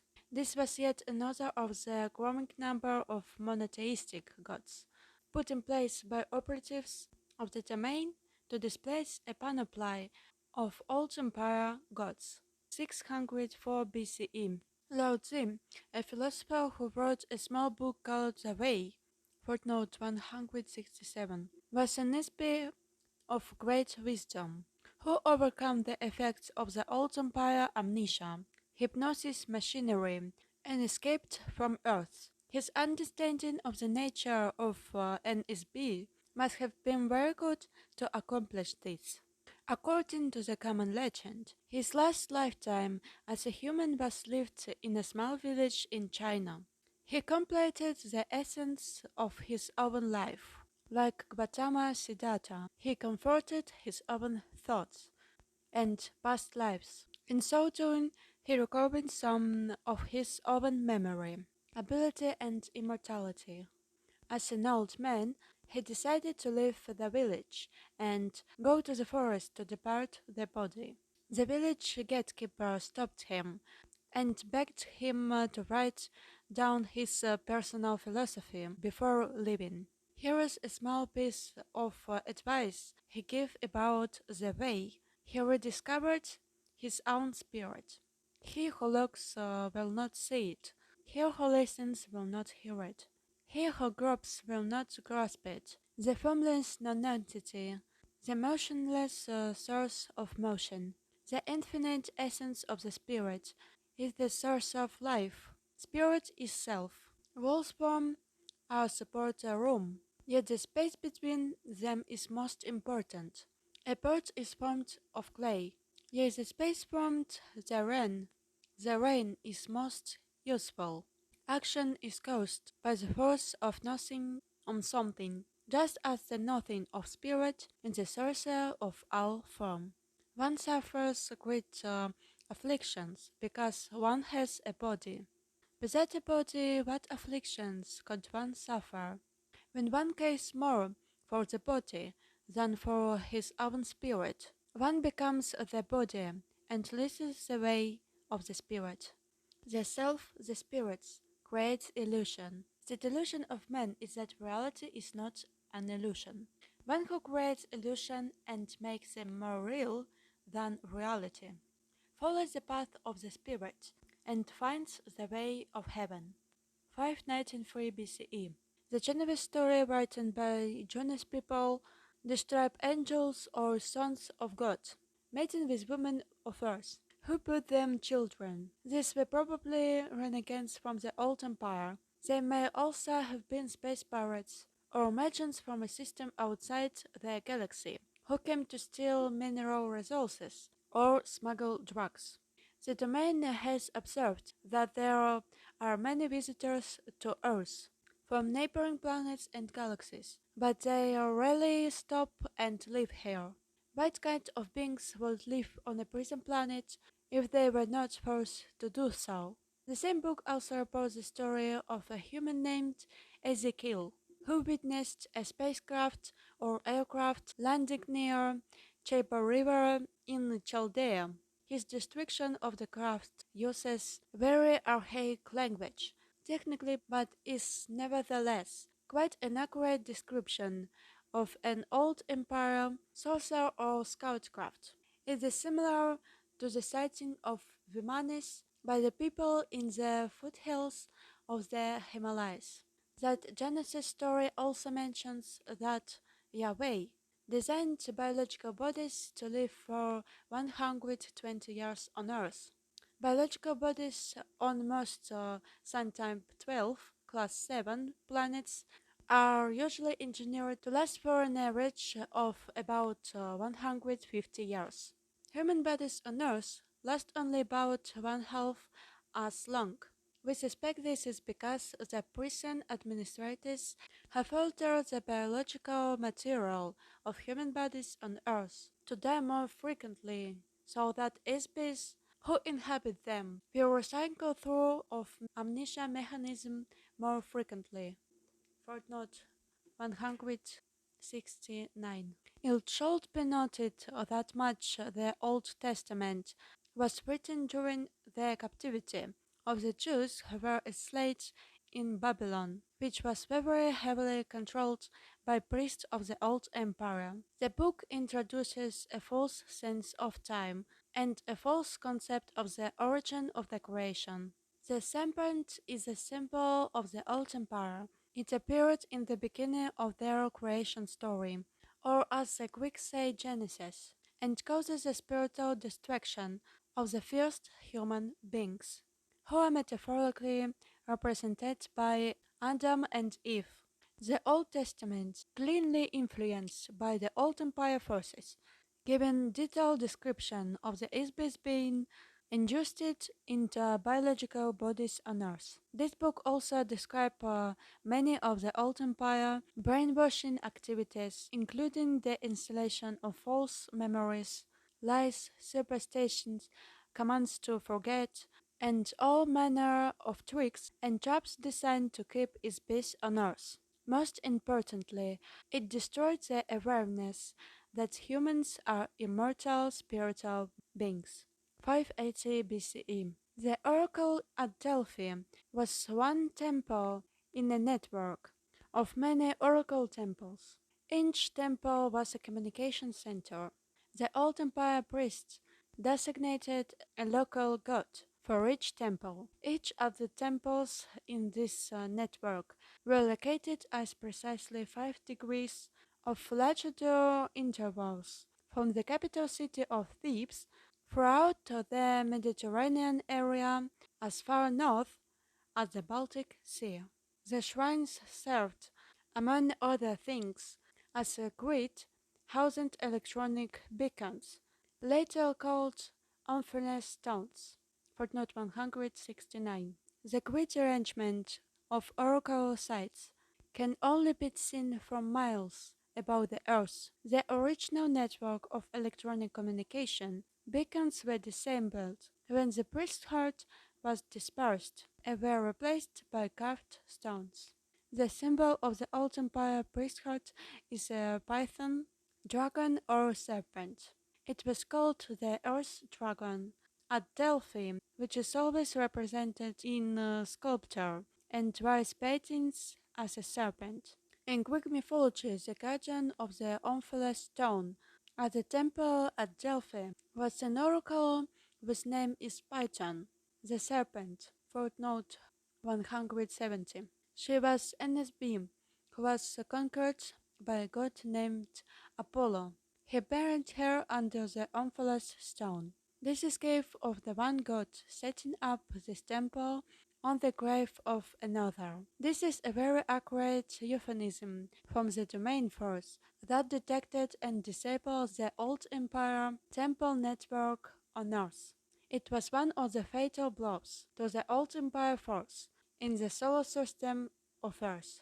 559 BCE. The commanding officer of the domain battalion, who was lost in 5965 BCE, was detected and located by a search party sent to Earth from the Domain Expeditionary Force. He was incarnated as Cyrus II of Persia during this time. Footnote 171. A unique system of organization was used by Cyrus II, footnote 172, and the members of that battalion who followed him from India through his progression of human lives on Earth, in part, it enabled them to build the largest empire in the history of the Earth to that date. The domain search party who located him traveled around the Earth searching for the lost battalion for several thousand years. The party consists of 900 officers of the domain divided into teams of 300 each. One team searched the land, another team searched the oceans, and the third team searched the space surrounding Earth. There are many reports made in various human civilizations concerning their activities, which humans did not understand, of course. The Domain Search Party devised a wide variety of electronic detection devices needed to track the electronic signature or wavelength of each of the missing members of their battalion. Some were used in space, others on land, and special devices were invented to detect its base underwater. One of these electronic detection devices is referred to as a tree of life. Footnote 173. The device is literally a tool designed to detect the presence of life, which is an SB.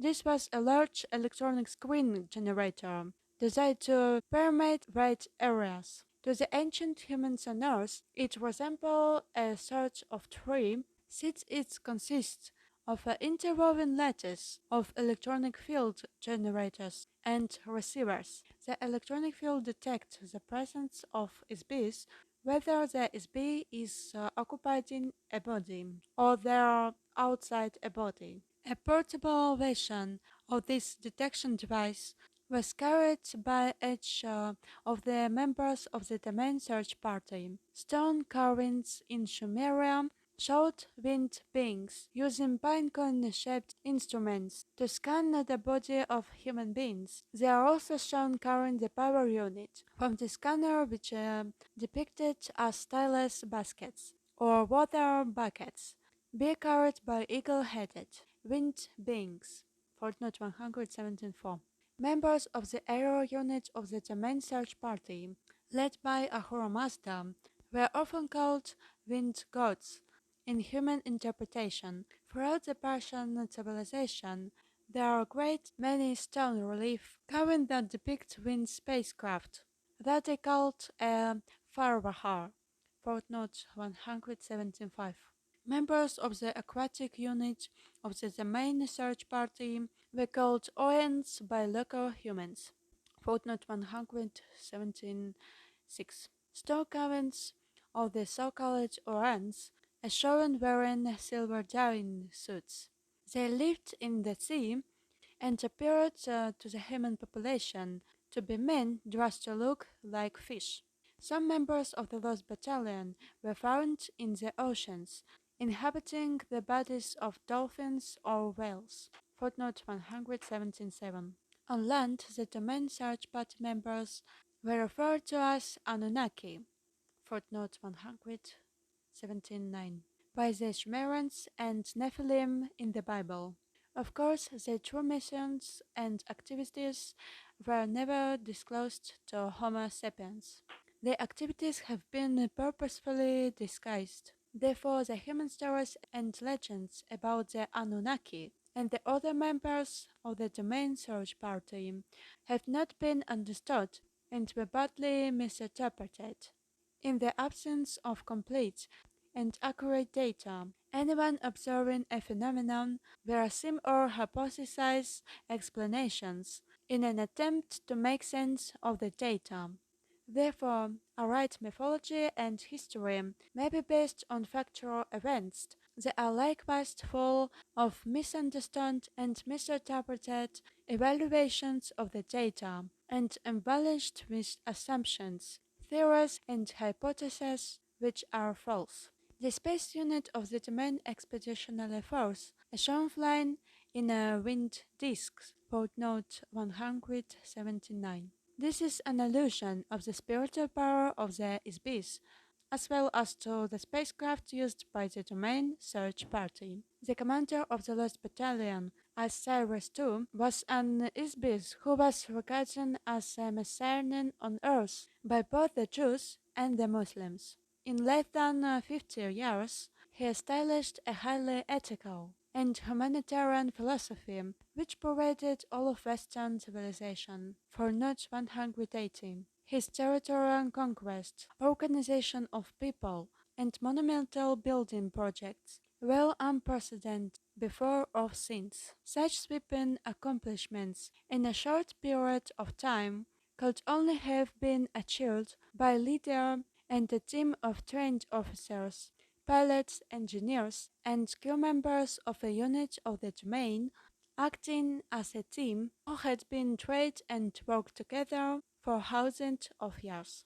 Alright, we have discovered the location of many of the SBs in the Lost Battalion. The domain have been unable to restore their memory and to turn them to active duty as yet. Of course, we cannot transport SBs who were inhabiting biological bodies to the space station of the domain, since there is no oxygen in our spacecraft. Also, we did not maintain life support facilities for biological entities there. Our only hope has been to locate and rekindle their awareness, memory, and identity of the SBs of the Lost Battalion. One day they will be capable of their rejoining us. 200 BCE.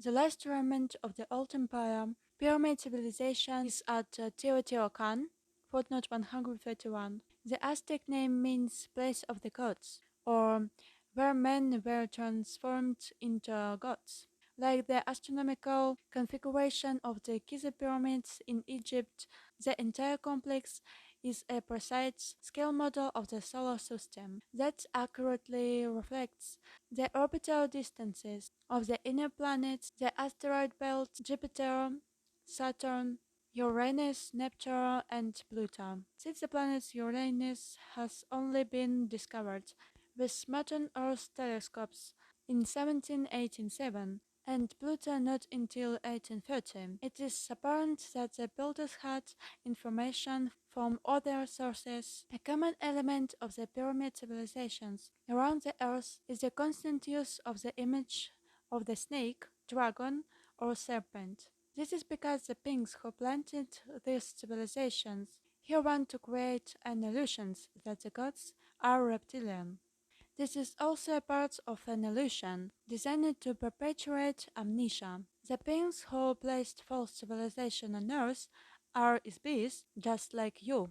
Many of the biological bodies inhabited by beasts in the Old Empire are very similar in appearance to the bodies on Earth. The gods are not reptiles, although they often behave like snakes.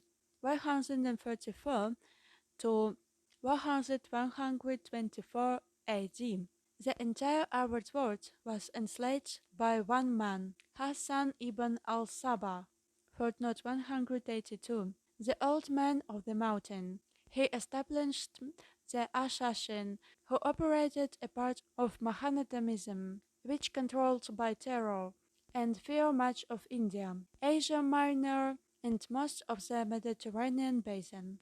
They became a priesthood that used an extremely effective mind control mechanism and extortion tool that enabled their assassins to control the civilized world for several hundred years. Their method was simple.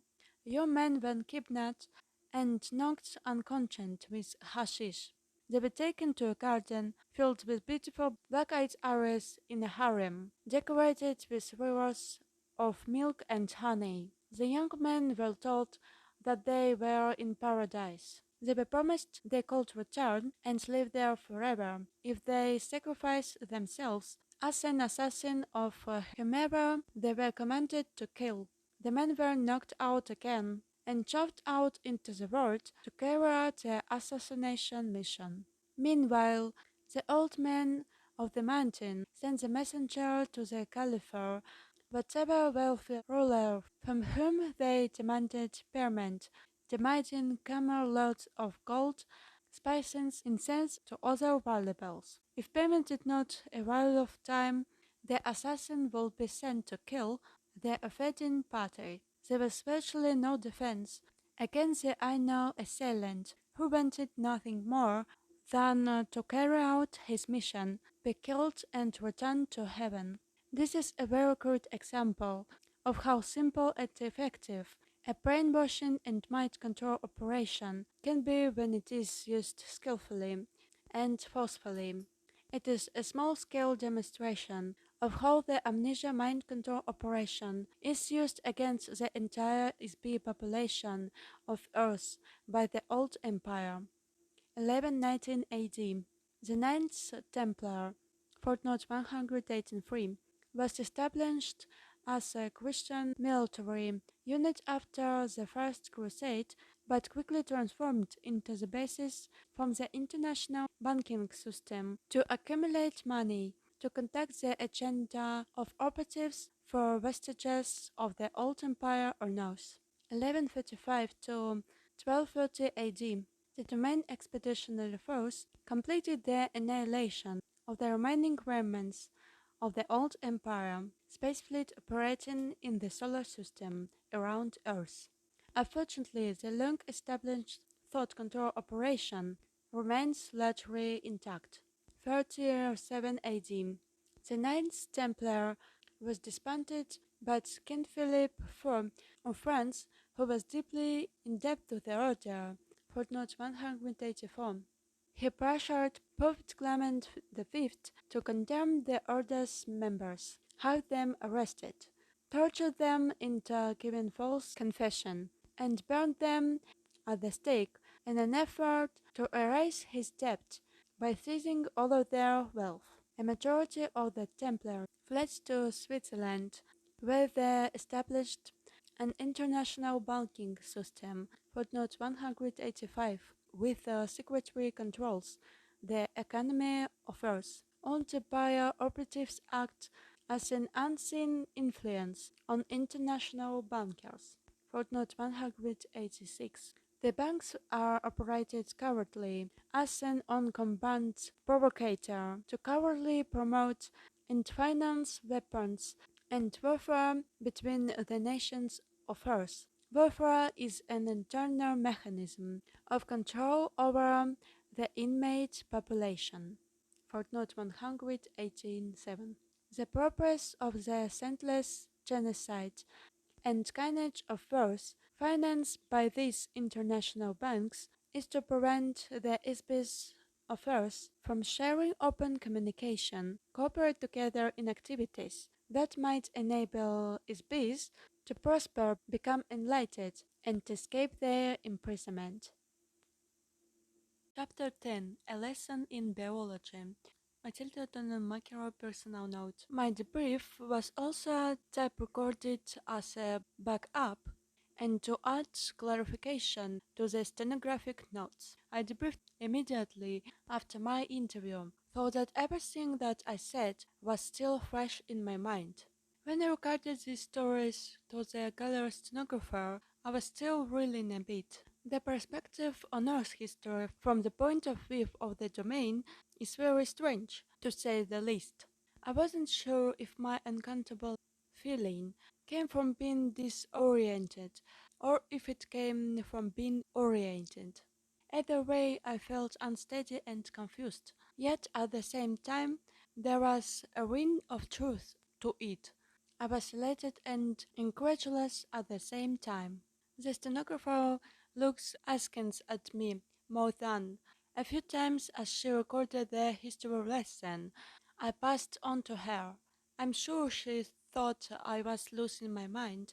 Maybe she was right. However, if my mind been filled with hypnotic suggestions and false memories by the old empire, as Arrow suggested, perhaps losing my mind would be a good idea. I didn't have much time to ponder my own personal thoughts about these things at the time. It was my duty to get all of the information I could from Errol and pass it on to the stenographer as soon as Errol was finished. My job was not to analyze the information, just report it as accurately as possible. The analysis would be left to the men in the gallery, or whomever else was receiving copies of the transcripts.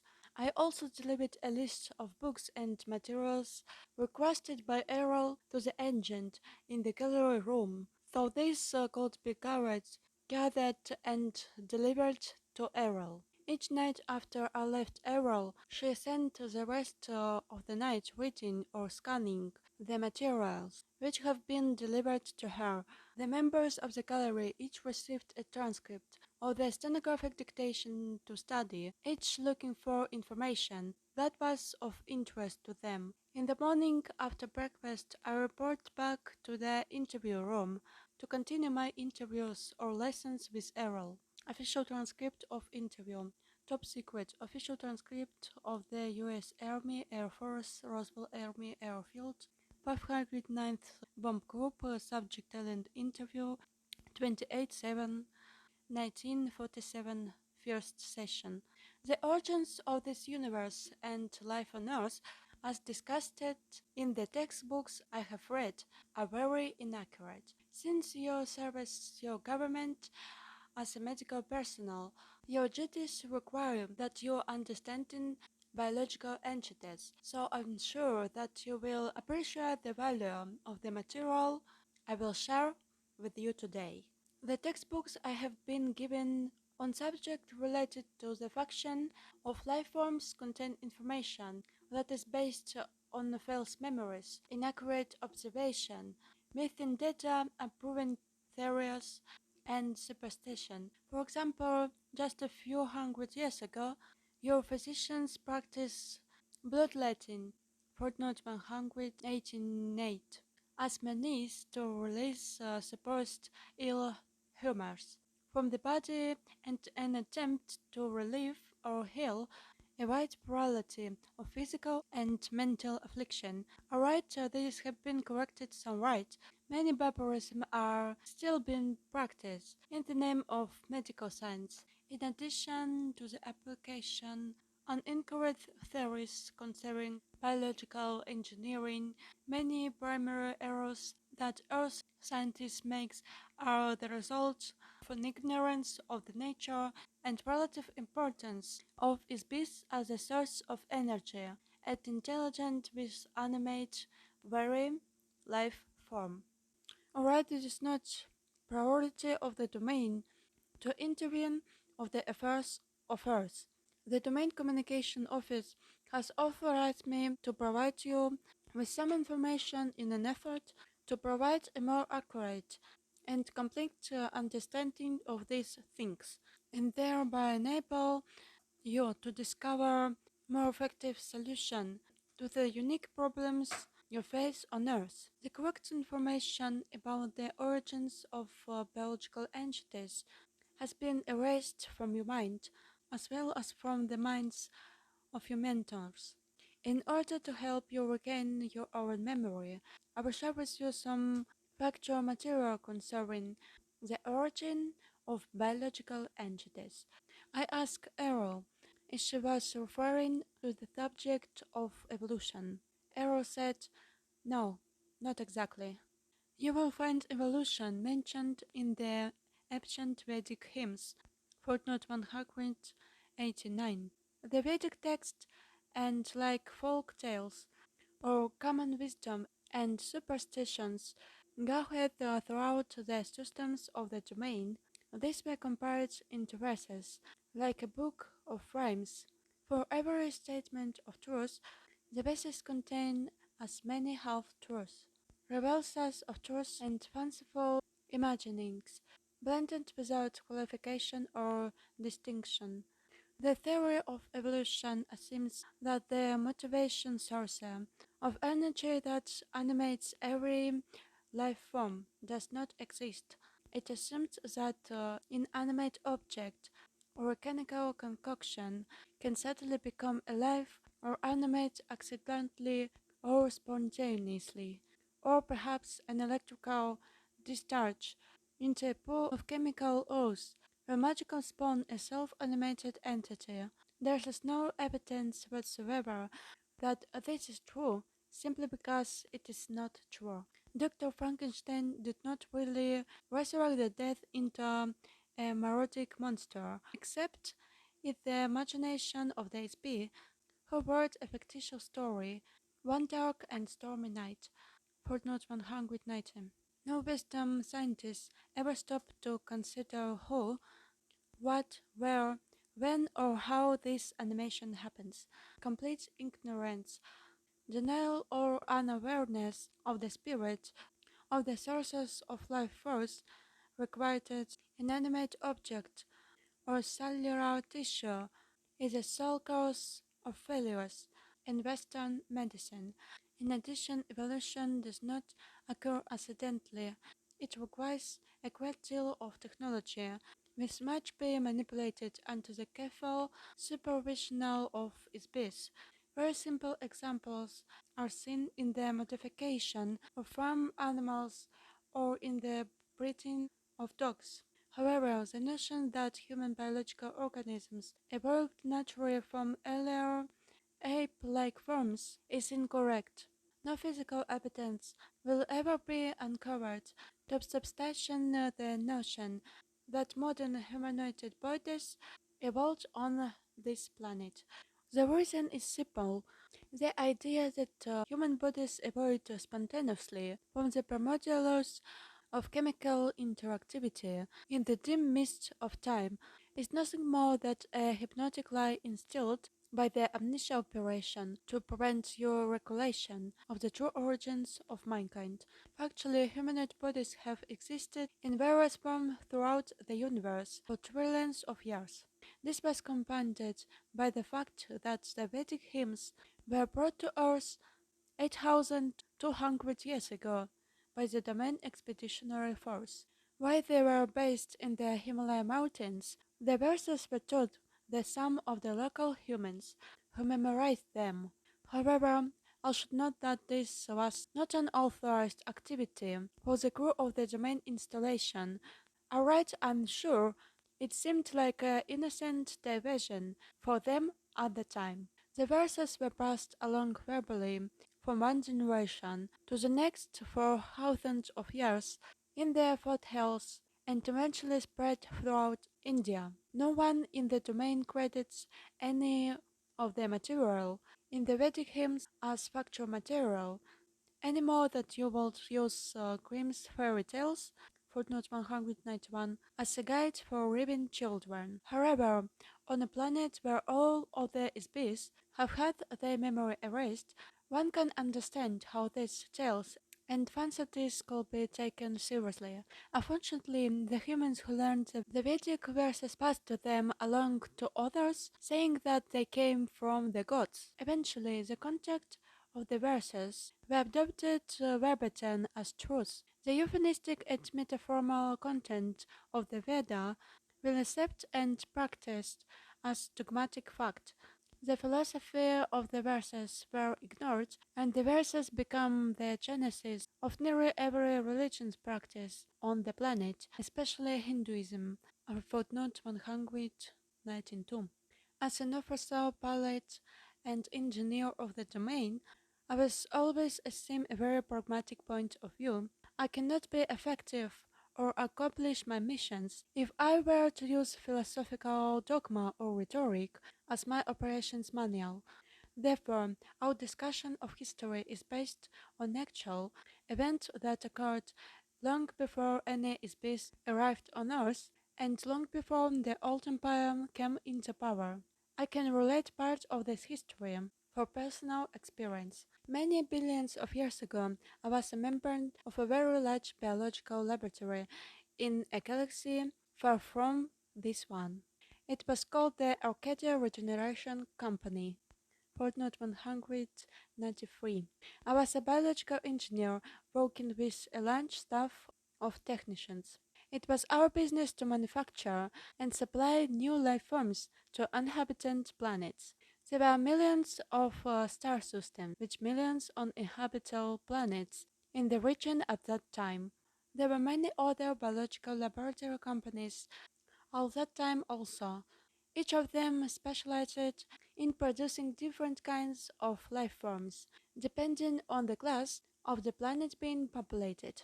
Over a long span of time, these laboratories developed a vast catalog of species throughout the galaxies. The majority of basic genetic material is common to all species of life. Footnote 194. Therefore, most their work was concerned with manipulating alterations of the basic genetic pattern to produce variations of life forms that would be suitable inhabitants for various planetary classes. The Arcadia Regeneration Company specialized in mammals for forested areas and birds from tropical regions. Our marketing staff negotiated contracts with various planetary governments and independent buyers from all over the universe. The technicians created animals that are compatible with the variations in climate, atmospheric, and terrestrial density and chemical content. In addition, we were paid to integrate our specimens with biological organisms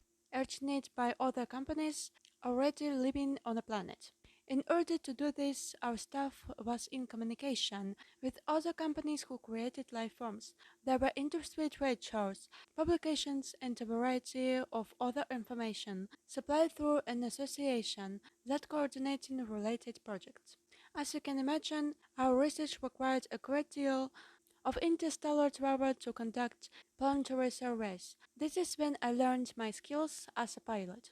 The data gathered was accumulated in huge computer databases and evaluated by biological engineers. Footnote 195. A computer is an electronic device that serves an artificial brain on complex calculating machine. It is capable of storing information, making computations, solving problems, and performing mechanical functions. It most of the galactic system of the universe.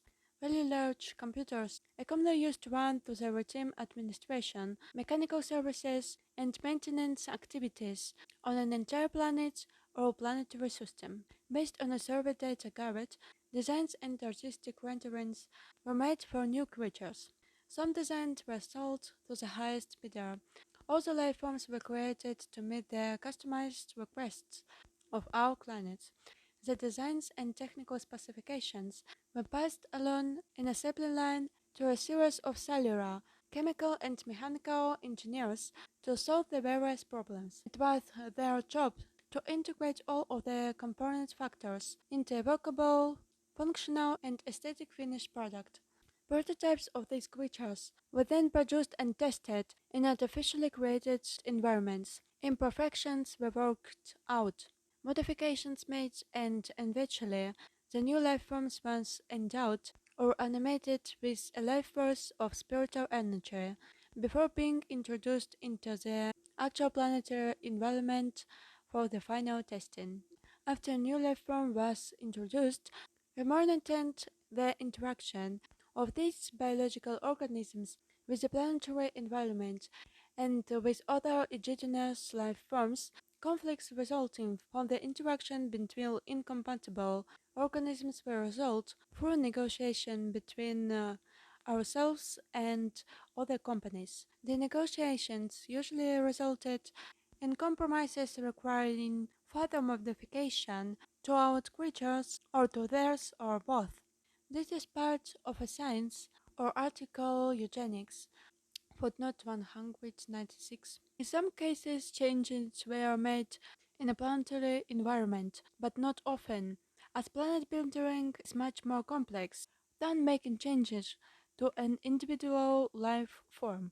Coincidentally, a friend and engineer with whom I used to work with the Arcadia Regeneration Company a long time after I left the company, told me that one of the projects they contract to do in more recent time was to deliver life forms to Earth to replenish them after a war in this region of the galaxy. Devastate most of the life of the planets in this region of space. This would have been about 70 million years ago. The skill required to modify the planet into an ecologically interactive environment that will support billions of diverse species was an immense undertaking. Specialized consultants from nearly every biotechnology company in the galaxy were brought in to help with the project. What you see now on Earth is the huge variety of life forms left behind. You scientists believe that the Fallacians' theory of evolution is an explanation for the existence of all the life forms here. The truth is that all life forms on this and any other planet in this universe were created by companies like ours. How else can you explain the millions of completely divergent and unrelated species of life on the land and in the oceans of this planet? How else can you explain the sources of spiritual animation which defines every living creature? To say it is the work of God is far too broad. Every species have many names and faces, and many times and places. Every species is a god. When they inhabit a physical object, they are the source of life. For example, there are millions of species, footnote 197, of insects. About 350,000 of these are species of beetles, footnote 198. There may be as many as 100 million species of life forms on Earth at any given time. In addition, there are many times more extinct species of life on Earth than there are living life forms. Some of these will be rediscovered in a thorough or geological records of Earth. The current theory of evolution of life forms on Earth does not consider the phenomena of biological diversity. Evolution by natural selection in science fiction. One species did not accidentally or randomly evolve to become another species, as the Earth's textbooks indicate, without manipulation or genetic material by NXB. Footnote 199.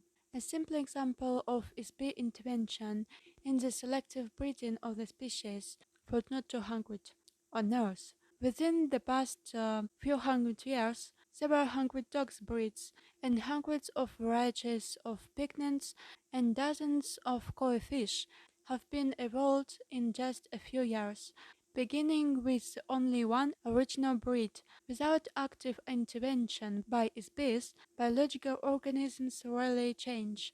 The development of an animal, like the duck-billed platypus, required a lot of very clever engineering to combine a body of a beaver with the bill of a duck and make a mammal that lays eggs. Undoubtedly, some wealthy client placed a special order for it as a gift or curious amusement. I'm sure that the laboratory of some biotechnical company worked on it for years to make it a self-replicating life form. The notion that the creation of any life form could have resulted from a coincidental chemical interaction moldering up from some primordial ooze is beyond absurdity. Factually, some organisms on Earth, such as proteobacteria, footnote 201, are modification of a phylum, footnote 202, designed primarily for star-type 3, class C, planets. In other words, the domain designation for a planet with an anaerobic atmosphere nearest a large, intensely hot blue star, footnote 203, such as those in the constellation of Orion's belt in this galaxy. Creating life forms is very complex, highly technical work for species who specialize in this field. Genetic anomalies are very baffling to us biologists who have had their memory erased. Unfortunately, the false memory implantation of the old empire prevent Earth scientists from observing obvious anomalies. The greatest technical challenge of biological organisms of the invention of self-regeneration or sexual reproduction. It was invented as a solution to the problem of having to continually manufacture replacement creatures, for those had been destroyed and eaten by other creatures. Planetary governments did not want to keep buying replacement animals. The idea was contrived trillions of years ago, as a result of a conference held to resolve arguments between the disputing vested interests within the biotechnology industry. The infamous Council of Umicram was responsible for coordinating creature production. Footnote 204. A compromise was reached after certain members of the council were strategically bribed or murdered to author an agreement which resulted in the biological phenomenon which we now call the food chain. The idea that a creature would need to consume the body of another life form as an energy source was offered as a solution by one of the biggest companies in the biological engineering business. They specialized in creating insects and flowering plants. The connection between the two is obvious. Nearly every flowering plant requires a symbiotic relationship when an insect in order to propagate. The reason is obvious. Both the bugs and the flowers were created by the same company. Unfortunately, this same company also had a division which created parasites and bacteria. The name of the company, roughly translated into English, would be Bugs in Blossoms. They wanted to justify the fact that the only valid purpose of the parasitic creatures to manufacture was to aid the decomposition of organic material. There was a very limited market for such creatures at that time. In order to expand their business, they hired a big public relations firm and a powerful group of political lobbyists. They glorified the idea that life forms should feed from other life forms. They invented a scientific theory to use as a promotion gimmick. The theory was that all creatures needed to have food as a source of energy. Before that, none of the life forms being manufactured required any external energy. Animals did not eat other animals for food, but consumed sunlight, minerals, and vegetable matter only. Of course, bugs and blossoms went into the business of designing and manufacturing carnivores. Before long, so many animals were being eaten as food that the problem of replenishing them became very difficult. Of a solution bugs and blossoms proposed, with the help of some strategically placed bribes in high places, that other companies began using sexual reproduction as the basis for replenishing life forms. Bugs and Blossoms was the first company to develop blueprints from sexual reproduction, of course. As expected, the patent licenses from the biological engineering process, footnote 205, required to implant stimulus response mating, cellular division, and pre-programmed growth patterns for self-regenerating animals were earned by bugs and blossoms too. For the next few million years, laws were passed that required that these programs be purchased by the other biological technology companies. These were required to be imprinted the cellular design of all existing life forms. It became a very expensive undertaking for other biotechnology companies to make such an awkward and impractical idea work. This led to the corruption and downfall of the entire industry. Ultimately, the food and sex idea completely ruined the biotechnology industry, including bugs and blossoms. The entire industry faded away as the market for manufactured life forms disappeared. Consequently, when a species became extinct, there was no way to replace them, because the technology of creating new life forms has been lost. Obviously, none of this technology was ever known on Earth, and probably never will be. There are still computer files on some planets far from here with record to procedures for biological engineering.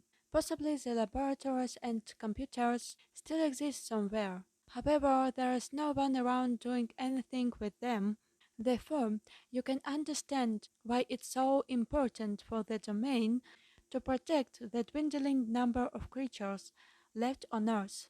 The core concept behind sexual reproduction technology was the invention of the chemical electronic interaction called cyclical stimulus response generators. Footnote 206. This is a programmed genetic mechanism which causes a seemingly spontaneous, recurring impulse to reproduce. The same technique was later adapted and applied to biological flesh bodies, including Homo sapiens. Another important mechanism used in the reproductive process, especially with Homo sapiens type bodies, is the implantation of a chemical electrical trigger mechanism, footnote 207, in the body. The trigger which attracts its bees to inhabit a human body on any kind of flesh body. If the use of artificially imprinted electronic wave which uses static pain to attract the bee. Every trap in the universe, including those used to capture bees who remain free, is baited with an static electronic wave. The sensation caused by the static wavelength are more attractive to an SB than any other sensation. When the electronic waves of pain and beauty are combined together, this cause the SB to get stuck in the body. The reproductive trigger used for lesser life forms, such as cattle and other mammals, and triggered by chemicals emitted from the scent glands, combined with the reproductive chemical electrical impulses stimulated by testosterone or estrogen. Footnote 208. There's also interactive with nutrition levels, which cause the life form to reproduce more when deprived of food sources. Starvation promoted reproductive activity as a means of perpetuating survival for future regenerations. When the current organism fails to survive, these fundamental principles have been applied throughout all species of life. The debilitating impact, in addition the sexual and aesthetic pain, electronic wave, footnote 209. If the reason that the ruling class of the domain do not inhabit flesh bodies. This is also why officers of the domain forces only use doll bodies. This wave was proven to be the most effective trapping device ever created in the history of the universe, as far as I know. The civilization of the domain and the old empire will depend on this device to recruit and maintain a workforce of SBs who inhabit flesh bodies on planets and installations. These SBs are the working class, beings who do all of the slavish, manual, undesirable work on planets. As I mentioned, there is a very highly regiment and fixed hierarchy or class system for all SBs throughout the old empire and the domain as follows. The highest class are free SBs, that is, they are not restricted to the use of any type of body and may come and go at will, provided that they don't destroy or interfere with the social, economic, or political structure. Below this class, administrator of limit SBs, who may or may not use their body from time to time. Limitations are imposed on each SB regarding range of power, ability and mobility they can exercise. Below these are the dual body classes, to which I belong. Nearly all space officers and crew members of spacecraft are required to travel through intergalactic space. Therefore, they are each equipped with the body manufactured for lightweight, durable material. Various body types have been designed to facilitate specialized functions. Some bodies have accessories, such as interchangeable tools or operators, for activities such as maintenance, mining, chemical management, navigation, and so forth. There are many gradations of this body type, which also serve as an insignia of rank. Below this are the soldier class.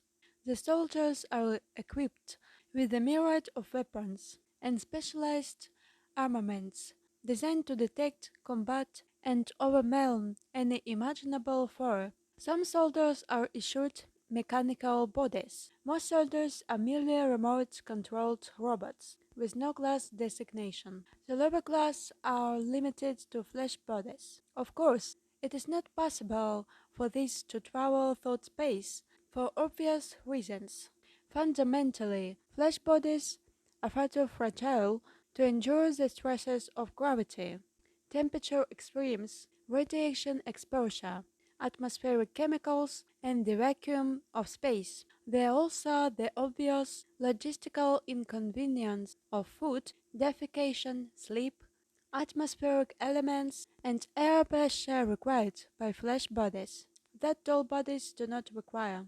Most flesh bodies will suffocate in only a few minutes without a specific combination of atmospheric chemicals. After 2 or 3 days, the bacteria, which live internally and externally on the body, cause severe odors to be emitted. Odors of any kind are not acceptable in a space vessel. Flesh can tolerate only a very limited spectrum in temperatures, whereas in space the contrast of temperatures may vary hundreds of degrees within seconds. Of course, flesh bodies are relatively useless for military duty. A single shot from a handheld electronic blast gun instantly turns a flesh body into a noxious vapor cloud. Species who inhabit flesh bodies have lost much of their natural ability and power. Alright, it is theoretically possible to regain or rehabilitate these abilities. No practical means have been discovered or authorized by the domain. Even now, spacecraft of the domain traveled trillions of light years in a single day, footnote 210. The time required to traverse the space between galaxies is significant, not to mention the length of time to complete just one set of mission orders, which may require thousands of years. Biological flesh bodies live for only a very short time, only 60 to 150 years at most, whereas doll bodies can be reused and repaired almost indefinitely. The first development of biological bodies began in this universe about 74 trillion years ago. It rapidly became a threat from species to create and inhabit various types of bodies for an assortment of nefarious reasons, especially for amusement. This is to experience various physical sensations vicariously through the body. Since that time, this have been a continuing devolution in the relationship of species to bodies. As species continued to play around with their bodies, certain tricks were introduced to cause species to get trapped inside the body so they were unable to live again. This was done primarily by making bodies that appeared sturdy, but were actually very fragile. NSP using their natural power to create energy accidentally injured a body when contacting it. The SB was remorseful about having injured this fragile body. The next time they encountered a body, they began to be careful with them. In so doing, the SB would withdraw or minimize their own powers, so as not to injure the body. A very long and treacherous history of this kind of trickery, combined with similar misadventures, eventually result in a large number of species becoming permanently trapped in bodies.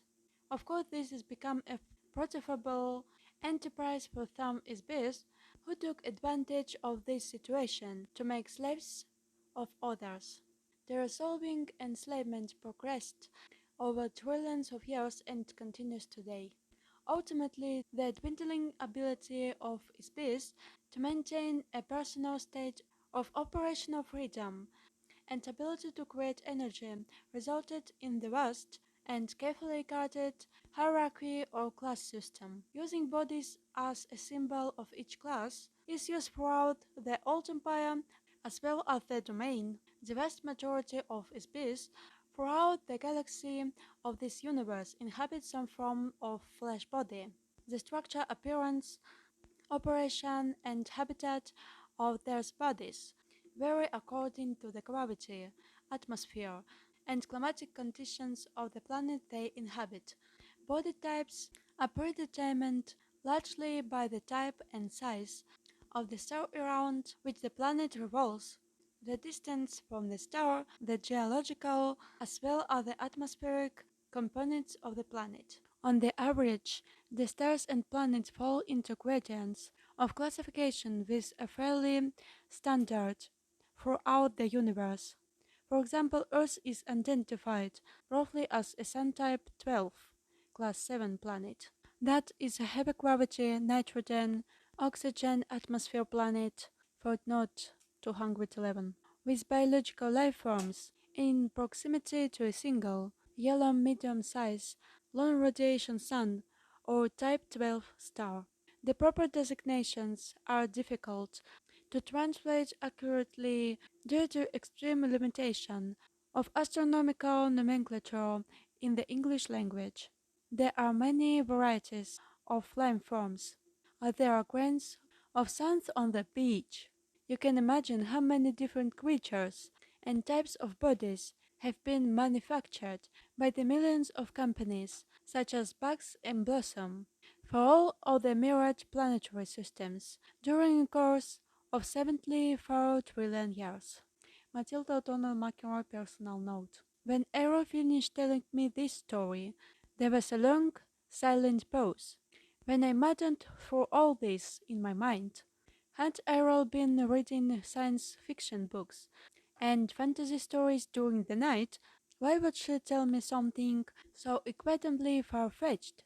If that had not been a 40-inch tall alien with grey skin and three fingers on each hand, and foot sitting directly across from me, I would not have believed a single word of it.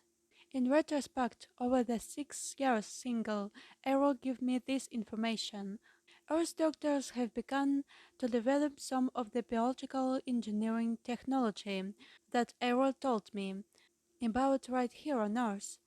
Height bypasses, cloning, test tube babies, organ transplants, plastic surgery, genes, chromosomes, and so forth. One thing is very sure, I had never looked at a bug or flower the same way since then, not to mention my religious belief in Genesis. Chapter 11, A Lesson in Science. Matilda O'Donnell McEnroe personal note. The transcript of this interview is verbatim. There is nothing more I can add to it. It says everything. Official transcript of interview, top secret. Official transcript of the U.S. Army, Air Force, Roswell Army Airfield, 59th Bob Group, subject alien interview, 29/7/1947, first session. Today, Air told me about some very technical things. I took a few notes to remind myself, so I can repeat what she said as closely as possible. She began with an analogy about scientific knowledge. Can you imagine how much progress could have been made on Earth if people like Johannes Gutenberg, footnote 212, Sir Isaac Newton, Benjamin Franklin, George Washington Carver, footnote 2013, Nikola Tesla, Jonas Salk, footnote 214, and Richard Trevithick, footnote 215, and many thousands of similar geniuses and inventors were living today, image what technical accomplishments might have been developed if men like this never died. What if they were never given amnesia and made to forget everything they knew? What if they continue to learn and work forever? What level of technology and civilization could be attained if immortal spiritual beings like this were allowed to continue to create in the same place and at the same time for billions or trillions of years? Essentially, the domain is one civilization that was existed for trillions of years with relatively uninterrupted progress. Knowledge has been accumulated, refined and improved upon in nearly every field of study imaginable and beyond imagining. Originally, the interaction of SB illusions or inventions create a very fabric of the physical universe. The microcosm and the macrocosm, every single particle of the universe, has been imagined and brought into existence by an SB.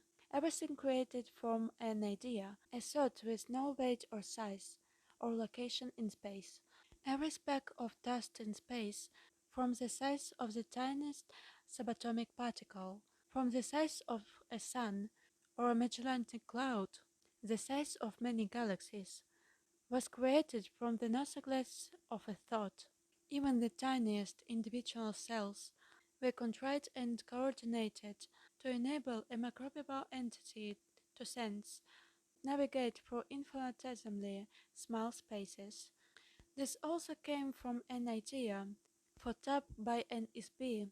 You and every SB on Earth have participated in the creation of this universe. Even though you are now confined to a fragile body made of flesh, you live for only 65 short rotation of your planet around a star. You have been given overwhelming electric shock treatments to wipe out your memory. You must learn everything all over again each lifetime. In spite of all these circumstances, you are who you are and will always be. And deep down, you still know that you are and what you know. You are still the essence of you. How else can one understand the child's prodigy? An SP who plays concertos on a piano at 3 years of age without formal training. Impossible if they did not simply remember what they have already learned from thousands of lives spent in front on a keyboard in times untold or a planet far away. They may not know how they know, they just know. Humankind has developed more technology in that past 100 years than in the previous 2000 years. Why? The answer is simple. The influence of the old empire over the mind and over the affairs of mankind has been diminished by the domain. A renaissance, footnote 260, on invention on Earth began in 4250 AD with the destruction of the old Empire space fleet in the solar system. During the next 500 years, Earth may have the potential to regain autonomy and independence, but only to the degree that humankind can apply the concentrated genius of the beast on Earth to solve the amnesia problem. However, on a cautionary note, the inventive potential of the beasts who have been exiled to this planet is severely compromised by the criminal elements of the Earth's population, specifically politicians, women girls, and irresponsible physicists who create unlimited weapons such as nuclear bombs, chemicals, diseases, and social chaos. These have the potential to extinguish all life forms on Earth forever. Even the relatively small explosions that were tested and used in the past 2 years on Earth have the potential to destroy all of life if deployed in sufficient quantities. Large weapons could consume all of the oxygen in the global atmosphere in a single explosion. Footnote 217. Therefore, the most fundamental problems that must solved in order to ensure that Earth will not be destroyed by technology are social and humanitarian problems. The greatest scientific minds of Earth, in spite of mathematical or mechanical genius, have never addressed these problems. Therefore, do not look to scientists to save Earth or the future of humanity. Any so-kind science that is solely based on the paradigm, footnote 218, that existence is composed only of energy and object moving through space, is not a science. Such beings utterly ignore the created spark originated by an individual SB and collective work of the SBs who continually create the physical universe and all universes. Every science will remain relatively ineffective or destructive to the degree that it omits or develops the relative importance of the spiritual spark that ignites all of creation and life. Unfortunately, this ignorance has been very carefully and forcefully instilled in human beings by the old empire to ensure that its beasts on this planet will not be able to recover their innate ability to create space, energy, matter, and time, or any other component part of universes.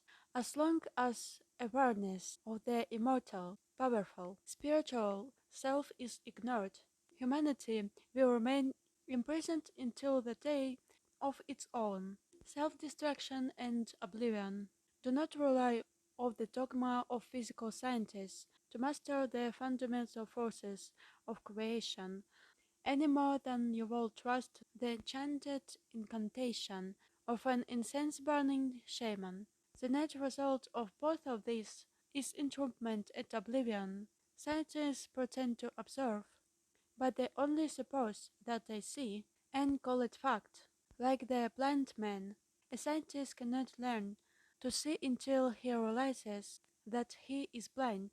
The facts of earth science do not include the source of creation. They include only the result or byproducts of creation. The facts of science do not include any memory on the nearly infinite past experience of existence.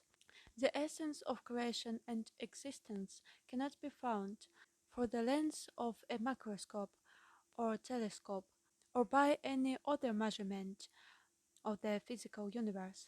One cannot comprehend the perfume of a flower, or the pain felt by an abandoned lover, with meters and calipers. Everything you will ever know about the creative force and ability of a god can be found within you, an immortal spiritual being. How can blind men teach others to see a nearly infinite gradients that comprise the spectrum of light?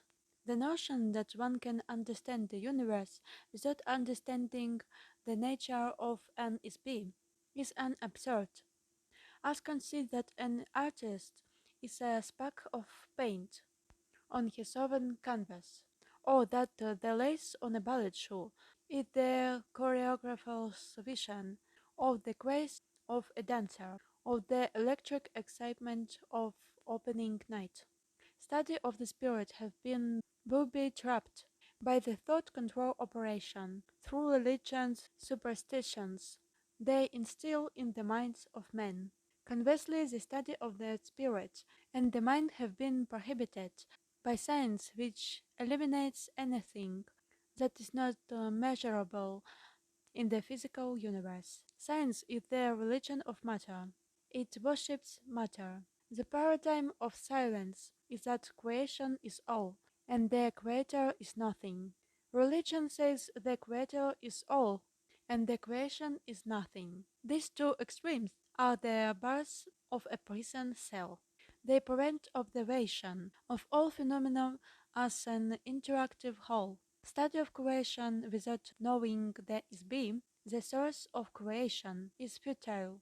Will you sail to the edge of a universe conceived by science, you fall of the end into abyss of dark, dispassionate space and lifeless, unrelating force.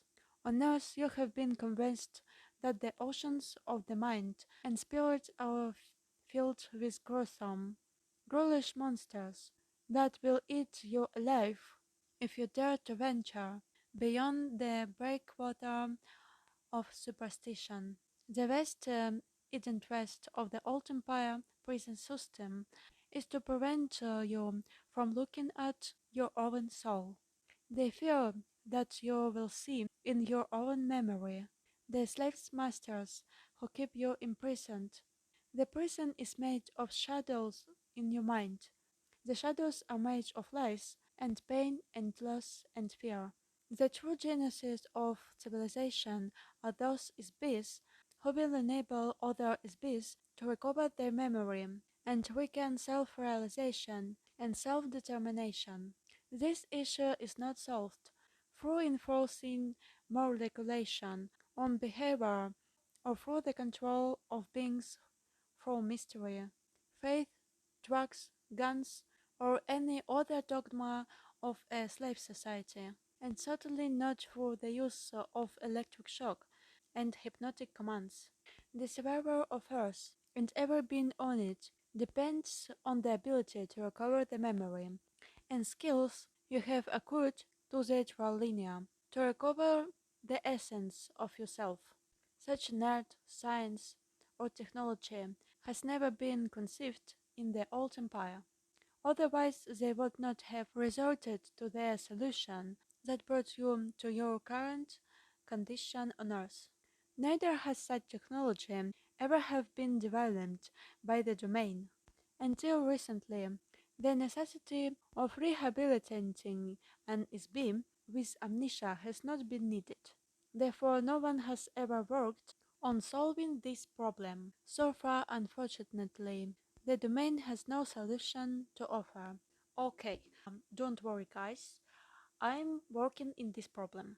I'm came to Earth and working in this problem. It's everything okay.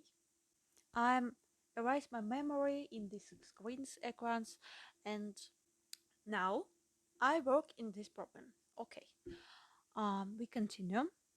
A few officers of the Domain Expeditionary Force have taken it upon themselves to provide technology to Earth during their off-duty time.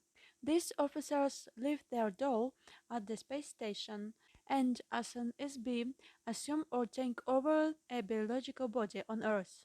In some cases, an officer can remain on duty while they inhabit and control other bodies at the same time. This is a very dangerous and adventurous undertaking. It requires a very able SB to accomplish such a mission and return to base successfully. One officer who did this recently, while continuing to attend to his official duties, was known on Earth as the electronic inventor, Nikola Tesla. Footnote 219. It is my intention, alright, it is not part of my mission orders, to assist you in your efforts to advance scientific and humanitarian progress on Earth. My intention to help others is being to help themselves. In order to solve the amnesia problem on Earth, you will need much more advanced technology, as well as social stability, to allow enough time to research and development of techniques to free the SB from the body and to free the mind of the SB from amnesia.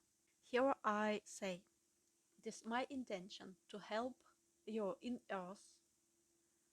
It is my intention, and I go to Earth to help people and translate this information in many language. I learn many language.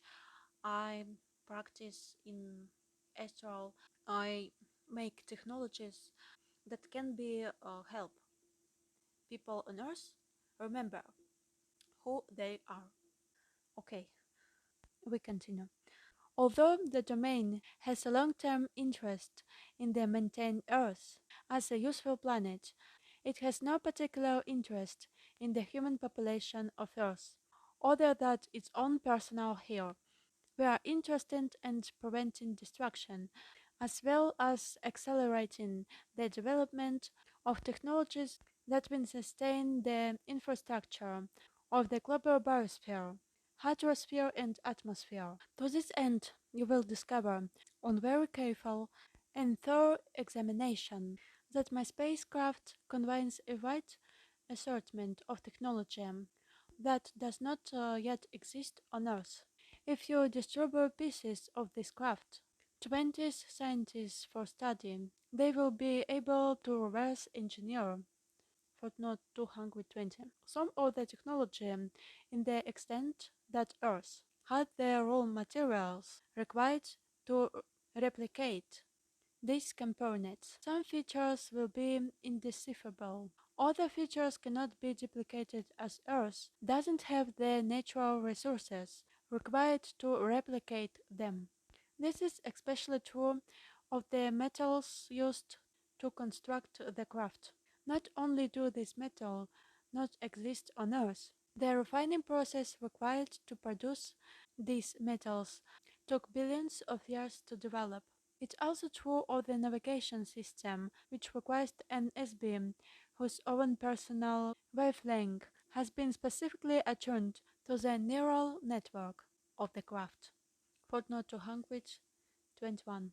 The pilot of the craft must possess a very high order of energy, volition, discipline, training, and intelligence to manipulate such a craft. Is based on Earth and incapable of this expertise because it requires the use of an artificial body specifically created for this purpose. Certain individual Earth scientists, some whom they are among the most brilliant minds in the history of the universe, will have their memory of this technology jogged when they examine the craft components, just as some of the scientists and physicists on Earth have been able to remember how to recreate electric generators, internal combustion and steam locomotion, refrigeration, aircraft, antibiotics, and other tools of your civilization. They will also rediscover other vital technology in my craft.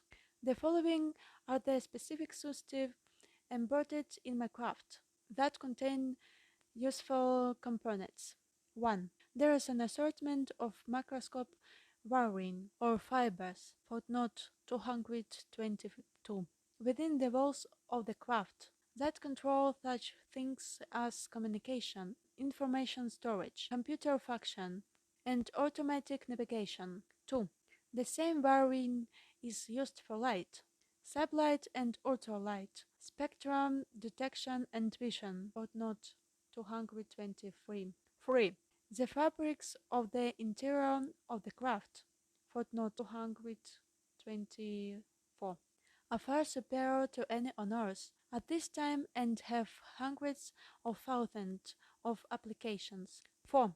You will also find mechanism for creating, amplifying and channeling light particles or waves as form of energy. Footnote 225. As an officer, pilot, and engineer of the domain forces, I am not at liberty to discuss or convey the detailed operation or construction of the craft in any way other than what I have just disclosed. However, I am confident that there are many competent engineers on Earth who will develop useful technology with these resources. I am parading these details to you in the hope that the greater good of the domain will be served. Chapter 12. A Lesson in Immortality. Matilda O'Donnell McIlroy personal note. I think the following transcript is pretty much self-explanatory. Official transcript of interview top secret. Official transcript of the U.S. Army, Air Force, Roswell Army, Airfield, 509 Bob Group, subject at an interview 37, 1947, first session. Immortal spiritual beings, which are referred to as isbis, for the sake of convenience, are the source and creators of illusions, each one individually and collectively, in the original, unfettered state of being, are an eternal, all-powerful, all-knowing entity. Isbis create space by imagining a location, the intervening distance between themselves and the imagined location is what we call space. An SBs can perceive the space and objects created by other SBs. SBs are no physical universe entities. They are a source of energy and illusion. SBs are not located in space or time, but can create space, place particles in space, create energy, and shape particles into various forms, cut the motions of forms, and animate forms. Any form that is animated by an SB is called life. An SB can decide to agree that they are located in space or time and that they themselves are an object or any other manner of illusion created by themselves or another or other SBs. The disadvantage of creating an illusion is that an illusion must be continually created. If not continually created, it disappears. Continual creation of an illusion requires incessant attention to every detail of the illusion in order to sustain it. A common denominator of SBs seems to be the desire to avoid burden.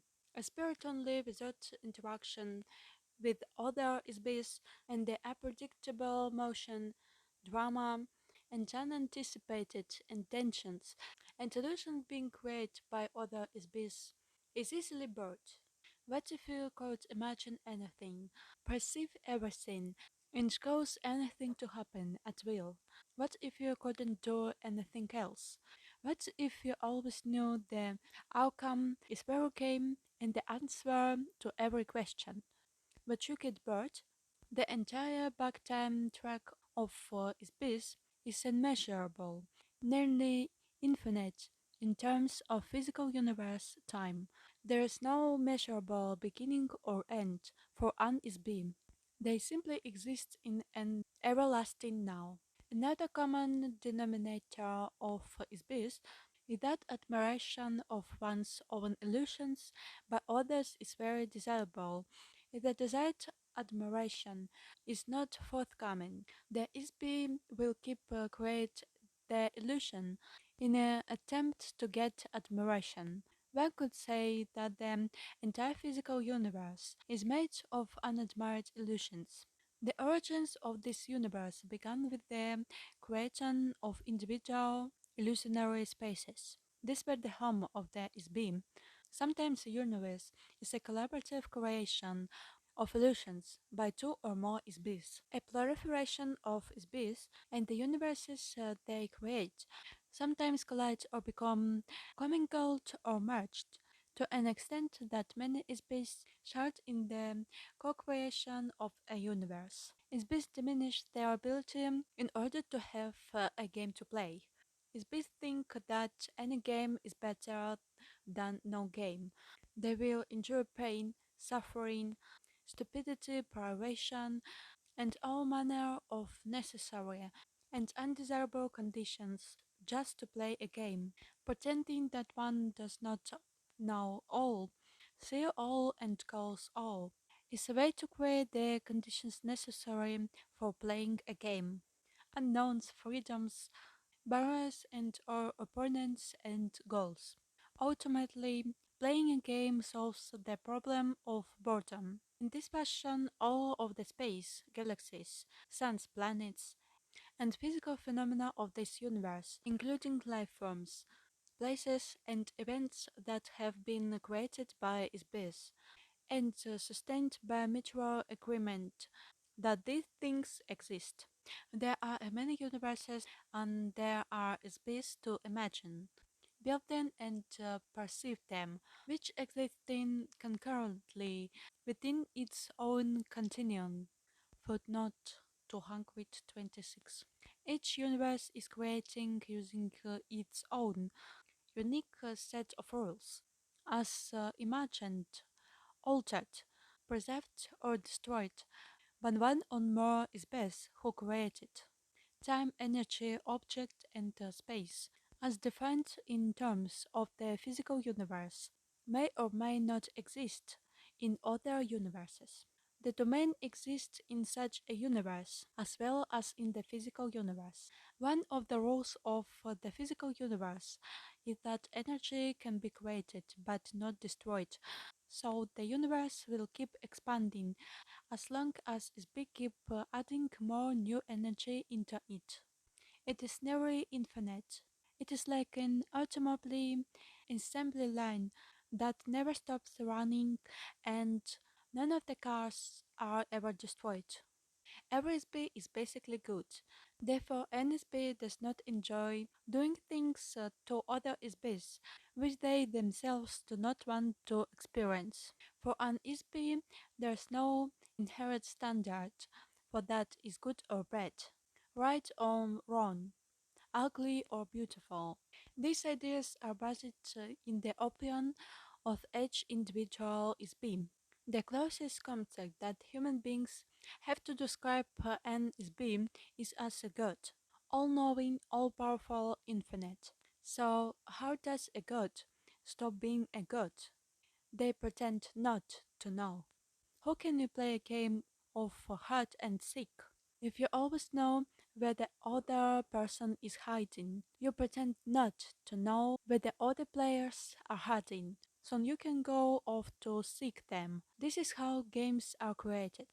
You have forgotten that you are just pretending. In so doing, it's become entrapped and enslaved inside a maze of their own devising.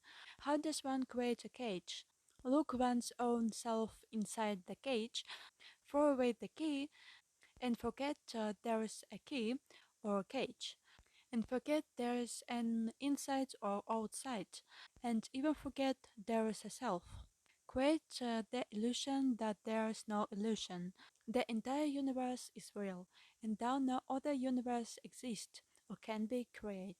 On earth, the propaganda taught and agreed upon is that the gods are responsible and that human beings are not responsible. We are taught that only a god can create universes. and the responsibility for every action is assigned to another is be or God, never oneself.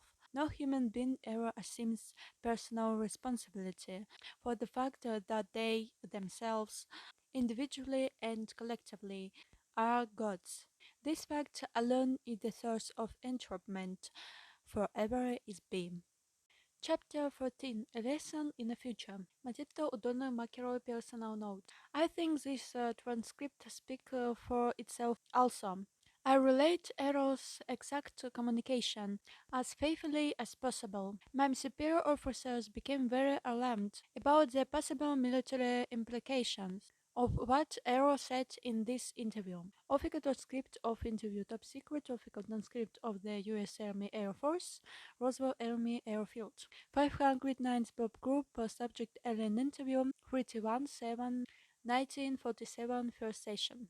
It is my personal belief that the truth should not be sacrificed on the altar of political, religious, or economic expediency. Footnote 227. As an officer, pilot, and engineer of the domain, it is my duty to protect the greater good of the domain and its possessions. However, we can't defend ourselves against forces of which we are not aware. The isolation of Earth from the rest of civilization prevents me from discussing many subjects with you at this time. Security and protocol prevent me from revealing any but the broadest general statements about the plans and activities of the domain.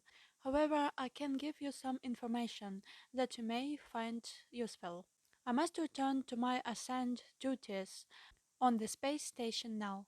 I have provided as much help as I feel ethically able to offer, given the requirements and constraints of my duties as an officer, pilot, and engineer of the domain forces. Therefore, I will depart as an SB from us within the next 24 hours. Editor's note. The following several paragraphs appear to be personal comments made by Matilda to the stenographer regarding her interview with Errol. What this means that Errol will leave her doll with us, as her craft is damaged beyond repair. We can examine, dissect, and study the body at our leisure. She does not have any further use for it, nor does she have any personal feelings or attachments to it as others are already available for her use. Error does not recommend that there is any technology in the body that Earth scientists will find useful. However, the technology of the body is simple, yet vastly beyond the reckoning of our current ability to analyze or reverse engineer any facet of it. The body is neither biological or mechanical, but a unique fabrication of materials and ancient technologies not found on any Earth-type planet. As Era mentioned previously, a very rigid and distinctive hierarchy of social, economic, and cultural classes exists throughout the domain, which has remained unvaried and inviolate for many millennia. The body type and faction assigned to NSB officers vary specifically according to their rank, class, longevity, training level, command level, service record, and meritorious citations, and by each individual SB, as with any other military insignia. The body used by Errol is specifically designed for an officer, pilot, and engineer of her rank and class. The bodies of her companions, which were destroyed in the crash, were not of the same rank or class, but of a junior rank. Therefore, the appearance, features, composition, and functionality of those bodies were specialized and limited to the requirements of their duties. The junior officers whose bodies were damaged in the crash have left their bodies and returned to their duties on the space station. The damage suffered by their bodies was due primarily to the fact that they were officers is lower rank, They used bodies which were partially biological and therefore far less durable and resilient than hers. Editor's note. At this point, the transcript appears to resume with statements made by Errol. Although the domain will not hesitate to destroy any active vestiges of the old Empire operations, wherever they are discovered. This is not our primary mission of this galaxy. I am sure that the old Empire mind control mechanisms can be deactivated and destroyed eventually. However, it is not possible to estimate how long this may take, as we do not understand the extent of this operation at this time. We do know that the old Empire Force Queen it vast enough to cover this end of the galaxy, at least. We also know from experience that each force generator and trapping device is very difficult to detect, locate, and destroy. Also, it is not the current mission of the Domain Expeditionary Force to commit resources to this endeavor. The eventual destruction of these devices may make it possible for your memory to be restored simply by virtue of not having it erased after each lifetime. Fortunately, the memory of an ISB cannot be permanently erased. There are many other active space civilizations who maintain various nefarious operations in this area, not the least of which is dumping unwanted ISBs on Earth. None of these craft are hostile or in violent opposition to the domain forces. They know better than to challenge us. For the most part, the domain ignores Earth and its inhabitants except to ensure that the resources of the planet itself are not permanently spoiled. This sector of the galaxy was annexed by the domain and is the possession of the domain to do with to disperse or as it deems best. The moon of Earth and the asteroid belt have become a permanent base of operations of the domain forces. Needless to say, any attempt by humans or others to interfere in the activities of the domain in this solar system, even if it were possible, which it definitely is not, will be terminated swiftly. This is not a serious concern, as I mentioned earlier, since Homo sapiens cannot operate in open space. Of course, we will continue with the next steps of the domain expansion plan, which has remained on schedule for billions of years.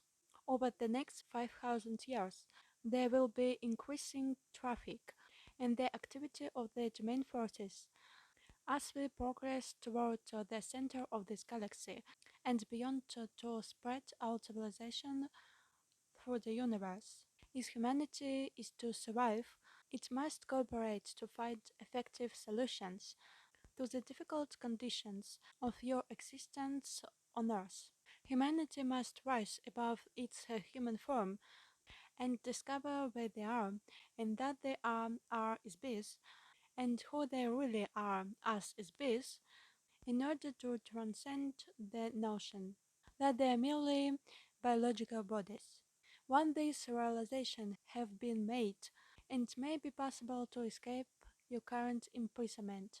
Otherwise, there will be no future for the SBs on Earth. Although there are not active battles or war being waged between the domain and the old empire, there still exists the covert action of the old empire taken against Earth through their thought control operation.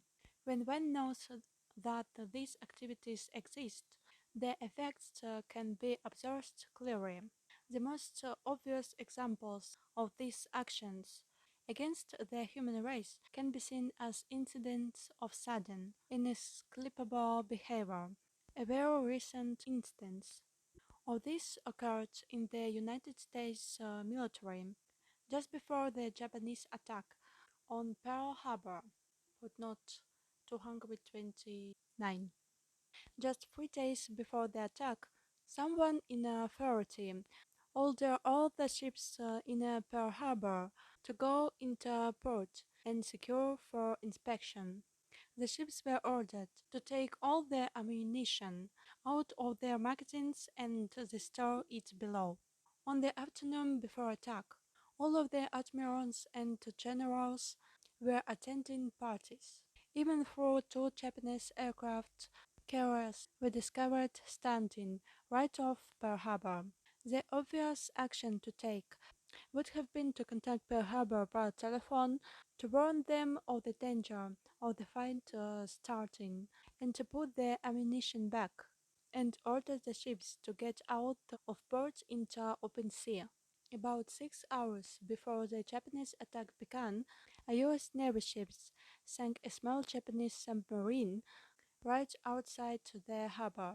Instead of contacting Pearl Harbor by telephone to report the incident, a warning message was put into a top-secret code, which took about 2 hours in encode, and then it took another 2 hours to decode. The boat of warning to Pearl Harbor did not arrive until 10 a.m. Pearl Harbor time, Sunday, 2 hours after the Japanese attack destroyed the US fleet. How do things like this happen? If the men who were responsible for these obviously disastrous errors were stood up and asked bluntly to justify their actions and intentions, you would find out that they were quite sincere in their jobs. Ordinarily, they do very best they can do for people and nations. However, all of a sudden, for some completely unknown and undetectable source, enters this wild, unexplainable situation that just can't exist. The Old Empire Thought Control Operation is run by a small group of old baboons with very small minds. They're playing insidious games with no purpose and no goal other than to control and destroy its beasts who could otherwise manage themselves perfectly well if left alone. These types of artificially created incidents are being forced upon the human race by the operations of the mind control prison system. The prison guards will always promote and support oppressive or totalitarian activities of its peace on earth. Why not keep the inmates fighting between themselves? Why not empower madmen to run the governments of earth? The men who run the criminal governments of earth mirror the commands given them by current thought controls of the old empire. The human race will continue to shadowbox with this for a long time, as long as it remains the human race. Until then, the species on Earth will continue to live a series of consecutive lives, over and over and over. The same species who lived during the rise and fall of civilization in India, China, Mesopotamia, Greece, and Rome are inhabiting bodies in the present time in America, France, Russia, Africa, and around the world. In between each lifetime, NSB is sent back again to begin all over, as though a new life was the only life they had ever lived. They began anew in pain, in misery and mystery. Some SB have been transported to Earth more recently than others. Some SBs have been on Earth only a few thousand years, though they have no personal experience with the earlier civilization of Earth. They have no experience of having lived on Earth, so could not remember a previous existence here, even if their memory was restored. They might, however, remember lives they lived elsewhere, on other planets and in other times. Others have been here since the first days of Lemuria. In any case, the species of Earth are here forever, until they can break the amnesia circle. conquer the electronic traps set up by their captors and free themselves. Because the domain has 3,000 of their own species in captivity on Earth also, they have an interest in solving this problem. This problem has never been encountered or effectively solved before in the universe, as far as they know. They will continue their efforts to free those species from Earth, where and when it is possible, but it will require time to develop an unprecedented technology and the diligence to do so. Editor's note. The following statement is a comment by Matilda. I think it is our sincere desire, as one SB to another, that the rest of our eternity will be as pleasant as possible. Chapter 14. Errol reviews the interview transcripts. Matilda Ototo McElroy personal note. Shortly after I finished recounting the previous interview with Errol to the stenographer, I was summoned urgently to the office of the commanding officer of the base. I was escorted by four heavily armed military policemen. When I arrived, I was asked to be seated in a very large, makeshift office that had been arranged, with a conference table and chairs. In the office were several dignitaries I had seen at various times in the gallery. I recognized a few of them because they were famous men. I was introduced to these men, which included Army Air Force Secretary Symington, footnote 229, General Nathan Twaning, footnote 230, General Jimmy Dalton, footnote 231, General Vandenberg, footnote 232, and General Neustadt, footnote 233. Much to my surprise, Charles Limbard, footnote 234, was also in the office. Secretary Symington explained to me that Mr. Limburg was thus a consultant to the Chief Staff of the U.S. Air Force. The several of the men present in the room who were now introduced. I assume these men were personal aides to the officer or agent of some intelligence service. All of this sudden attention, not only from the secretary and generals, but from such world famous people as Mr. Limbard and General Doolittle, made me realize how critically important my role was an interpreter for error was, as seen through the eyes of others.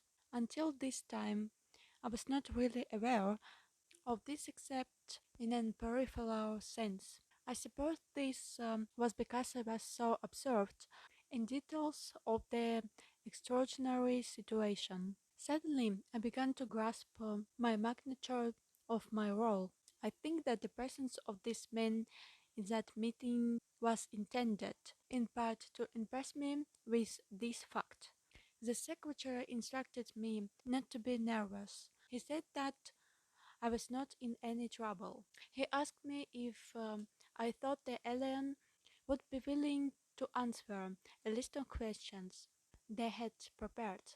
He explained that they were very eager to discover many more details about Errol, the flying disc, the domain, and many other subjects that Errol has disclosed in the interview transcripts. Of course, there were many interested in questions relating to the military security and the construction of the flying disc. I told them that I was very sure that Errol had not changed her mind about answering questions, as nothing had changed that would cause her to trust the intentions of the men in the gallery. I repeated that Errol had communicated everything that she was willing and at liberty to discuss already. In spite of this, they insisted that I would ask Errol again if she would answer questions, and if the answer was still no, I was to ask her if she would be willing to read the written copies of the transcripts of my interview translations. They wanted to know if I would verify that my understanding and translation of our interviews was correct. Since Errol could read English very fluently, the secretary asked if they could be allowed to observe for themselves right, where Errol read the transcripts and verified that they were correct in writing. They wanted her to write on a copy of the transcript whether the translations were correct or not, and make a note of anything that was not accurate on the transcripts. Of course, I had no choice but to obey orders, and I did exactly what the secretary requested. I was given a copy of the transcripts with a signature page, which I was to show to Errol. After Errol completed her review, I was also directed to request that Errol sign the cover page, attesting that all of the translations in the transcripts were correct, as amended by her. About an hour later, I entered the interview room, as instructed, with copies of the transcripts in the signature page to deliver to Aaron as the members of the gallery, including the generals and Mr. Limbar also, I presume, and also watched through the glass of the gallery room. I went to my usual seat, sitting 4 or 5 feet across from Aaron. I presented the envelope of transcripts to Errol and passed on the instructions I had received from the secretary telepathically. Errol looked at me and looked at the envelope without accepting it. Errol said, "If you have read them and they are accurate in your own estimation, there is no need for me to review them also. The translations are correct. You can tell your commander that you have faithfully conveyed a record of our communication." I assured Errol that I had read them, and they were exact recordings of everything I told the transcription typist. "Will you sign the cover page, then?" I asked. "No, I will not," said Errol. "May I ask why not?" I said. I was a little confused as to why she wasn't willing to do such a simple thing. If your commander does not trust his own staff to make an honest and accurate report to him, what confidence will my signature on the page give him? Why will he trust an ink mark on a page made by an officer of the domain if he does not trust his own loyal staff? I didn't quite know what to say to that. I couldn't argue with Errol logic, and I couldn't force her to sign the document either. I sat in my chair for a minute wondering what to do next. I thanked Errol and told her I needed to go ask my superiors for further instructions. I placed the envelope of the transcripts in the inside breast pocket of my uniform jacket and began to rise from my chair. In that moment the door from the gallery room slammed open. 5 heavily armed military police rushed into the room. A man in a white laboratory coat followed closely behind them.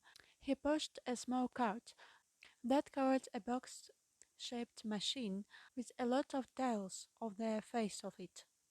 Before I could react, 2 of the MPs grabbed Errol and held her firmly down in the overstuffed chair she had been sitting on since the first day of our interviews together.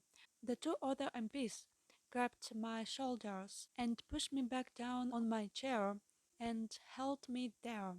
The other MPs stood directly in front of Errol, pointing a rifle directly at her, not more than 6 inches from her head. The man in the lab coat quickly wheeled the cart behind Errol's chair He deftly placed a circular headband over Errol's head and turned back to the machine on the cart. Suddenly, he shouted the word clear. The soldiers who were holding Errol released her. At that instant, as if Errol's body stiffened and shuddered. This lasted for about 50 or 20 seconds. The machine operator turned a knob on the machine, and Errol's body slumped back into the chair. After a few seconds, he turned the knob again, and Errol's body stiffened as before. He repeated the same process several more times. I sat in my chair, building her down all the while by the impulse, and I didn't understand what was going on. I was terrified and transfixed by what was happening. I couldn't believe it. After a few minutes, several other men, wearing white lab coats, entered the room. They briefly examined Errol, who was now slumped listlessly in the chair. They mumbled a few words to each other.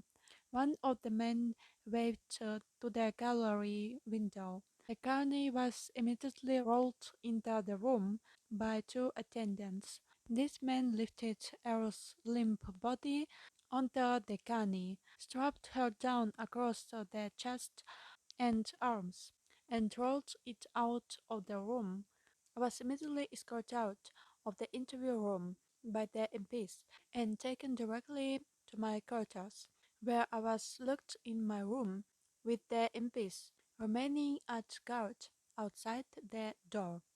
After about half an hour, there was a knock at the door to my quarters. When I opened, General Twantin entered, together with the machine operator in the white lab coat. The general introduced the man to me as Dr. Wilcox, footnote 235. He asked me to accompany him, and the doctor left the room, followed by the MPs. After several twists and turns through the complex, we entered a small room where Errol had been built on the gunny. The general told me that the Errol and the domain were considered to be a very great military threat to the United States.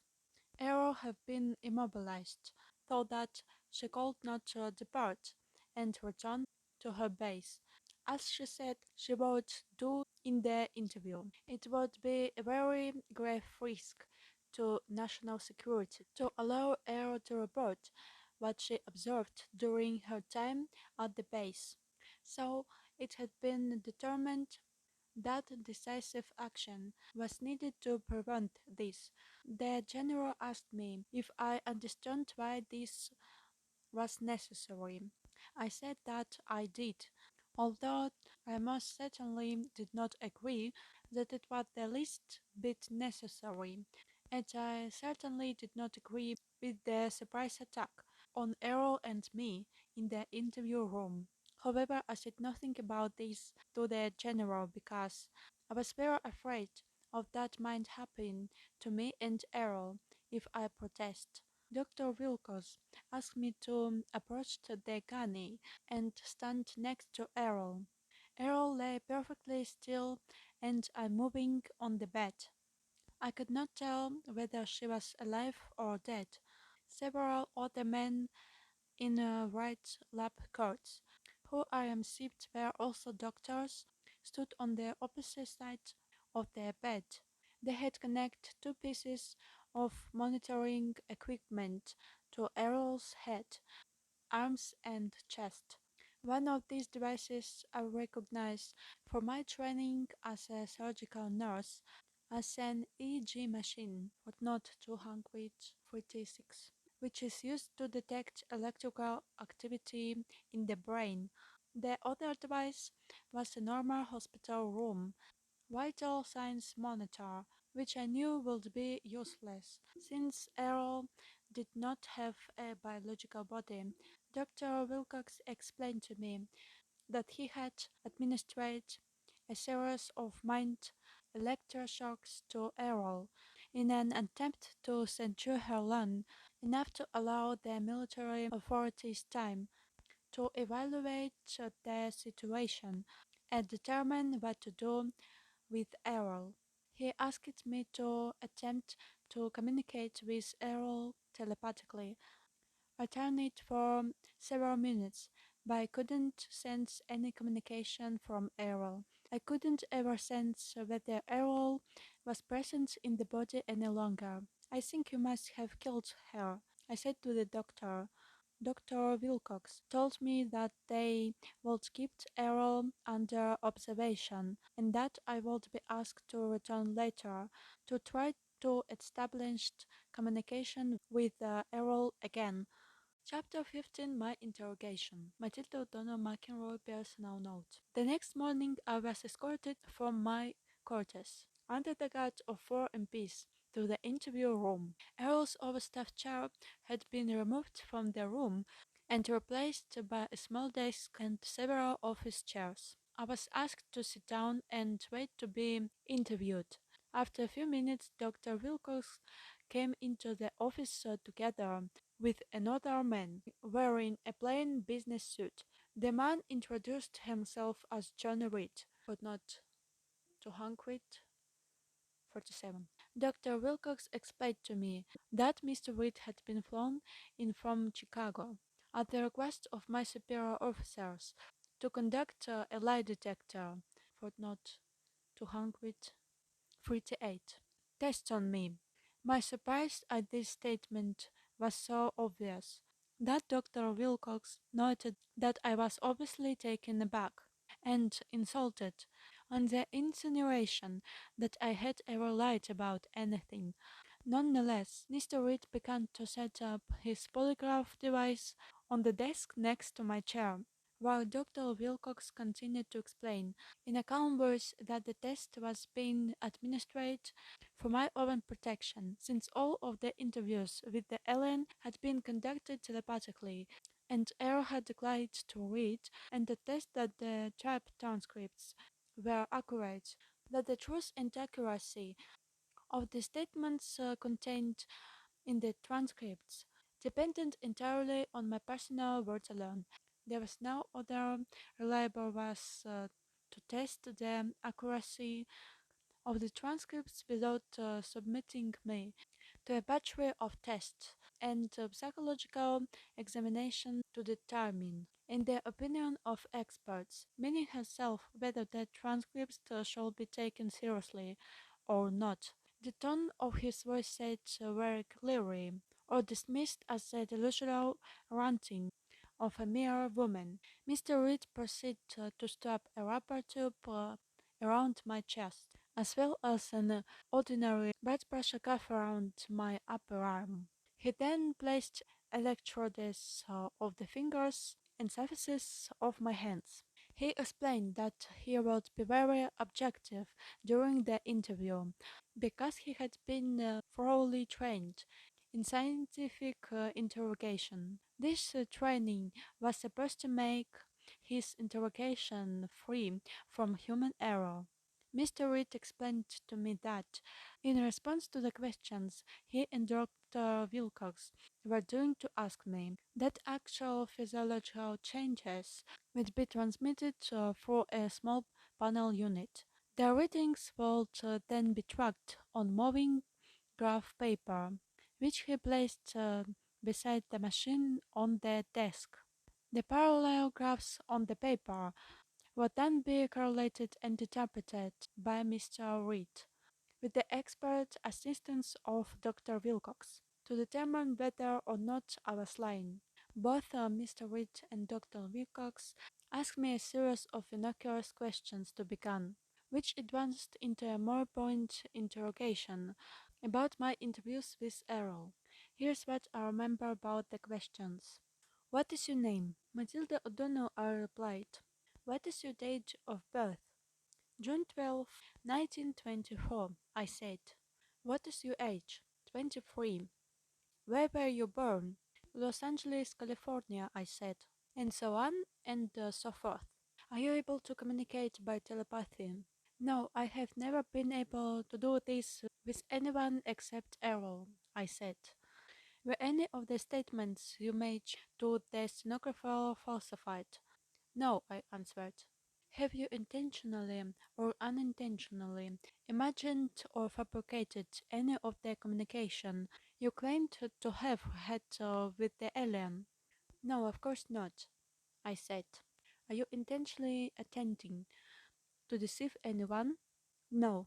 Are you attempting to obstruct this test? No. What color are your eyes? Blue. Are you a Catholic? Yes. Would you tell the same stories to your parish priest in a Catholic church confessional that you told to the stenographer here at the base? Yes. Are you trying to hide anything from us? No, nothing. Do you believe anything the alien communicated to you? Yes. Do you consider yourself to be a caliber person? No. The questions continued in this manner for more than an hour. Finally, I was unhooked from the polygraph machine and allowed to return to my quarters, still under guard by the MPs. Later in the afternoon, I returned to the interview room. This time, the desk was replaced by the hospital gurney. Dr. Wilcox was accompanied by a staff nurse this time. She asked me to lie down on the gurney. He said that he had been requested to ask me the same series of questions that I answered for the lie detector test. This time, however, I would respond to the questions under the influence of the truth serum. Footnote 249. Known as sodium pentothal. As a trained surgical nurse, I was familiar with this barbiturate drug, as it was sometimes used as an anesthetic. Dr. Wilcox asked me if I had any objection to submitting to such a test.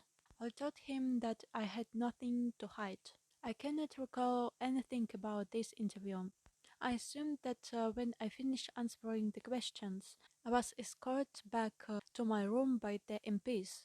With their assistance this time, I was too wobbly and woozy from the drug to navigate by myself. However, I had very peaceful sleep that night. Apparently, neither of these interrogations yielded any suspicious results, as I was not asked any more questions after that. Thankfully, I was left alone during the rest of my time at the base. Chapter 16. Aero departs.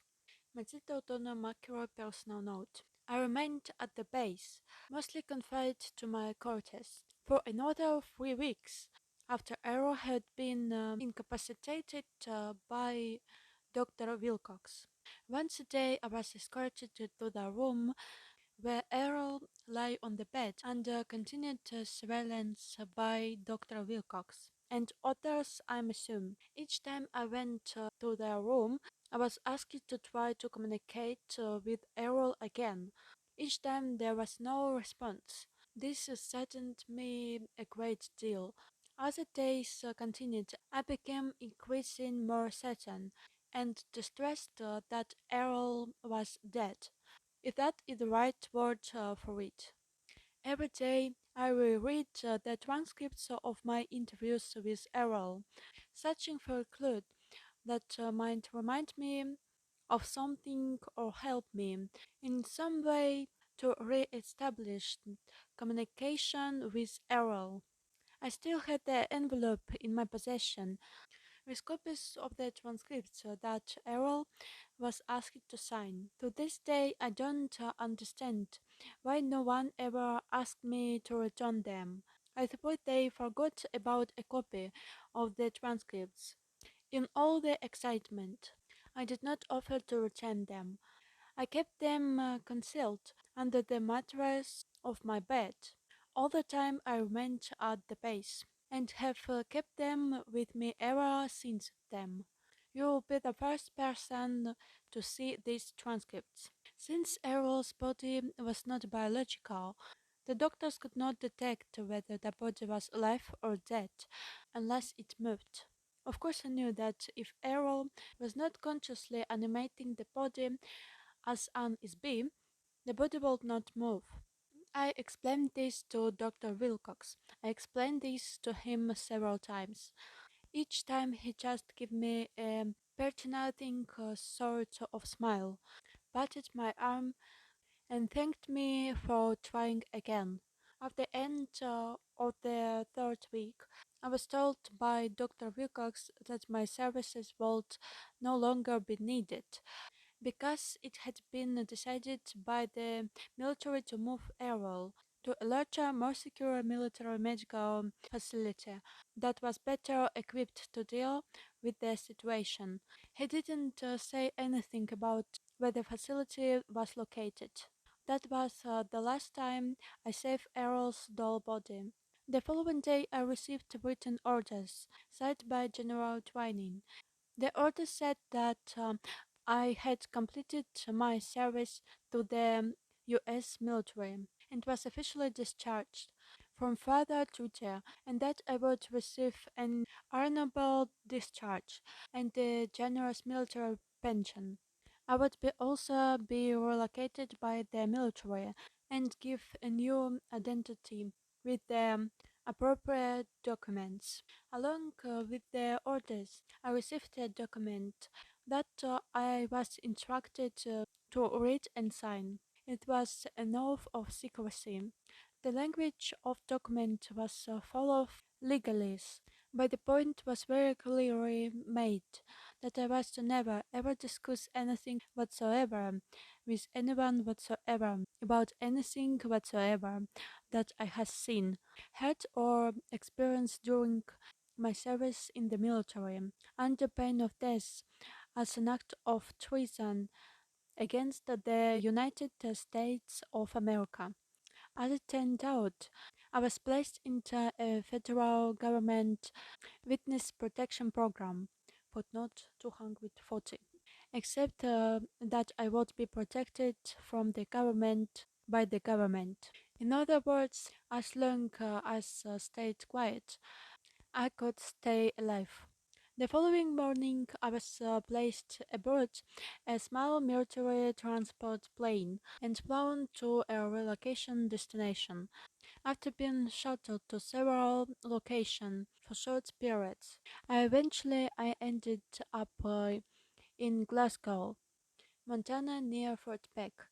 The night before I was scheduled to board the transport plane, as I lay in bed contemplating the whole affair and wondering what happened to Errol and to me, I suddenly heard Errol's voice. I sat bolt upright in my bed and turned on the light on the nightstand. I looked around the room frantically for a few seconds. Then I realized that it was Errol, the SB. Her body was not in the room with me, of course, and it didn't need to be. She said, "Hello." The tone of her thought was plain and friendly. It was unmistakably Errol. I did not have the least doubt about that. I thought, Errol, are you still here? She answered that she was here, but not in a body on Earth. She had returned to her post at the domain base.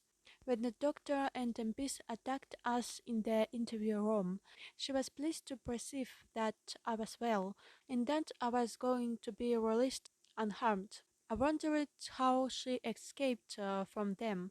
I was worried that they might have injured Errol by the shock machine. Errol said that she was able to leave the body before the shock was administered and avoided the electric current running through the body. She wanted to let me know that she was safe and not to worry about her. I was very relieved, to say the least. I asked Errol if I would ever see her again. Errol reassured me that we are both bees. We are not physical bodies. Now that she has located me in space and time, we would always stay in communication. Errol wished me well, and my communication with her ended for the moment. Postscript from Mrs. McElroy. Editor note: the following message was enclosed in a separate envelope marked "Read me last," together with the original letter, the transcripts, and the other notes of explanation I received in the envelope from Mrs. McElroy. This is what the message said. The other documents in this envelope are the end of the story, as far as what happened back in 1947. However, several months after the government got me settled at my final relocation destination, I continued my communication with Errol on a regular basis. It has been almost exactly 40 years since the crash at Roswell. Since then, it has become obvious to me that I have been able to communicate telepathically with Errol for one reason. I am one of the 3,000 members of the Lost Battalion. At this time, all the members of the Lost Battalion have been located on Earth as a result of the Domain Anunnaki mission and their use of the Tree of Life detection device. Through my communication with Errol, I was recovered some of my memory of lives I've spent on Earth over the past 8,000 years. Most of these memories are not especially important compared to the long backtrack of events, but it has been a necessary stepping stone to regaining my awareness and ability as an SB. I can also remember some dim patches of my life in the Domain Expeditionary Force. I was a nurse there too. For the most part, I've been a nurse over and over and over again, down through the ages. I stick with being a nurse because it is familiar to me, and I'm enjoying the work of helping people, as well as members of the race of biological beings in the domain, whose bodies look more like insects than mammals, especially their hands. Even dull bodies need some repair once in a while too. As I remember more about my past, I realized that the rest of my life is in the future. Eternity is not just in the past. Eternity is in the future. At this point, I'm still not able to fully return to the domain.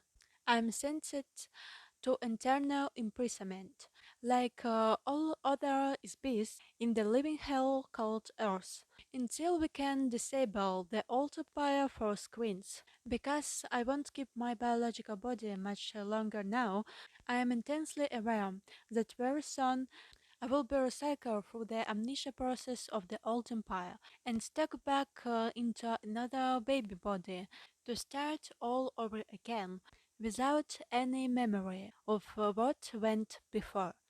As you know, members of the Domain Expeditionary Force have been working to solve this problem for thousands of years. Arrow says that even though the Domain has located all of the lost battalion officers and crew, the success of freeing them depends on the SB who are already on Earth. The Domain Central Command cannot authorize any personnel or resources at this time to conduct a rescue mission. This is not the primary mission of the Domain Expeditionary Force in this galaxy. So, if SB on Earth are going to escape from this prison, it will have to be an inside job, so to speak. The inmates will have to figure out how to get themselves out. Various methods of recovering the memory and ability of SBs have been developed over the past 10,000 years on Earth, but now have proven to be consistently effective so far. Error mentioned that the most significant breakthrough was made by Gautama Siddhartha about 2,500 years ago. However, the original teachings and techniques taught by the Buddha have been altered or lost over the millennia since then. The practical techniques of this philosophy were provided into robotic religions, rituals by priests, as a self-serving instrument of control or slavery. Guys, don't worry, I know this method. I know, and I can speak it them in my song. In my song, Electronic Barrier. I remember it. I remember, really. Okay. Go out of the dark, out in the dark, stop us if in a dream. Meditate after death. There are answers in your mind. Stop the floor of creation. There is only distraction around you. Inhale and exhale, don't be afraid. And being careful, you are fleeting particle. Unelusive you need. You're an electronic wave without frequency and essence. Without frequency and essence. So you understand this. I know. You not frequency, your electronic wave, not frequency. Sit in this space and you must don't have thoughts. If you had thoughts, activate a trap and you go in your birth, new relocation in earth. If you don't have thoughts, you don't return in earth and escape this prison. Okay, we continue.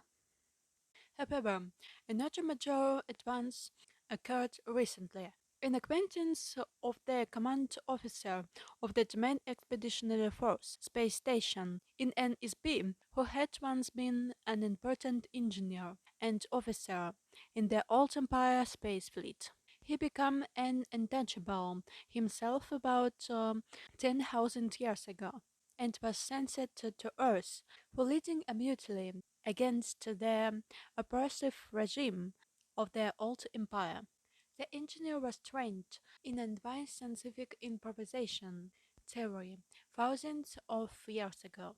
This man has applied this expertise to helping the domain solve the apparently unsolvable problem of rescuing the members of the lost battalion as well as there is based on Earth. Careful observation and experimental analysis of the mechanics of memory in SB by him and his wife who assisted him led to the realization that SB can recover from amnesia and also regain lost abilities. Together they discovered and developed effective methods that they used to rehabilitate their own memories. They eventually covered their methods so that others can safely be trained to apply them to themselves and others without detection by the old empire thought control operations. Okay, guys, they know about me. I know it. I know it. The old empire know about me. Against. Here we go.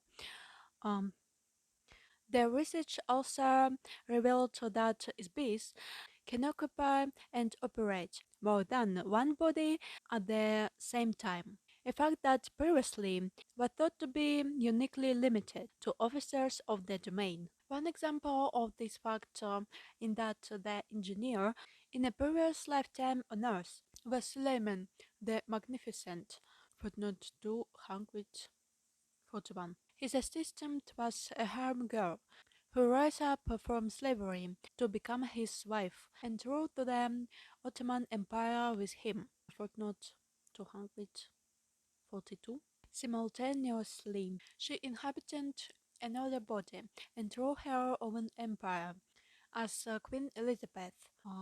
Footnote 243. As the Queen of England, she never married because she was already married to the Sultan of the Ottoman Empire. In a later life, she was incarnated as Sisha footnote 244. During his life as Rut, she was again a princess, this time from Poland. Footnote 245. As such, she pursued roads unsuccessfully towards the end of his life. However, in the next incarnation, they meet again. Were married, had a family, and again worked together successfully all of their lives. Several other notable examples of this phenomena were observed. For example, the process of refining steel was invented by the same SB who inhabited two bodies simultaneously. One was named Kelly, footnote 246, who lived in Kentucky, and the other was man named Bessemer, footnote 247, who lived in England. They both conceived the same process at the same time. Another example is Alexander Graham Bell, footnote 248, the inventor of the telephone, which was invented by several others at the same time, including Elisha Gray, footnote 249. The telephone was conceived concurrently in several locations around the world all at once. This was a single beam of such tremendous energy and ability that he was able to operate several bodies in several different locations while conducting complex research work. Thanks to these revelations, the domain have been able to return some office bees on the Lost Battalion to active duty on a limited, part-time basis. For example, two young girls who occupy biological bodies on Earth are now, at the same time, working as active members of the Domain Expeditionary Force on the Asteroid Space Station as operator of a communication switchboard. These operators relay messages between the Domain Expeditionary Force and the Domain Command headquarters. Recently, I myself have been able to resume some of my own duties for the Domain Expeditionary Force while continuing to live on Earth. This is not an easy task, however, and can only be done while my biological body is sleeping. It makes me very happy to know that we may not have to stay on Earth forever. There is hope of escape, not just for the Lost Battalion, but many others SB on Earth. However, all SBs could be helped to become more aware of the actual situation on Earth for the information in this envelope. This is why I sent these letters and transcripts to you. I want you to get these documents published. I want SBs on Earth to have a chance to find out what is really happening on Earth. Most people will not believe any of it, I'm sure. It seems too incredible. No reasonable person would ever believe a word of it. However, it only seems incredible to Anne Isby, whose memory has been erased and replaced with false information.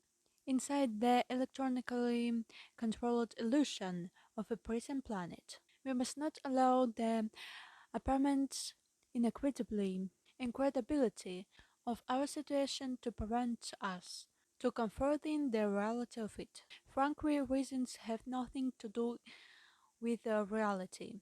There are no reasons. Things are what they are. If we don't face the facts of our situation, we're going to stay under the thumb of the old empire forever. The biggest weapon the old empire has left now is our ignorance of what they are going to all there is beast on earth. Disbelief and secrecy are the most effective weapons they have. The government agencies that classified the enclosed transcripts as top secret are run by SBs who are nothing more than mindless automatons, carefully ordered about through hypnotic commands given by the old empire prison operators. They are the unknowing slaves of unseen slave masters, and all the more enslaved by the willingness to be slaves. Most of the space owners are good, honest, able beings, artists, managers, geniuses, free thinkers, and revolutionaries who have harmed no one, really. They are no threat to anyone, except to the criminals who have imprisoned them. They must find out about their own empire, amnesia and hypnosis operation. They must remember their own past lives. The only way this will ever happen is to communicate, coordinate, and fight back. We have to tell other people, and they have to discuss it openly with each other. Communication is the only effective weapon against secrecy and oppression. This is why I'm asking you to tell this story. Please share these transcripts with as many people as you can. If the people of Earth are taught what is really going on here, perhaps they will begin to remember who they are and where they came from. For now, we can begin our own release and rescue with words. We can be free again. We can be ourselves again. Perhaps I will meet you in person, with or without a body, somewhere in our eternal future. Good luck to all of you. Good luck to all of us. Matilda O'Donnell McElroy. End of Mrs. McElroy documents.